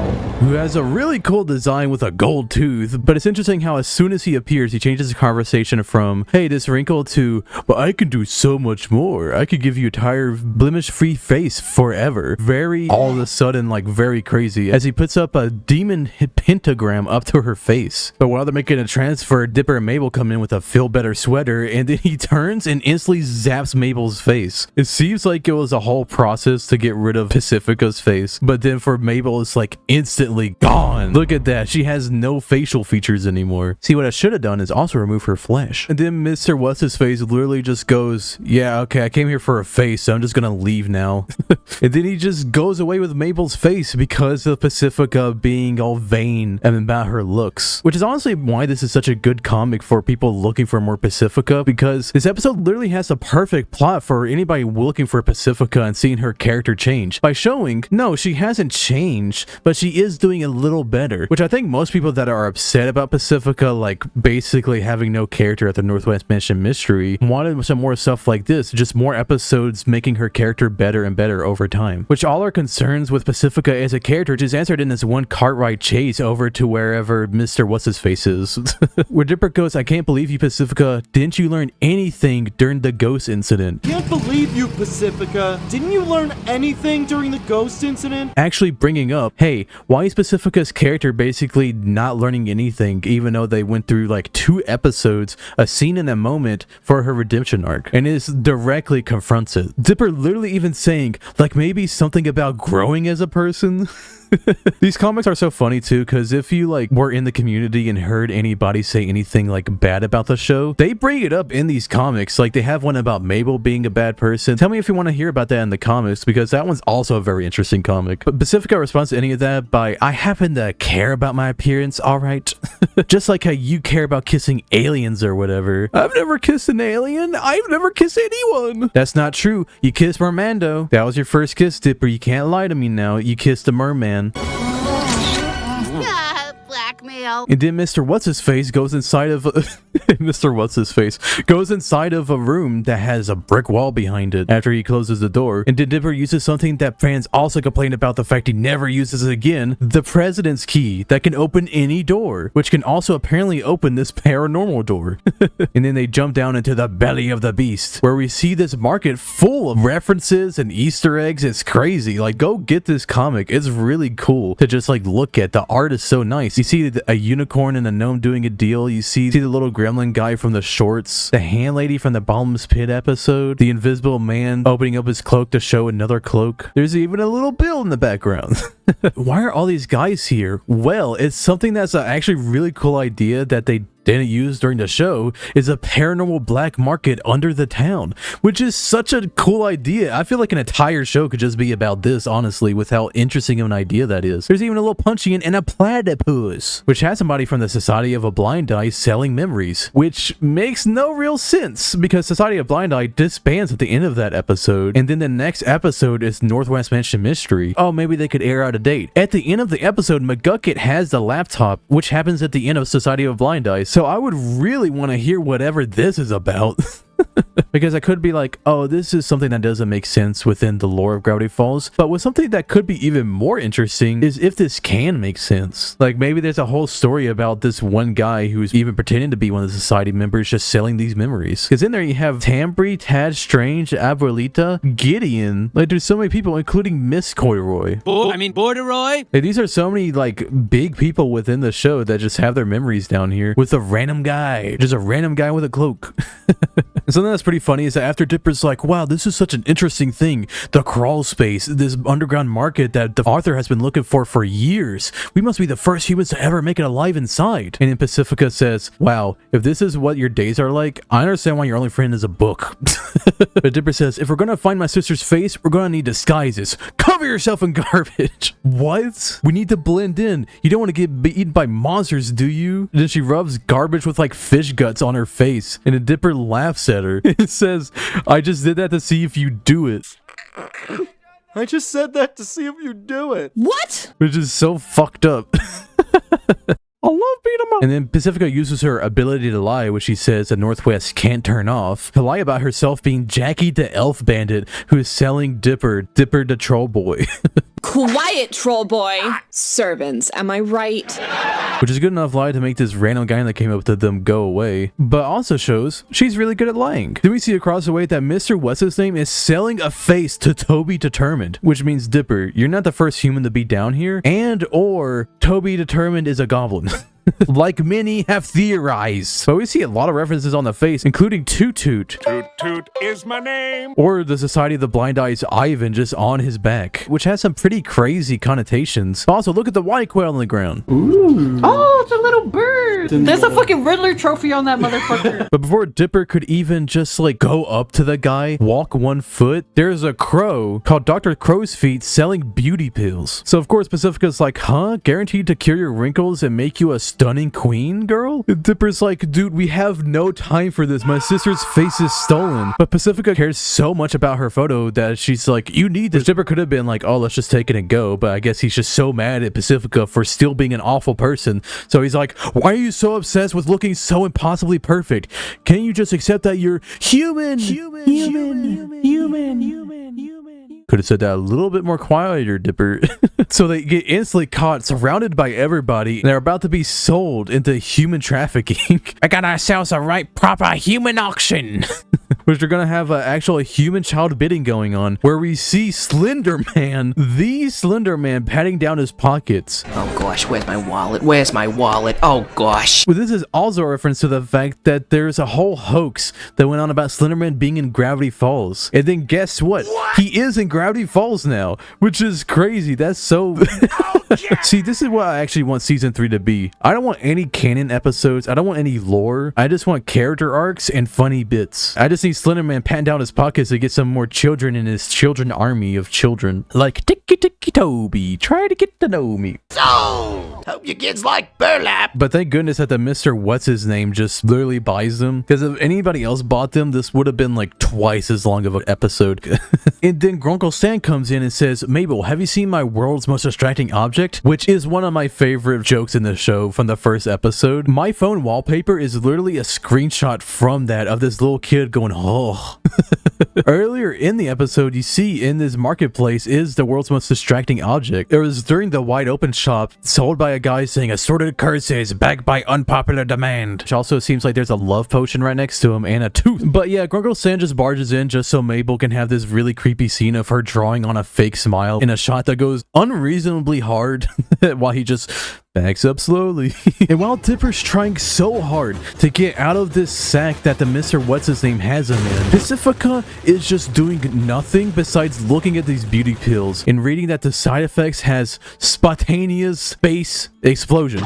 What's even the point of these pills? They're beauty pills that just explode your face? That crow is an expert salesman. She got this stuff without even knowing that they explode your face. You see how like large of a drawing this is? And then we get what's basically the flashlight scene of this comic in this burlap sack being carried away to God knows where by Mr. What's-His-Name. I love saying his name, Mr. What's-His-Name. Say it out loud right now, Mr. What's-His-Name. It's such a good, it's so fun to say. Where Dipper says her dumb obsession with her looks getting them basically in more and more trouble throughout this entire episode. And she says, I'm sorry, you wouldn't understand what I'm dealing with. And then he sits down next to her just like in the flashlight scene. Well, maybe you could try explaining. And she says, there's just so much pressure on me, Dipper. She reveals that her mom is a literal trophy wife won in a yachting competition. So that means that she always taught her that beauty was everything. And we see an example which is the best example of how terrible her parents are, which is her mom reading The Ugly Duckling to Pacifica, ripping out the last pages where the ugly duckling is like, it's okay for them to be ugly, saying to her kid,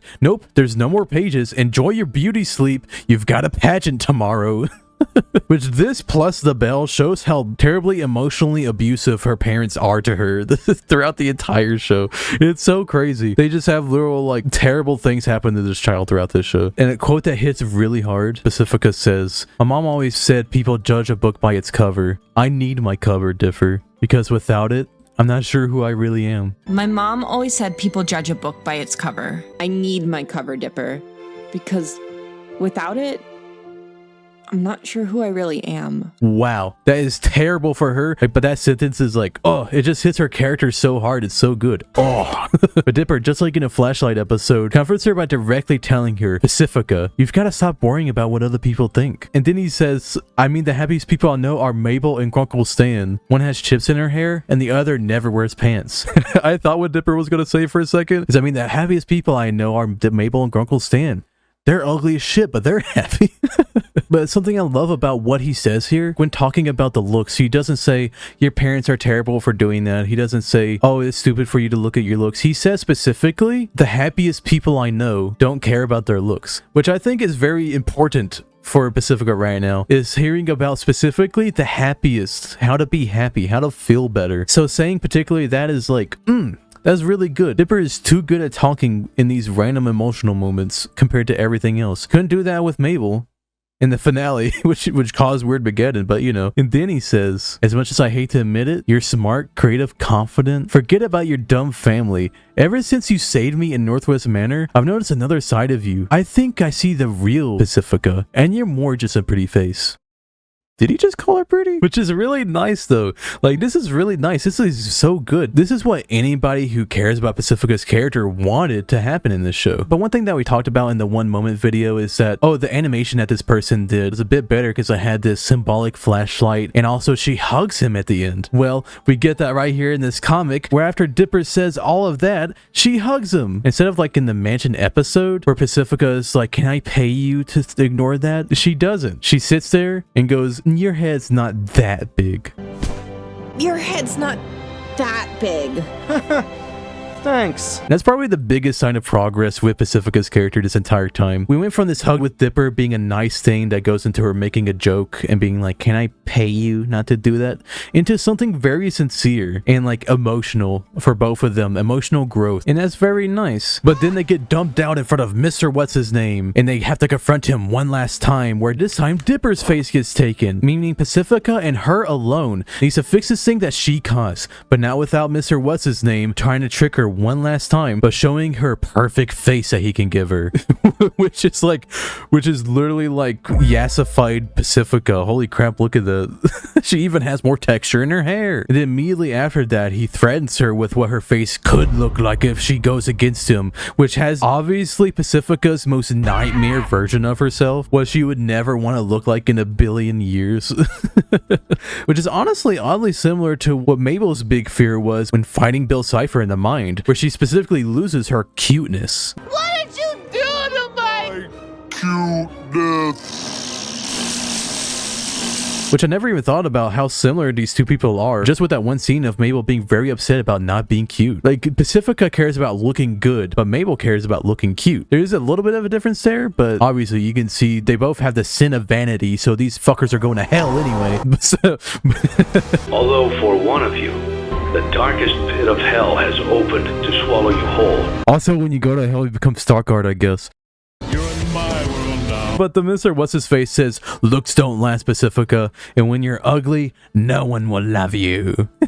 So what will it be? Your looks or theirs? And the Pacifica balls up her fists and goes, how about yours? And throws the exploding pills from earlier, literally throwing her problems with this episode at the guy to combat her problems. Like, this is like such obvious storytelling, but is like so good. The guy says, my face, my beautiful flesh tornado of a face. And then after exploding his face, and then she takes their faces and runs out of there while he says, when I get my hands on you, they'll never find your faceless bodies. Which almost goes as hard as when Bill Cipher said, I'm gonna make these children into corpses. Got some children I need to make into corpses. When I get my hands on you, they'll never find your faceless bodies. But the door they go through actually goes out of an outhouse where Ford happens to be. He shoots with a freeze ray, and Mabel finally gets her freaking face back. Oh my gosh, it's been like a whole episode. It's only been a whole episode since she's lost her face. But oh no, Pacifica has her photo shoot at 6. It's 5:55. She says, my photo shoot is in 5 minutes, and I look. And she looks down in a puddle with all the rubble on her face and like fish guts and fire in her hair. And she says, I look like me. Which is, oh, character growth. Oh my gosh. And she goes, thanks guys, I needed this. It's like, oh, A nice moment. I like her little pose she does too. She's like has subdued look to her, but she's also clearly has like confidence about the fact that she like looks like her. She's like found herself basically across this episode. And I absolutely love this shot with Pacifica in between Mabel and Dipper, just like in the Cartwright episode, just reverse with Mabel and Dipper on both the sides, and they're all cool with each other now. It's such a full circle moment, a full arc. Like this comic did a really good job of being all these moments combined into one comic. One comic. The title, it says one comic. And she says thanks to everybody, and they calls Ford hot, which is like, yes, Pacifica, exactly Pacifica, exactly. Hey, why is Stan suddenly hot now? Move that and pay the price.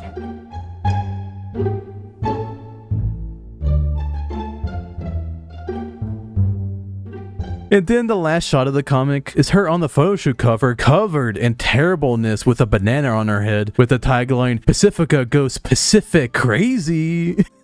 They allowed her to like go up there like that? Like they're clearly disgusted. Why did they like allow her to go in like that? Like they could have at least taken off the banana peel. But look at her, she's going, school's out, freaks, School's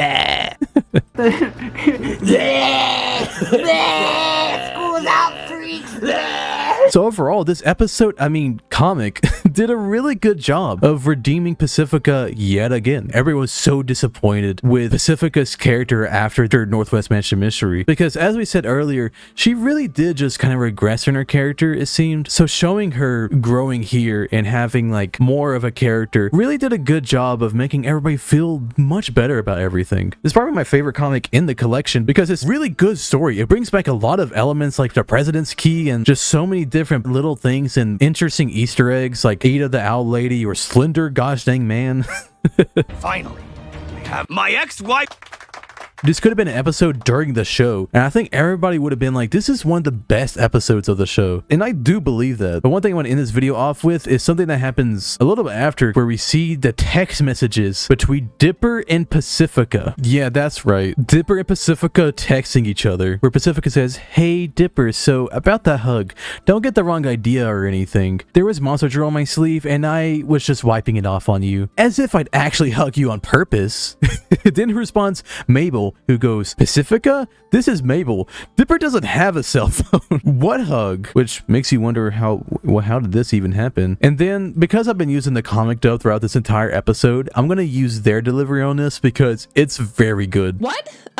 Nothing. This was a prank text. OMG, do you like Dipper? Delete this number. That's the wedding. I'm sending my butler to break your legs. I'm sending my butler to break your legs. It's me, your growing stick. On January 4th of 2025, Hannah Hyperfixates uploaded a video about a Gravity Falls mystery bag for charity, and they then started packing over 1,400 orders over several weeks. But of course, I and many other Gravity Falls freaks bought from the various tiers. They had such cool tiers of fan art and items, and of course, the 18+ After Hours bundle really caught my eye. So I bought not only the most expensive Tier 5, which has the most out of everything, I also bought the After Hours. You could have ordered either the Mr. Mystery or the Dr. Pines. So of course, I went with everybody's top choice, both. I would have chosen Ford, but the both option was there, so why not? Better out than in, I always say. Seriously though, go send Hannah some love. They're a big inspiration to me, and they went to the hospital during this. It wasn't because of packaging, but yeah, that's still a lot.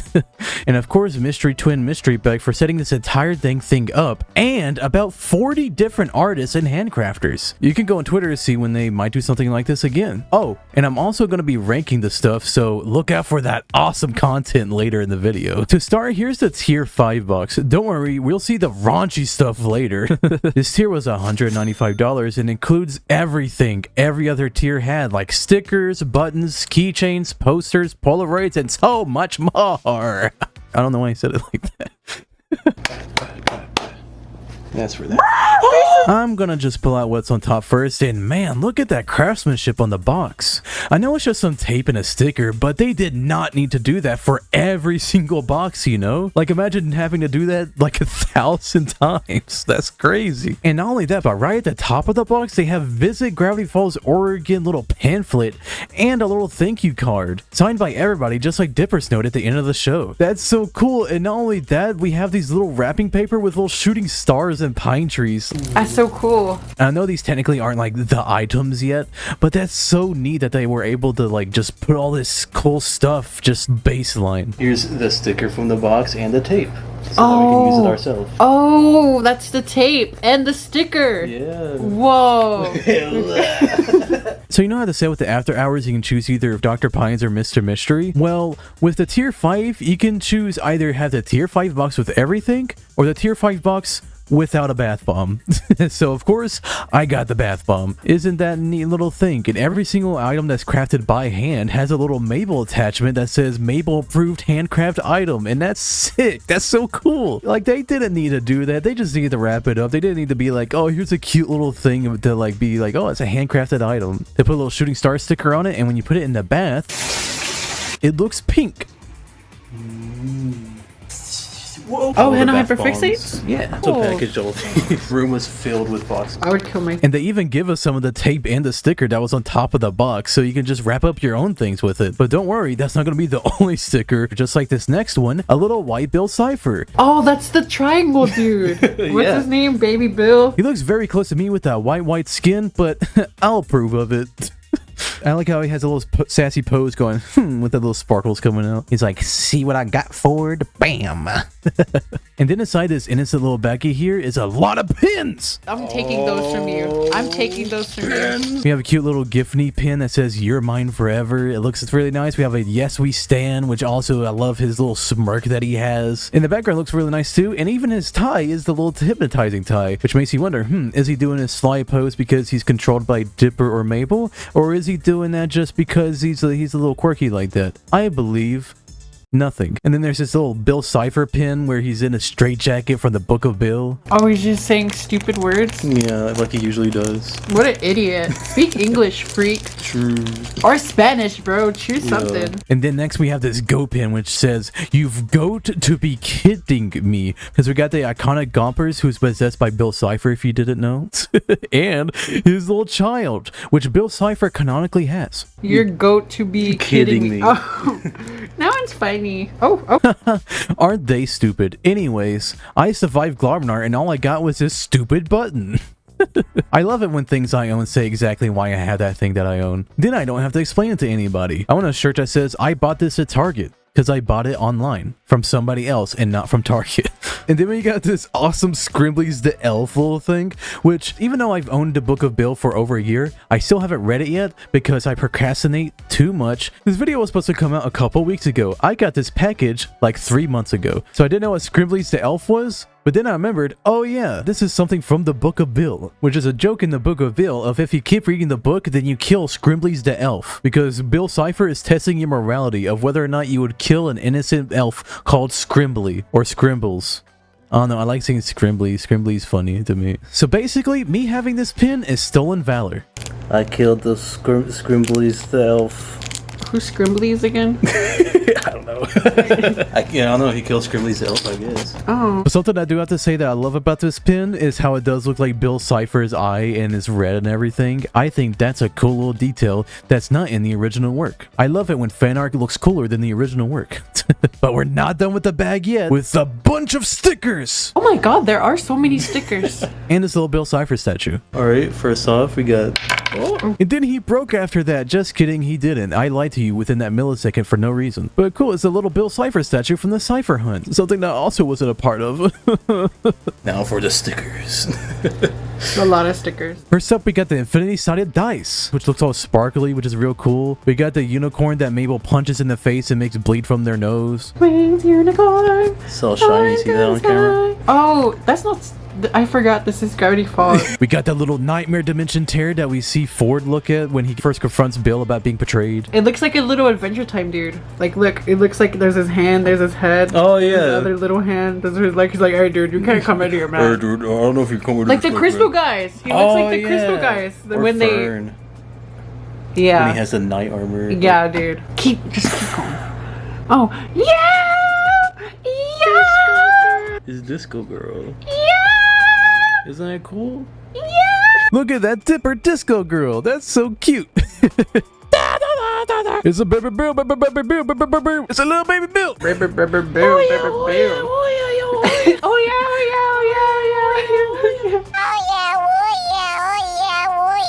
Oh, it's a little Dipper with the axolotl. Isn't that sick? What is that? Dipper with the axolotl. Who is that? Dipper with the axolotl. Who's Dipper? The little Dipper with axolotl looks awesome. I love how they have like this negative space with the background and everything. Oh, I need a speed run. Hold on, let me go to the next one. Wait, the next one is the same thing. We got two of the exact same one. That's it. I want a refund. Take it from the charity. There's another Dipper with the axolotl. Duplicate. Who wants it in the comments? Hey, drop your address if you want this. A burn inside medal. I like this sticker because I am deep. That's so me. I'm so burned inside. And then we have this freak. And then we have this freak. I love how absolutely stupid he looks. That's my favorite thing about him. Hi. Hello. Stan test is Stan approved. I love this sticker. I want to put this on me because I want Stan to test me. Ooh. Stan tested, Stan approved. Wow. That means it sucks dick. That is exactly what it means. I love this little infinite triangle with Bill inside it. It looks awesome. It's the illusion. Oh yeah. I used to draw those in school. Yeah. Yeah, I used to be like, guys, can you believe this is a real thing? Morality is relative. And then this dead unicorn skeleton is actually what happens in the episode, if you can believe it. I will never say this sentence again. Oh my god. That's so BoJack Horseman This is what pilled. happened in the episode. That's so BoJack Horseman pilled. What are you looking at? I love how Stan's ears are so big. He's such an old man. What are you looking at? Hey, what are you looking at? Hey, I'm walking here. Hey, I'm scamming here. I'm Grunkle Stan and I'm walking here. Hey, I'm Grunkle Stan and I'm scamming. Grunkle standing here. I want to get this stamped on my forehead. Then we have a little stamp which you can put on a letter or something if people still sent letters to people. It's still a cool sticker anyway though. I don't know what you do with stickers, but if you look closer you can see Bill Cipher in the background, which I think is a neat little detail. 2012 Gravity Falls. Whoa. It's a little stamp. Whoa, I was born that year. She wasn't born that year, by the way. And here's the infinite-sided dice. Again, but this time with little words and even more dice around. You know how I love animals, so check this one out. Ooh. Oh, it's a little bird. Little question mark head. There's a fucking Riddler trophy on that motherfucker. Yeah, Batman has to catch him. That's in Journal 3, this little fuck. Oh, what is he? The Y bird? Probably. Funnily enough, it's actually called the question quail. So we weren't too far off. My guess was going to be that I was the Y quail. And the fact I didn't say that in the video makes it seem like I'm trying to seem smarter. But I actually did think that in the moment, but I didn't say it. But if I did say it, then I would have been so close and people would have pat me on the back and be like, oh, you're pretty close. Look at that. Ooh. And the next one is the little rift shaped like Bill Cipher with a little eye and everything. I think that's an awesome rendition of how the rift looks, and the fact that it looks like a triangle just like Bill to show like how it's Bill. That's basically Bill's goal right there. It's kind of cool. I like it, and I also like how it's shaped. I like the angle that they chose for it, which is again me just pointing out stupid shit as usual. No, that's the Deathly Hollows thing, right? Isn't that what all the millennials get on their tattoos? Yeah, they tattoo Bill Cipher on their booty hole. I would do that. And then we got Mabel with little waddles. Oh my gosh, this package is sick so far. You see how there's little Mabel with the little waddles there? That's so cute. I like how fluffy it looks. I like how chubby little waddles is. Oh. Now for a little keychain that has Mabel juice in it, and if you shake it around, it actually moves around, which is, oh my gosh, a keychain that moves around, and it's Mabel juice from Gravity Falls, the infamous hit show Gravity Falls. I've never watched it. Yeah. And then this next item is one that I didn't really know was a thing. Again, I don't know if I stated it yet, but this is my first fan merch I've ever had of anything ever. So I've never even seen something like this. It's a little disc taking over midnight, and then on the back, piece of zombies down here. They're up here.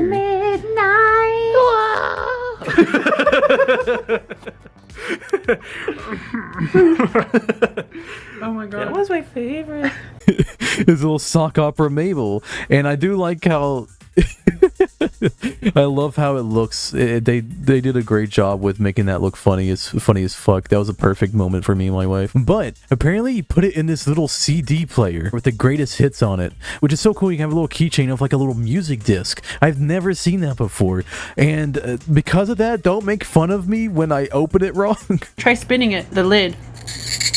Ah, I called it. I called it. I was literally trying to open that for like an actually solid minute, almost breaking it, but not pushing it hard enough to break it because I was like, how do you open this? I don't know. Doesn't that pop open? I'm stupid. And look, you can even spin it. Oh, that's cool. Hey, you're gonna scratch the record like that, bro. Sorry. Dude, you ain't never allowed in the DJ booth. But wait, there's another thing that goes with this little record player thing. Well, don't get too excited yet. What is that one? What is that? Oh my god, what is that? What is that? What is that? Oh my god, what is that? Calm down, you're stressing me out. It's a little wheel meat again with a cipher wheel around it. I love how cute Bill's cipher is. Again, copying my style of being white. It did on the back, which I think is my favorite one out of all of these, is the stand wrong side. Because I love how he's just so disappointed. He's so big on the disc and he's just disappointed. You have a little something on your nose, Stan. I don't know if you noticed this. I like that. That's funny. Yeah, there is literally only one track on this entire album. That's funny. And here's another keychain, which might blow your mind. Here he goes. Oh, that's cool. This keychain is actually pretty cool. It's the Bill Cipher in a jester costume, but not only that, it's inside of a little snow globe. And I love the little drawing of Bill having this like little energy going on with him. But the only problem with this item that my wife pointed out is that it does get stuck a lot. In the bottom part, which is fine because he's meant to bounce around anyway. But I just think it's funny that he just like gets stuck in the bottom where you can't see him a lot. That's a good keychain. I like that one. Yeah. That was my favorite. That was my favorite. And then yet another keychain has a little Ford going across his wall being like, look, it's not a conspiracy, all right? Look, it makes sense. And I think it's really cool because also on the back we have the book, which is Journal 1, which makes it like, oh, he's going through the entirety of Journal 1 going crazy. But it's a cool little detail because it could have just been a board, but instead it's inside of Journal 1 and not Journal 3, which is if it was an official release would probably have just been Journal 3 because it's the only journal mainstream Gravity Falls cares about. Really. And this one also has shaky bits, which has 3 question marks, and something I didn't notice at first has an actually built cipher inside. Oh, that's all the question marks. And a bill. Oh. And even he was covering them up. Oh my god, it's true. It's like the real thing. He's still in his brain. He's still alive. He's in Alex Hirsch. Alex Hirsch is coming back. It's me, Bill Cipher. I am Bill Cipher. Watch me run away. Whee! And what she was referencing right there, by the way, was the map path theories that he did, which I talked about his 3 different theories in a video. And one of them is that Bill Cipher is alive inside of Alex Hirsch's head in real life. But indeed, my wife is a stupid idiot because it wasn't in Ford's head, it was actually in Grunkle Stan's head. So if you see my wife, tell her, ahaha, ahaha, ahaha. You're stupid. What's this one gonna be? This little package took me a good second to open, but then we had this little dipper inside. And this dipper is really cool because they have a little dot eye, so when he has this big magnifying glass with his hyper-realistic eye, it looks crazy. Which kind of feels like Mandela effect thing, like the Monopoly man having a monocle. Because I think most people will be like, yeah, of course Dipper has a little magnifying glass. But then you look and you're like, oh, he never has a magnifying glass in the show. In fact, the only memorable time that he has a magnifying glass is when he first finds the journal and looks through it for a second. And that's not even one with a little handle. That's cool. Yeah, and look at that. Oh, he's a pin. Oh. Oh my gosh, can you believe that guy stuck a pin in his arm? That's scary. That's horrible. Is he okay? Next item. And I love this pin of Seuss going functional. It really seems like something that Mabel would have, but I'm also like, so you wouldn't have one of Seuss? I kind of wanted it to be a sticker so I'd put it on like my computer, or like, I would love to have just a stack of these stickers and just put them on shit. I would love to just be like, yep, this is Seuss approved, it's functional. Same thing as a stand approved, stand tested. And then look at this cute little guy. A little Waddles with a watermelon on his head. That's so cute. You can never get enough of Waddles, and him having a little watermelon on his head is just adorable. Adorable. So cute. Adorable. And this next one, my wife is actually gonna show. Oh, can I show this one? Oh, yeah. You alright? I'm trying to get what he sounds like. Wait. So that's her review of this item. It's the possum screaming. Clearly, nothing is impossible. Don't use that. And get ready for this one because it's really scary. All right, you might need to prepare yourself. And this one is literally Bill Cipher's Funko Pop with like such aura around it. He is a Funko Pop. Yeah, it's literally Bill Cipher's Funko Pop. Why? And this next one's a little several times in a little trash can. He's in a little popsicle and even has a little several times sticker on the trash can, which I don't know why it would have like a bumper sticker on a trash can. That stunned me for a second because I'm like, why would you put, and what are the odds that there will be that several times a member? That's like if you put a Justin Bieber bumper sticker on your like trash can and then you just see Justin Bieber digging in your trash. There he is. Oh. Okay. Oh, that was scary. You hear that scream at the end? Anyway, this next one is pretty interesting. This one is the little Halloween trickster made of like metal, which is so cool. It's so shiny, so glinty, and it even has little pumpkins on it. And I also love how it's not even like the color palette of the episode. It's a much darker color, which makes it look much more creepy and interesting. It actually even looks like they put the brightness down on it. The trickster is honestly one of my favorite monsters from the show. Again, I have no merch of the show, so this is like my only Summerwing trickster merch of my entire collection. Super underrated monster right there. And then this next one's another little keychain with Bill Cipher with his little earth on fire. He has a tongue gout because he was just eating it. A little drink that's swirling all around, which looks like the same color as the rift. It's so cool. That's so cool. I also like how his arms are like bendy and stuff, so it looks like he's actually like a cartoon character that can contort himself like crazy. Giffany's so cool. I love Giffany. Oh my gosh, that looks so cool. Look at that evil eye. That's so cool. I love the colors, that way the hair is all colored differently too. I love the character Giffany from Gravity Falls in the fan art of Giffany being evil. Giffany. Or is it pronounced Giffany? Oh, what a loser. Why would he say that? And here's another keychain that says Girls Night. We got Mabel, Candy, Grinda, and even Pacifica, which is funny because the most that happens in the show is that Mabel and Pacifica are just cool with each other. So them all hanging out is a funny little addition. But then on the back of it, we actually have Dipper being all angry because they're being loud. Just like the intro of the Body Swap episode where he does the exact same thing. And now with a fourth person, so it'll be even more loud.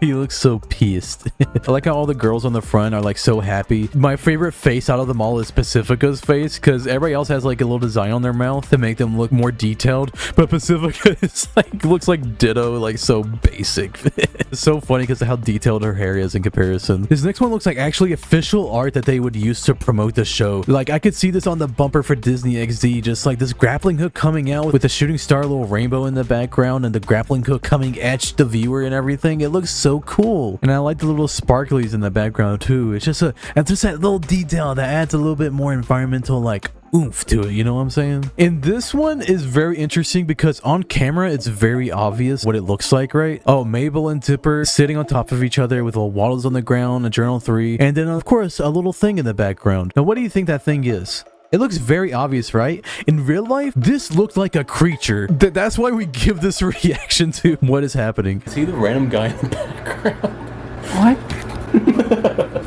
He's messing up our camera. He's giving us interference. Oh my gosh. He's giving us interference. And then on the back, it's nighttime with a little hide behind. So we thought, oh, there's a little creature in the background. That must be what's in the foreground. Like, I literally thought when looking at it that it was like that SpongeBob little creepy guy that was in that video game. Like, cut content, but was still in the files. That's literally what it looked like to me. But now looking at it on camera, it's so obviously just an owl with a maraca. It's an owl with a maraca. Oh. Which is just something from the show. It makes sense too, because in the short, the hide behind, the owl has a maraca, and that's what they're like, oh, it's just an owl with a maraca making the noise. It's like, oh, it's just an owl with a maraca. How are you not surprised by this, Dipper? It's an owl with a maraca. I'm so mad at Dipper. He's like unimpressed by an owl with a maraca. That is sick. It's weird too because my wife talks about like, oh, it doesn't even look like on the camera. It's so obvious on the camera. Like you cannot mistake it on the camera. Like it might have been a 2-person mass hysteria moment, but like that did not look like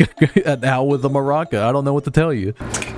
But anyways, this next one is really cool. It's another Bill Cipher with a little goblet, but he has this sick design on. But since a lot of these are from the one D&D episode, I wonder if this is supposed to be Bill Cipher's design for the D&D episode, if that's like the idea for it. Either way, he looks like an ancient royal, which is exactly how he sees himself, so it fits perfectly. You like Percy Jackson. She did say Percy Jackson, right? You heard that, right? Percy Jackson? No, Percy Jackson. Percy Jackson? What is she talking about? Like a Pokemon? And one thing I love about this Bill Cipher is that eyeshadow, baby. That little glossy eye above it. Ooh, it gives him so much sass. The little curled eyebrows. He know he look good. he look good. Percy Jackson. I thought you said Percy Jackson. No, and then this next one is really cute. I love it so much. You got standing forward, just hanging on with the little possum on them, going ah. Then on the other side, he's like not as crazy, and it's switching between which roles they are depending on which side you're looking at. For some reason, the possum is chill with Ford being on top, but when Stan's on top, he's just like ah. I don't know why. I love how these things have dual designs on the back or front sometimes. Like it is fine when it's not the case, but when they have like such a different little thing, it makes you be like, huh, for a second, and then you look at it, you're like, oh, interesting little details. I love little details. That's why this channel exists. It's because I love details. See how long I'm talking about each item in this one mystery box? You can tell I love details. And Gravity Falls. This next one is so cute. I'm just let it play out. Oh my god, look at it's the family. Look at them. They're all so happy and smiling. They're all together one picture. Stan doesn't have his hat. Ford's wearing his little sweater. It's so nicely done, so nicely drawn to show them all comfortable and happy now. You can tell this is after the events of the show because they're just all happy, not stressing out about anything. They're so happy. You can tell because they're going And then this next one is a little possum with a can. Look at him. He's like I'm a little possum. I want to eat this can. Like he's so. Oh my gosh. I have so much love in my heart. It's bleeding out. Oh, help. This next one is another awesome little keychain of Ford and Mabel with Waddles, and you even see the journal there. And then on the other side, Grunkle Stan and Dipper looking all worried while he's carrying money. I love that the opposite of Ford having the journal is Stan having money. It's just a money bag. And they're all just running because there's a really active event happening. They gotta run. Ooh. This next one's very similar to the original Pine Twins one, with the infamous pose of Mabel going up with the grappling hook, but this time instead of with just Dipper, it also has Waddles there, because why not? Why not have cute little Waddles there? And this one also has a switch where if you go on the back, she's wearing a different sweater. They're all torn up, and she's getting eaten by a gnome. What? Oh yeah, what the hell? What the? You see that guy? That's kind of weird, especially since they wanted to marry. Gnome.exe. They wanted to put her into child marriage. Yeah. What is Gravity Falls insinuating? And something we didn't notice is how this is actually supposed to be the leaf blower scene put into like the opposite side, which you honestly didn't notice that she had leaves in her hair and he was all torn up. We literally thought it was the exact same, but there was a gnome there instead of Waddles. Something was wrong with our eyes when we were recording this, I think. What the? It's summertime. That's sick. And his next one is a really cool like wallpaper, honestly. Look at this. You got a little Bill Cipher chilling during the summertime with a little rift in the background opening up and the sea full of blood. Summertime love. It's summertime love. You reverse the song. And then we flipped it over, and on the back is a regular version where instead of being evil and he's looking all smirking, he's still just wide-eyed happy, but you know, he's just not blood everywhere and the world is ending. His next one's also a cute one with Waddles and little Mabel there. They're just hanging out, chilling out together. Isn't that cute? He even has little Waddles having a watermelon on his head. Oh, now the things that I'm excited for. I'm excited for these ones. Now for some stands, one that connect the bottom and a little thing they could stand up, which is so sick. I love those. And this one's really cool. You have Pacifica in a little dining outfit. I love how this has this like more complex anime style to it, and she works at a diner with real roller skates on, like she works at Sonic or something. But it's actually more like a regular diner, which is interesting. Part of people's headcanon is that, oh, she'll get a job afterwards at like Lazy Susan's diner because she would leave her parents and everything. And this little stand with a little base of having this little frilly little platter that you put a plate under, it's like really cool. She would absolutely fit in that style, and this really shows it. It's great. I don't like I remember her name though. She's like in some scenes or some moments, and like those moments made everybody love her or something. I don't really. What's her name? And this one's really cool. It's a visual novel that Giffany's in, just like the little computer screen and her sitting there, which is really cool because you have the options there, squids, and you can even like pretend like you're typing on it, which is really cool for me. But if you put on the back, it has a little scratched up stuff of "you pause me," and that's really cool because if you look at the plate, it's all like dirty, which of course you can switch it between both sides, but I love it on this side more because it has all dirty of like "you pause me," because this is literally the lowest moment. It has Romance Academy, a local controller, and chip hackers, the chip flavor crackers. And I just love how detailed this is, and the fact that it's on a stand so you can put it on a shelf is like, oh, I love things you can put on a shelf, bro. Those things make me go crazy, but not as crazy as this next one. You like that transition? It's really cool. I like how it sounded like an idiot. Anyway, here's standing forward you've been looking at. It says "Miss ya kids," and it has like a little letter that they're sending out, but if you look on the back, it's the Kings of New Jersey. I love how it's a letter that they're sending and it has like a little fish stamp and it has the little C stamp depending on which side you're on. I think that's really cool. I'm still pretty sure I got the sides wrong because I'm pretty sure the fish should go on the side where they're fishing on the boat and the ocean should go on the one where they're by the sea in New Jersey, but whatever, you know. It's fine.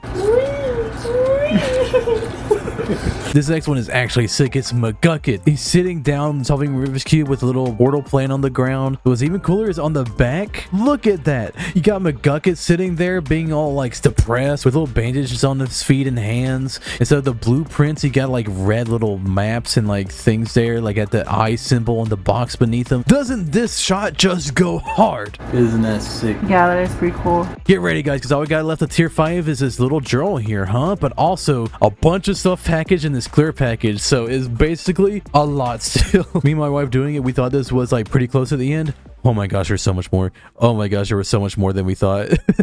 Last package. And this one is just a really cool patch of Glass Shard Beach, New Jersey, which I think has just a really cool sunset image. The colors are very nice and pretty, and the fact that it has a swing set and the dog just perfectly captures this. I don't know what to use a patch for, but my wife is getting into sewing and knitting, so I think we'll find a use for it. Oh, that is so cool.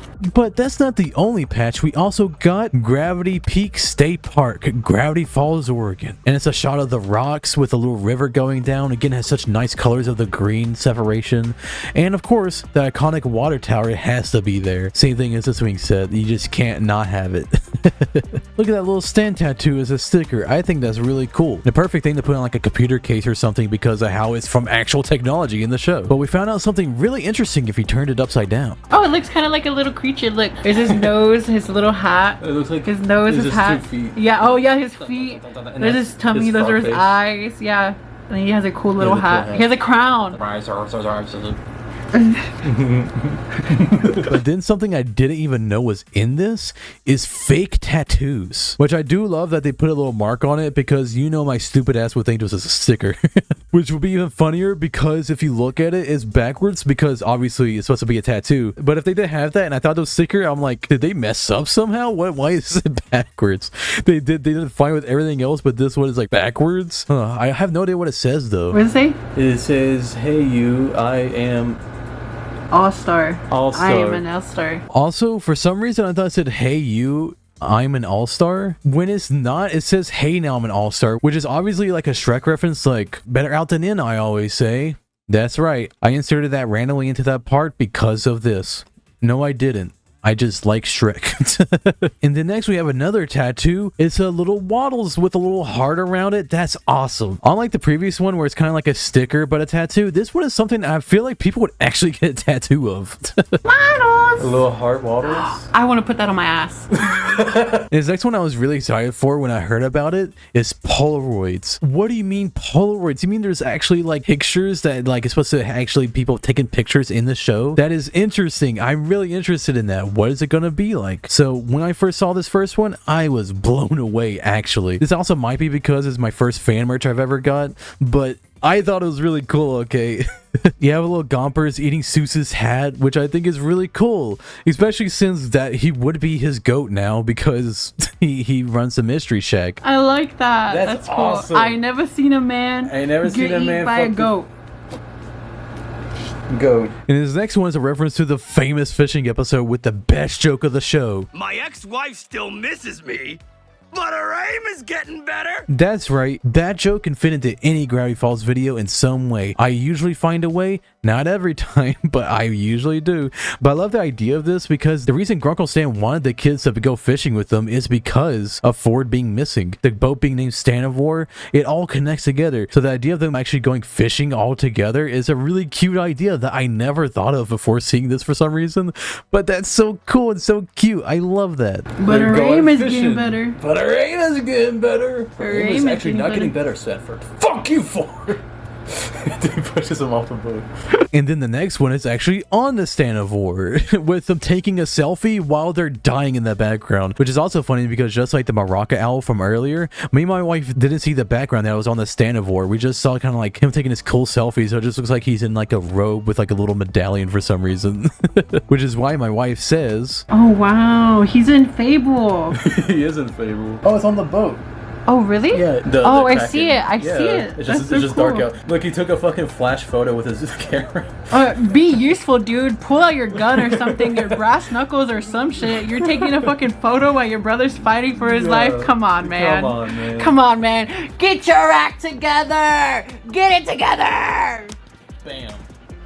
Oh, that's cool. Bam. Well, bam, look at that. You have 4 different Mabels, the many moods of Mabels. Look at that. He has a little watermelon one, a little Hootie Owl one. They all just look so nice. I like the one with the glasses. I like the hearts coming out of that one. Oh, it's just great. I like how they all have various moods and they're all just little stickers that you can put on something. It's like, it's so cool. I just like how it looks. It looks neat. Okay, you caught me. It looks neat. And this next one's another little stick of paper. Okay, ready, go. You have the little twin version of every single character, including Bill Cipher. His twin brother. Bill Cipher's twin brother. Famous. Dill Cipher. Dill Difer. You can't say that. I love how from left to right is across is the twins of each other, but then top to bottom is like how they relate to each other, which is so cool. And I even love that they did it for also Bill Ciphers. I love how cute the drawings is. The colors are so nice. And something that they didn't even need to do for this one or the Mabel one is just the background has like a cipher wheel and all the colors. Like that part is not really a sticker that you'll put on something, and I think that's really cool that they just have like a little thing like that. They didn't need to do that much. Just like for this next one, which has a sticker of various different cryptids and creatures across the show. What the hell? I ain't never seen a fish with a bunch of fur on it. What the hell? I love how they have the little campfire guy, the platypus, which is blue instead of red, which I think is interesting because most of them in the show are red and not blue, which is why Wendy's whole family has red corduroy and not blue corduroy. So the fact that this one is blue is very interesting. I don't know what he's crying about, but these stickers look sick. Look at that. You got the dorks, Pines. You got Girl Boss, BFS Forever. I love all the drawings. You even have Waiter Pacifica again. You have a little heart, a little kitty cat going, It's all so cool and all in a very interesting little simplistic style that I really like. I love how this fan merch, because it's fan merch and not official merch, they have some stuff that's not in the show, like Diner Pacifica and Double Twins going on the fishing trip and just like so many things like that that aren't in the show but are things that could happen in the show, and it's a really cute thing, and it makes for some either really cool pictures or really cute pictures, and I think that's awesome. Look at all the things that we've looked at, and they all have so much passion, including this next one, which has a bunch of Bill ciphers with the Book of Bill. You have the Demon Bill, the I'm Fine, the little Angel Bill, Popsicle Bill. Like, these are all so cool. You even have the little Jester one that we saw from earlier. Yeah, you stupid idiot. You're stuck in here now. You're stuck in here, you stupid idiot. Look at this one. Isn't that cool? Not only do they have such cool drawings, they also have colors around it that match their color palette of the characters, and they all look so cool. They're all exclusively partying, which I think is great. I love how the little key guy has like little party bands on and everything, and the mouth guy eating stuff, and of course Bill Cipher has to sit on his globe and drink his little drink because that's what he's famous for doing, baby. Then the next one is also cool with postcards. Look at that little drawing. Isn't that cool of little Mabel with all the stickers all over everything? And I like how there's stars and everywhere, but also the bottom left, which kind of reminds me of an ad break because of the little bottom left having a Disney logo, which Disney Channel would always have those ad breaks with a little Disney logo in the corner. What's next? Postcard 2. Postcard 2. And this next postcard is Wish You Were Not Here with the Weird Mageddon, which is such a sick shot. I love the little crusty detail on the text to make it look all like scary. The like all the flying guys in the background and on the top right, and the Weird Mageddon little tear in the sky with a giant pyramid and the fire everywhere. Wish you were here. Oh, that one's cool. I like that one. Yeah. I wish you weren't here, idiot. Listen, you don't have to be like that while recording. Just keep going. Keep fucking going. Hurry up. Alright, fine. Jeez. Alright, so this next one is this one's cool. Yeah. This little postcard is so neat. I like how Dipper looks so he looks so dopey, and they all look so happy with each other. The little drawing of Mabel though in particular reminds me of Penny Parker's Snap Cube. It kind of looks like her little drawing because we only see Mabel's little head. But I like how Mabel's just so happy to be there. She's not looking at anybody. Wendy's looking all kind at Mabel like, huh. And then Dipper's looking all, ha, at Wendy. I do think this one's so much more different from everything else because it's so pastel and like light looking compared to everything else, which usually has more harsh colors. I think this one's very notable, and the fact it's a postcard too, very interesting. I don't know who I'm sending a postcard to these days, but you know. Boom! Whoa. Look at that. Which looks like it'd be a poster on a wall, but it says this little mini thing that you can look at. It has all the names of all these characters and creatures from the show and the journal. It's in the style of the journal with the little shading and everything being all in this one color palette. Ah, isn't that great? I love that. And the platypus, instead of blue or red, this time is journal color, which I don't know, like paper, I guess. Piss. It's kind of yellow. Oh, and I love this one so much. Let's just look at this shot that my wife got for us, and she even did a little song for it.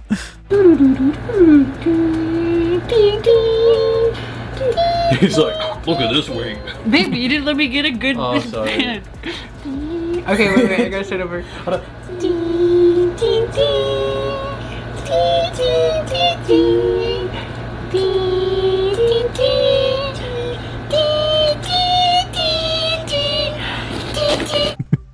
Isn't that a cool little drawing? I love that drawing. I can honestly look at this drawing for hours. It is really cool. But the same thing as a journal, I just love the drawings of the journal. So the fact it's all like multiple of them put on one page makes it be like, ah, so good. I love it. But this next one's even cool because it's the Stand of War 2. Oh, bam! Like, this literally looks like it could be a poster from a movie. That's how like nice it is. Like, look at that. And I am definitely saying that because also the text at the bottom being like a title for a movie. But it doesn't that look nice? The sunset with the tentacles attacking, which I love how all the Stand of War 2's drawings of them in the future is just a monster attacking because that's all we've seen of it. But it still looks really cool, and I think it's great. This is a great, I love this box. But this next one is also another cool drawing just like those previous two. Go. It's another 4 drawing, but with dice this time, and it has a little like hexagonal background with like the blues that he's associated with, the stars at the bottom. It's like, oh, it's so good. I love Ford, and this is I'm and then finally, for the last of this little plastic package, is the journal/notebook thing that we've seen since the beginning. All right, get the back of this.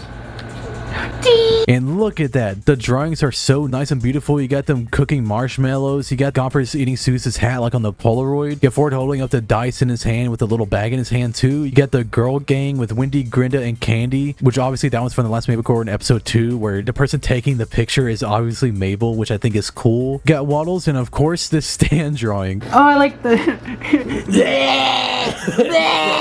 School's out, freaks! And I love that it's actually just like a full-on, this isn't a light journal or notebook. This is like a full-on thing. Like, you can have a year of journaling every day with this one notebook, and I think that's awesome. Like, you can go to therapy with this shit. It's neat.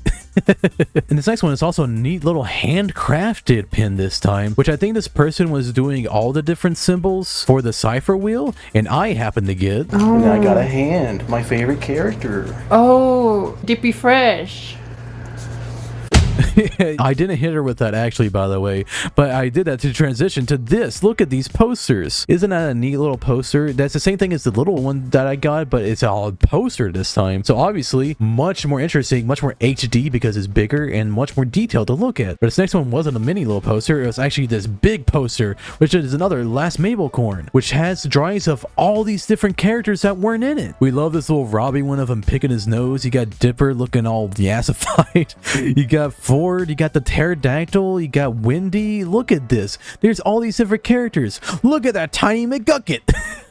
I didn't see that tiny McGucket before. That's awesome. He's so tiny. Oh my gosh, look at him. This next one is really cool. Look at that color palette. It's a nice green little color palette that was so green it made my wife think it was glow in the dark. I love how absolutely old Grunkle Stan looks in this. I love how everybody looks so interestingly detailed. Like this looks like how their live actions counterparts would look if they were live action. That's how like detailed this is. Like fucking Doc Brown, that old ass fucking Grunkle Stan.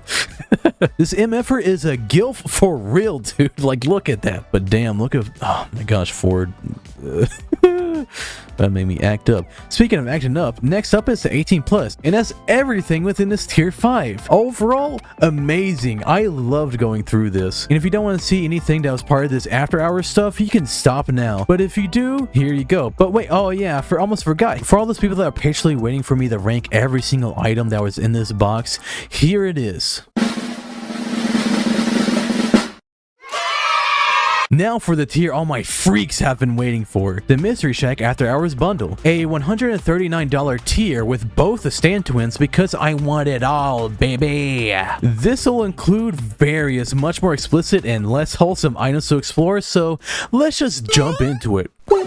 And his first one is this little Grunkle stand. He's all torn up with like little green slime on him. That looks pretty neat. And at first, I literally didn't even think this was part of the After Hours bundle, to be honest. The reason for that is because they're all packaged in one box with nothing really separating them. But I do love how detailed this drawing is. He's wearing brass knuckles and beating up some monsters, and I think that's really cool. And I like how torn up he is. It isn't too hot for being this 18+, but I can put it on my shelf and not be like embarrassed if somebody walks in and looks at it at least, so that's good. But this next one is a little bit more spicy. You got Grunkle Stan tied down on the chair. You see his little chub coming out, and let's just say we love chub in this house. And then on the back we have Ford all torn up with little, not too crazy, but you know, it's definitely getting a little spicier in here, you know what I'm saying? But his next stand instead of Grunkle Stan is a Ford, and look at that. He's all chained down with the blue chains that Bill Cipher has. He's all torn up. He's looking all mad at you. So if you selected one of them, I would have gotten the Ford one or the Stan one. So the fact I got both means we can look at both of these. And honestly, I'm not sure which one I like more. I definitely like how Ford is tied down with chains, but you know, I'm a freak.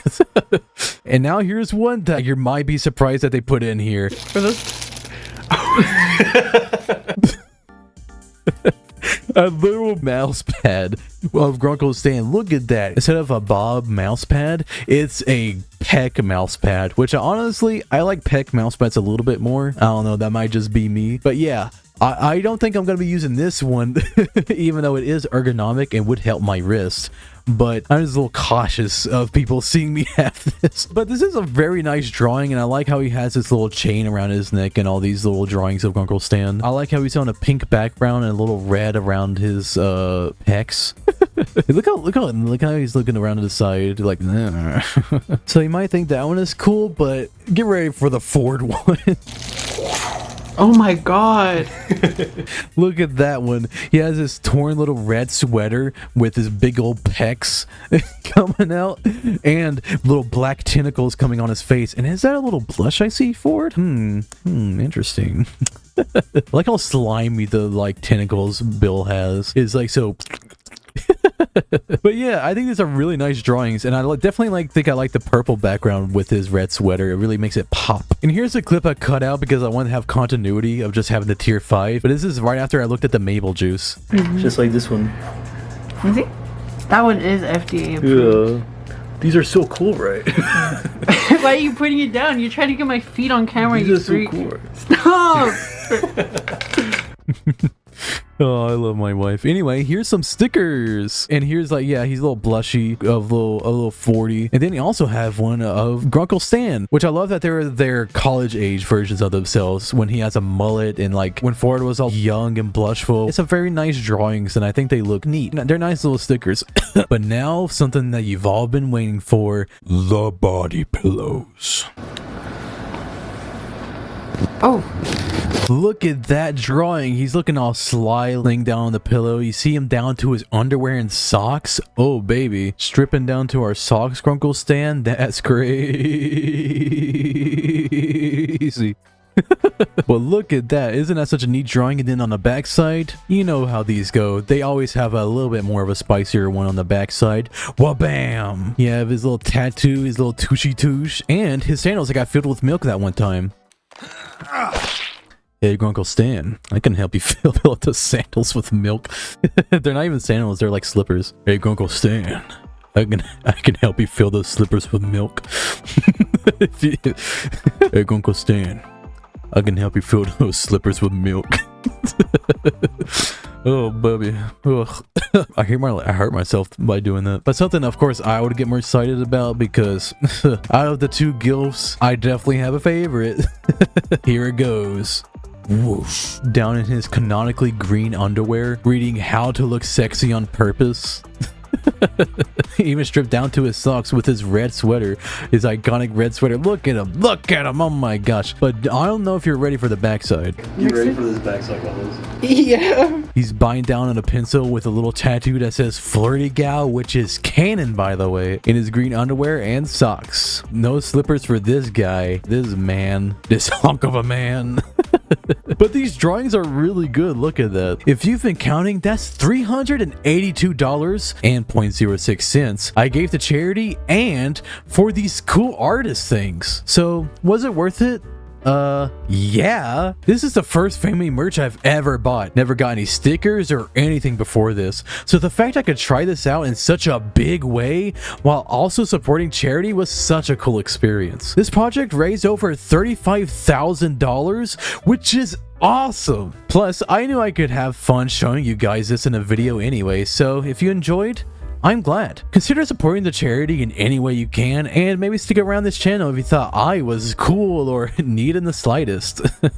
I'll see you guys next time. Stay weird, my freaks. Bye bye. That looks so sick. I love that.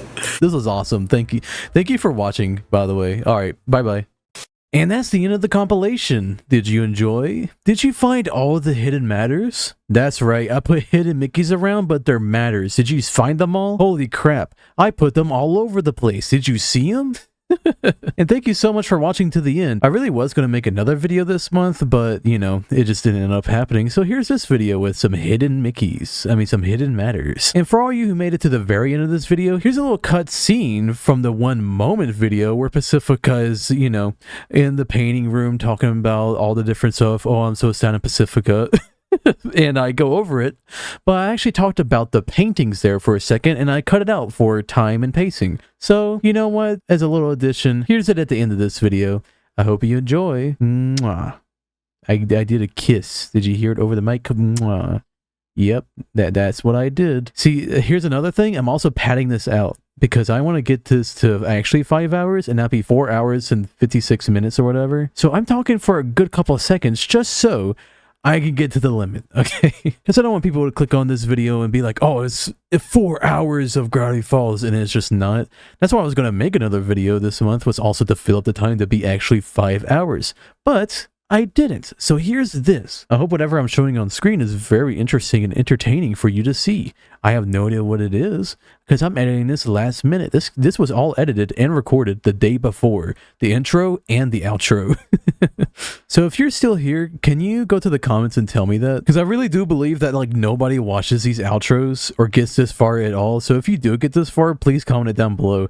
Because I would love to see anybody that made it this far. I guess just talk about the hidden matters throughout the video and be like, whoa, what was that? And just be like it's a big mystery or ARG or something. So people that don't make it to the end think it's some creepy stuff. Because here's the thing. You're part of like the 2% that know this part exists. Nobody else does. And I think that's crazy. So whoever you are like one of the biggest fans of this channel so far, and I don't even think my videos have been even that great. So the fact you would like enjoy it so much to watch this far in is pretty cool to me and pretty interesting. And that's why I want you to comment. Okay, let's get into the time. All right, you ready for this? Ready for the painting scene? It's gonna blow your mind. It's not that crazy, but you know, I can add it to this video, so it'll pad out the time, and I feel like it was somewhat interesting. I enjoyed it for sure. That's why I said it out loud. That video was improv. I literally just improv the entire thing.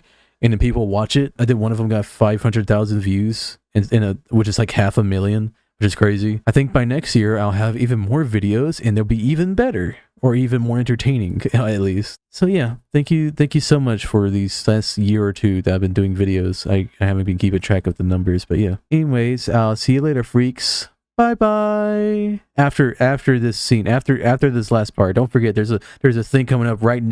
If we compare and contrast the Northwest family's successes to their actual, like, corrupt versions, it's very interesting to look at, because we have the one with the person holding a bag of apples and, like, giving them to the people is what it assumedly is looking like.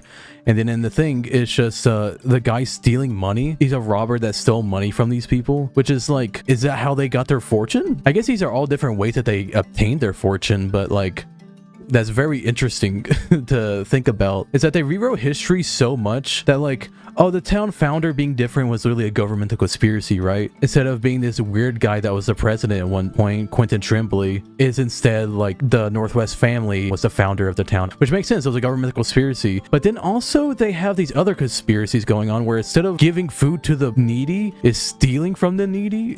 Instead of promising land to the natives, is instead him just looking at the camera and just crossing his fingers. So for the money of the house, they stole from people. For the land of the house, they stole from people. And even for, like, the building of the house, they stole from people. Like, every aspect of this, they stole from people.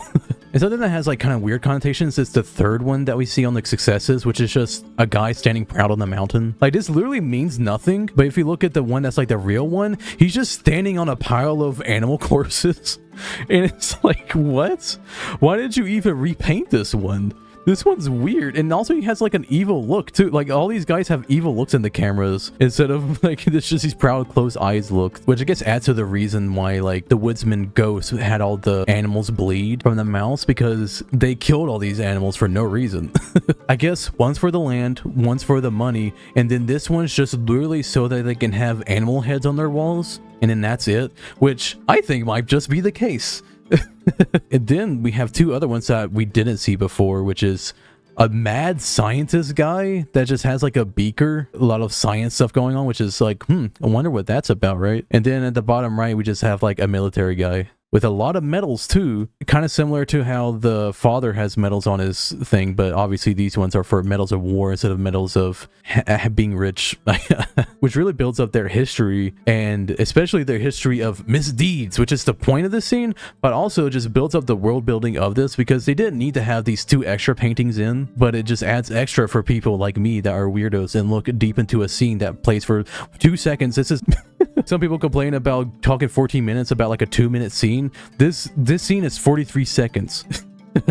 So, and I'm talking about this one thing like it's the solution to this entire show. I also just love how cartoonishly evil these guys are. Like, they all have like evil eyebrows, and even this guy is like putting fingers behind his back to the native person, just like what, like like they all have evil faces, just looking at the camera, crossing their fingers, a pile of dead animals for no reason, which is also the second time that they've had someone stepping onto somebody. So this one, the person is stepping onto a pile of dead animals, and then with the father's one, he's stepping onto the literal world. Which shows how just cartoonishly rich, pompous, and just straight up evil people they are. Why are they so evil? They are so evil. Oh my gosh, they're so evil.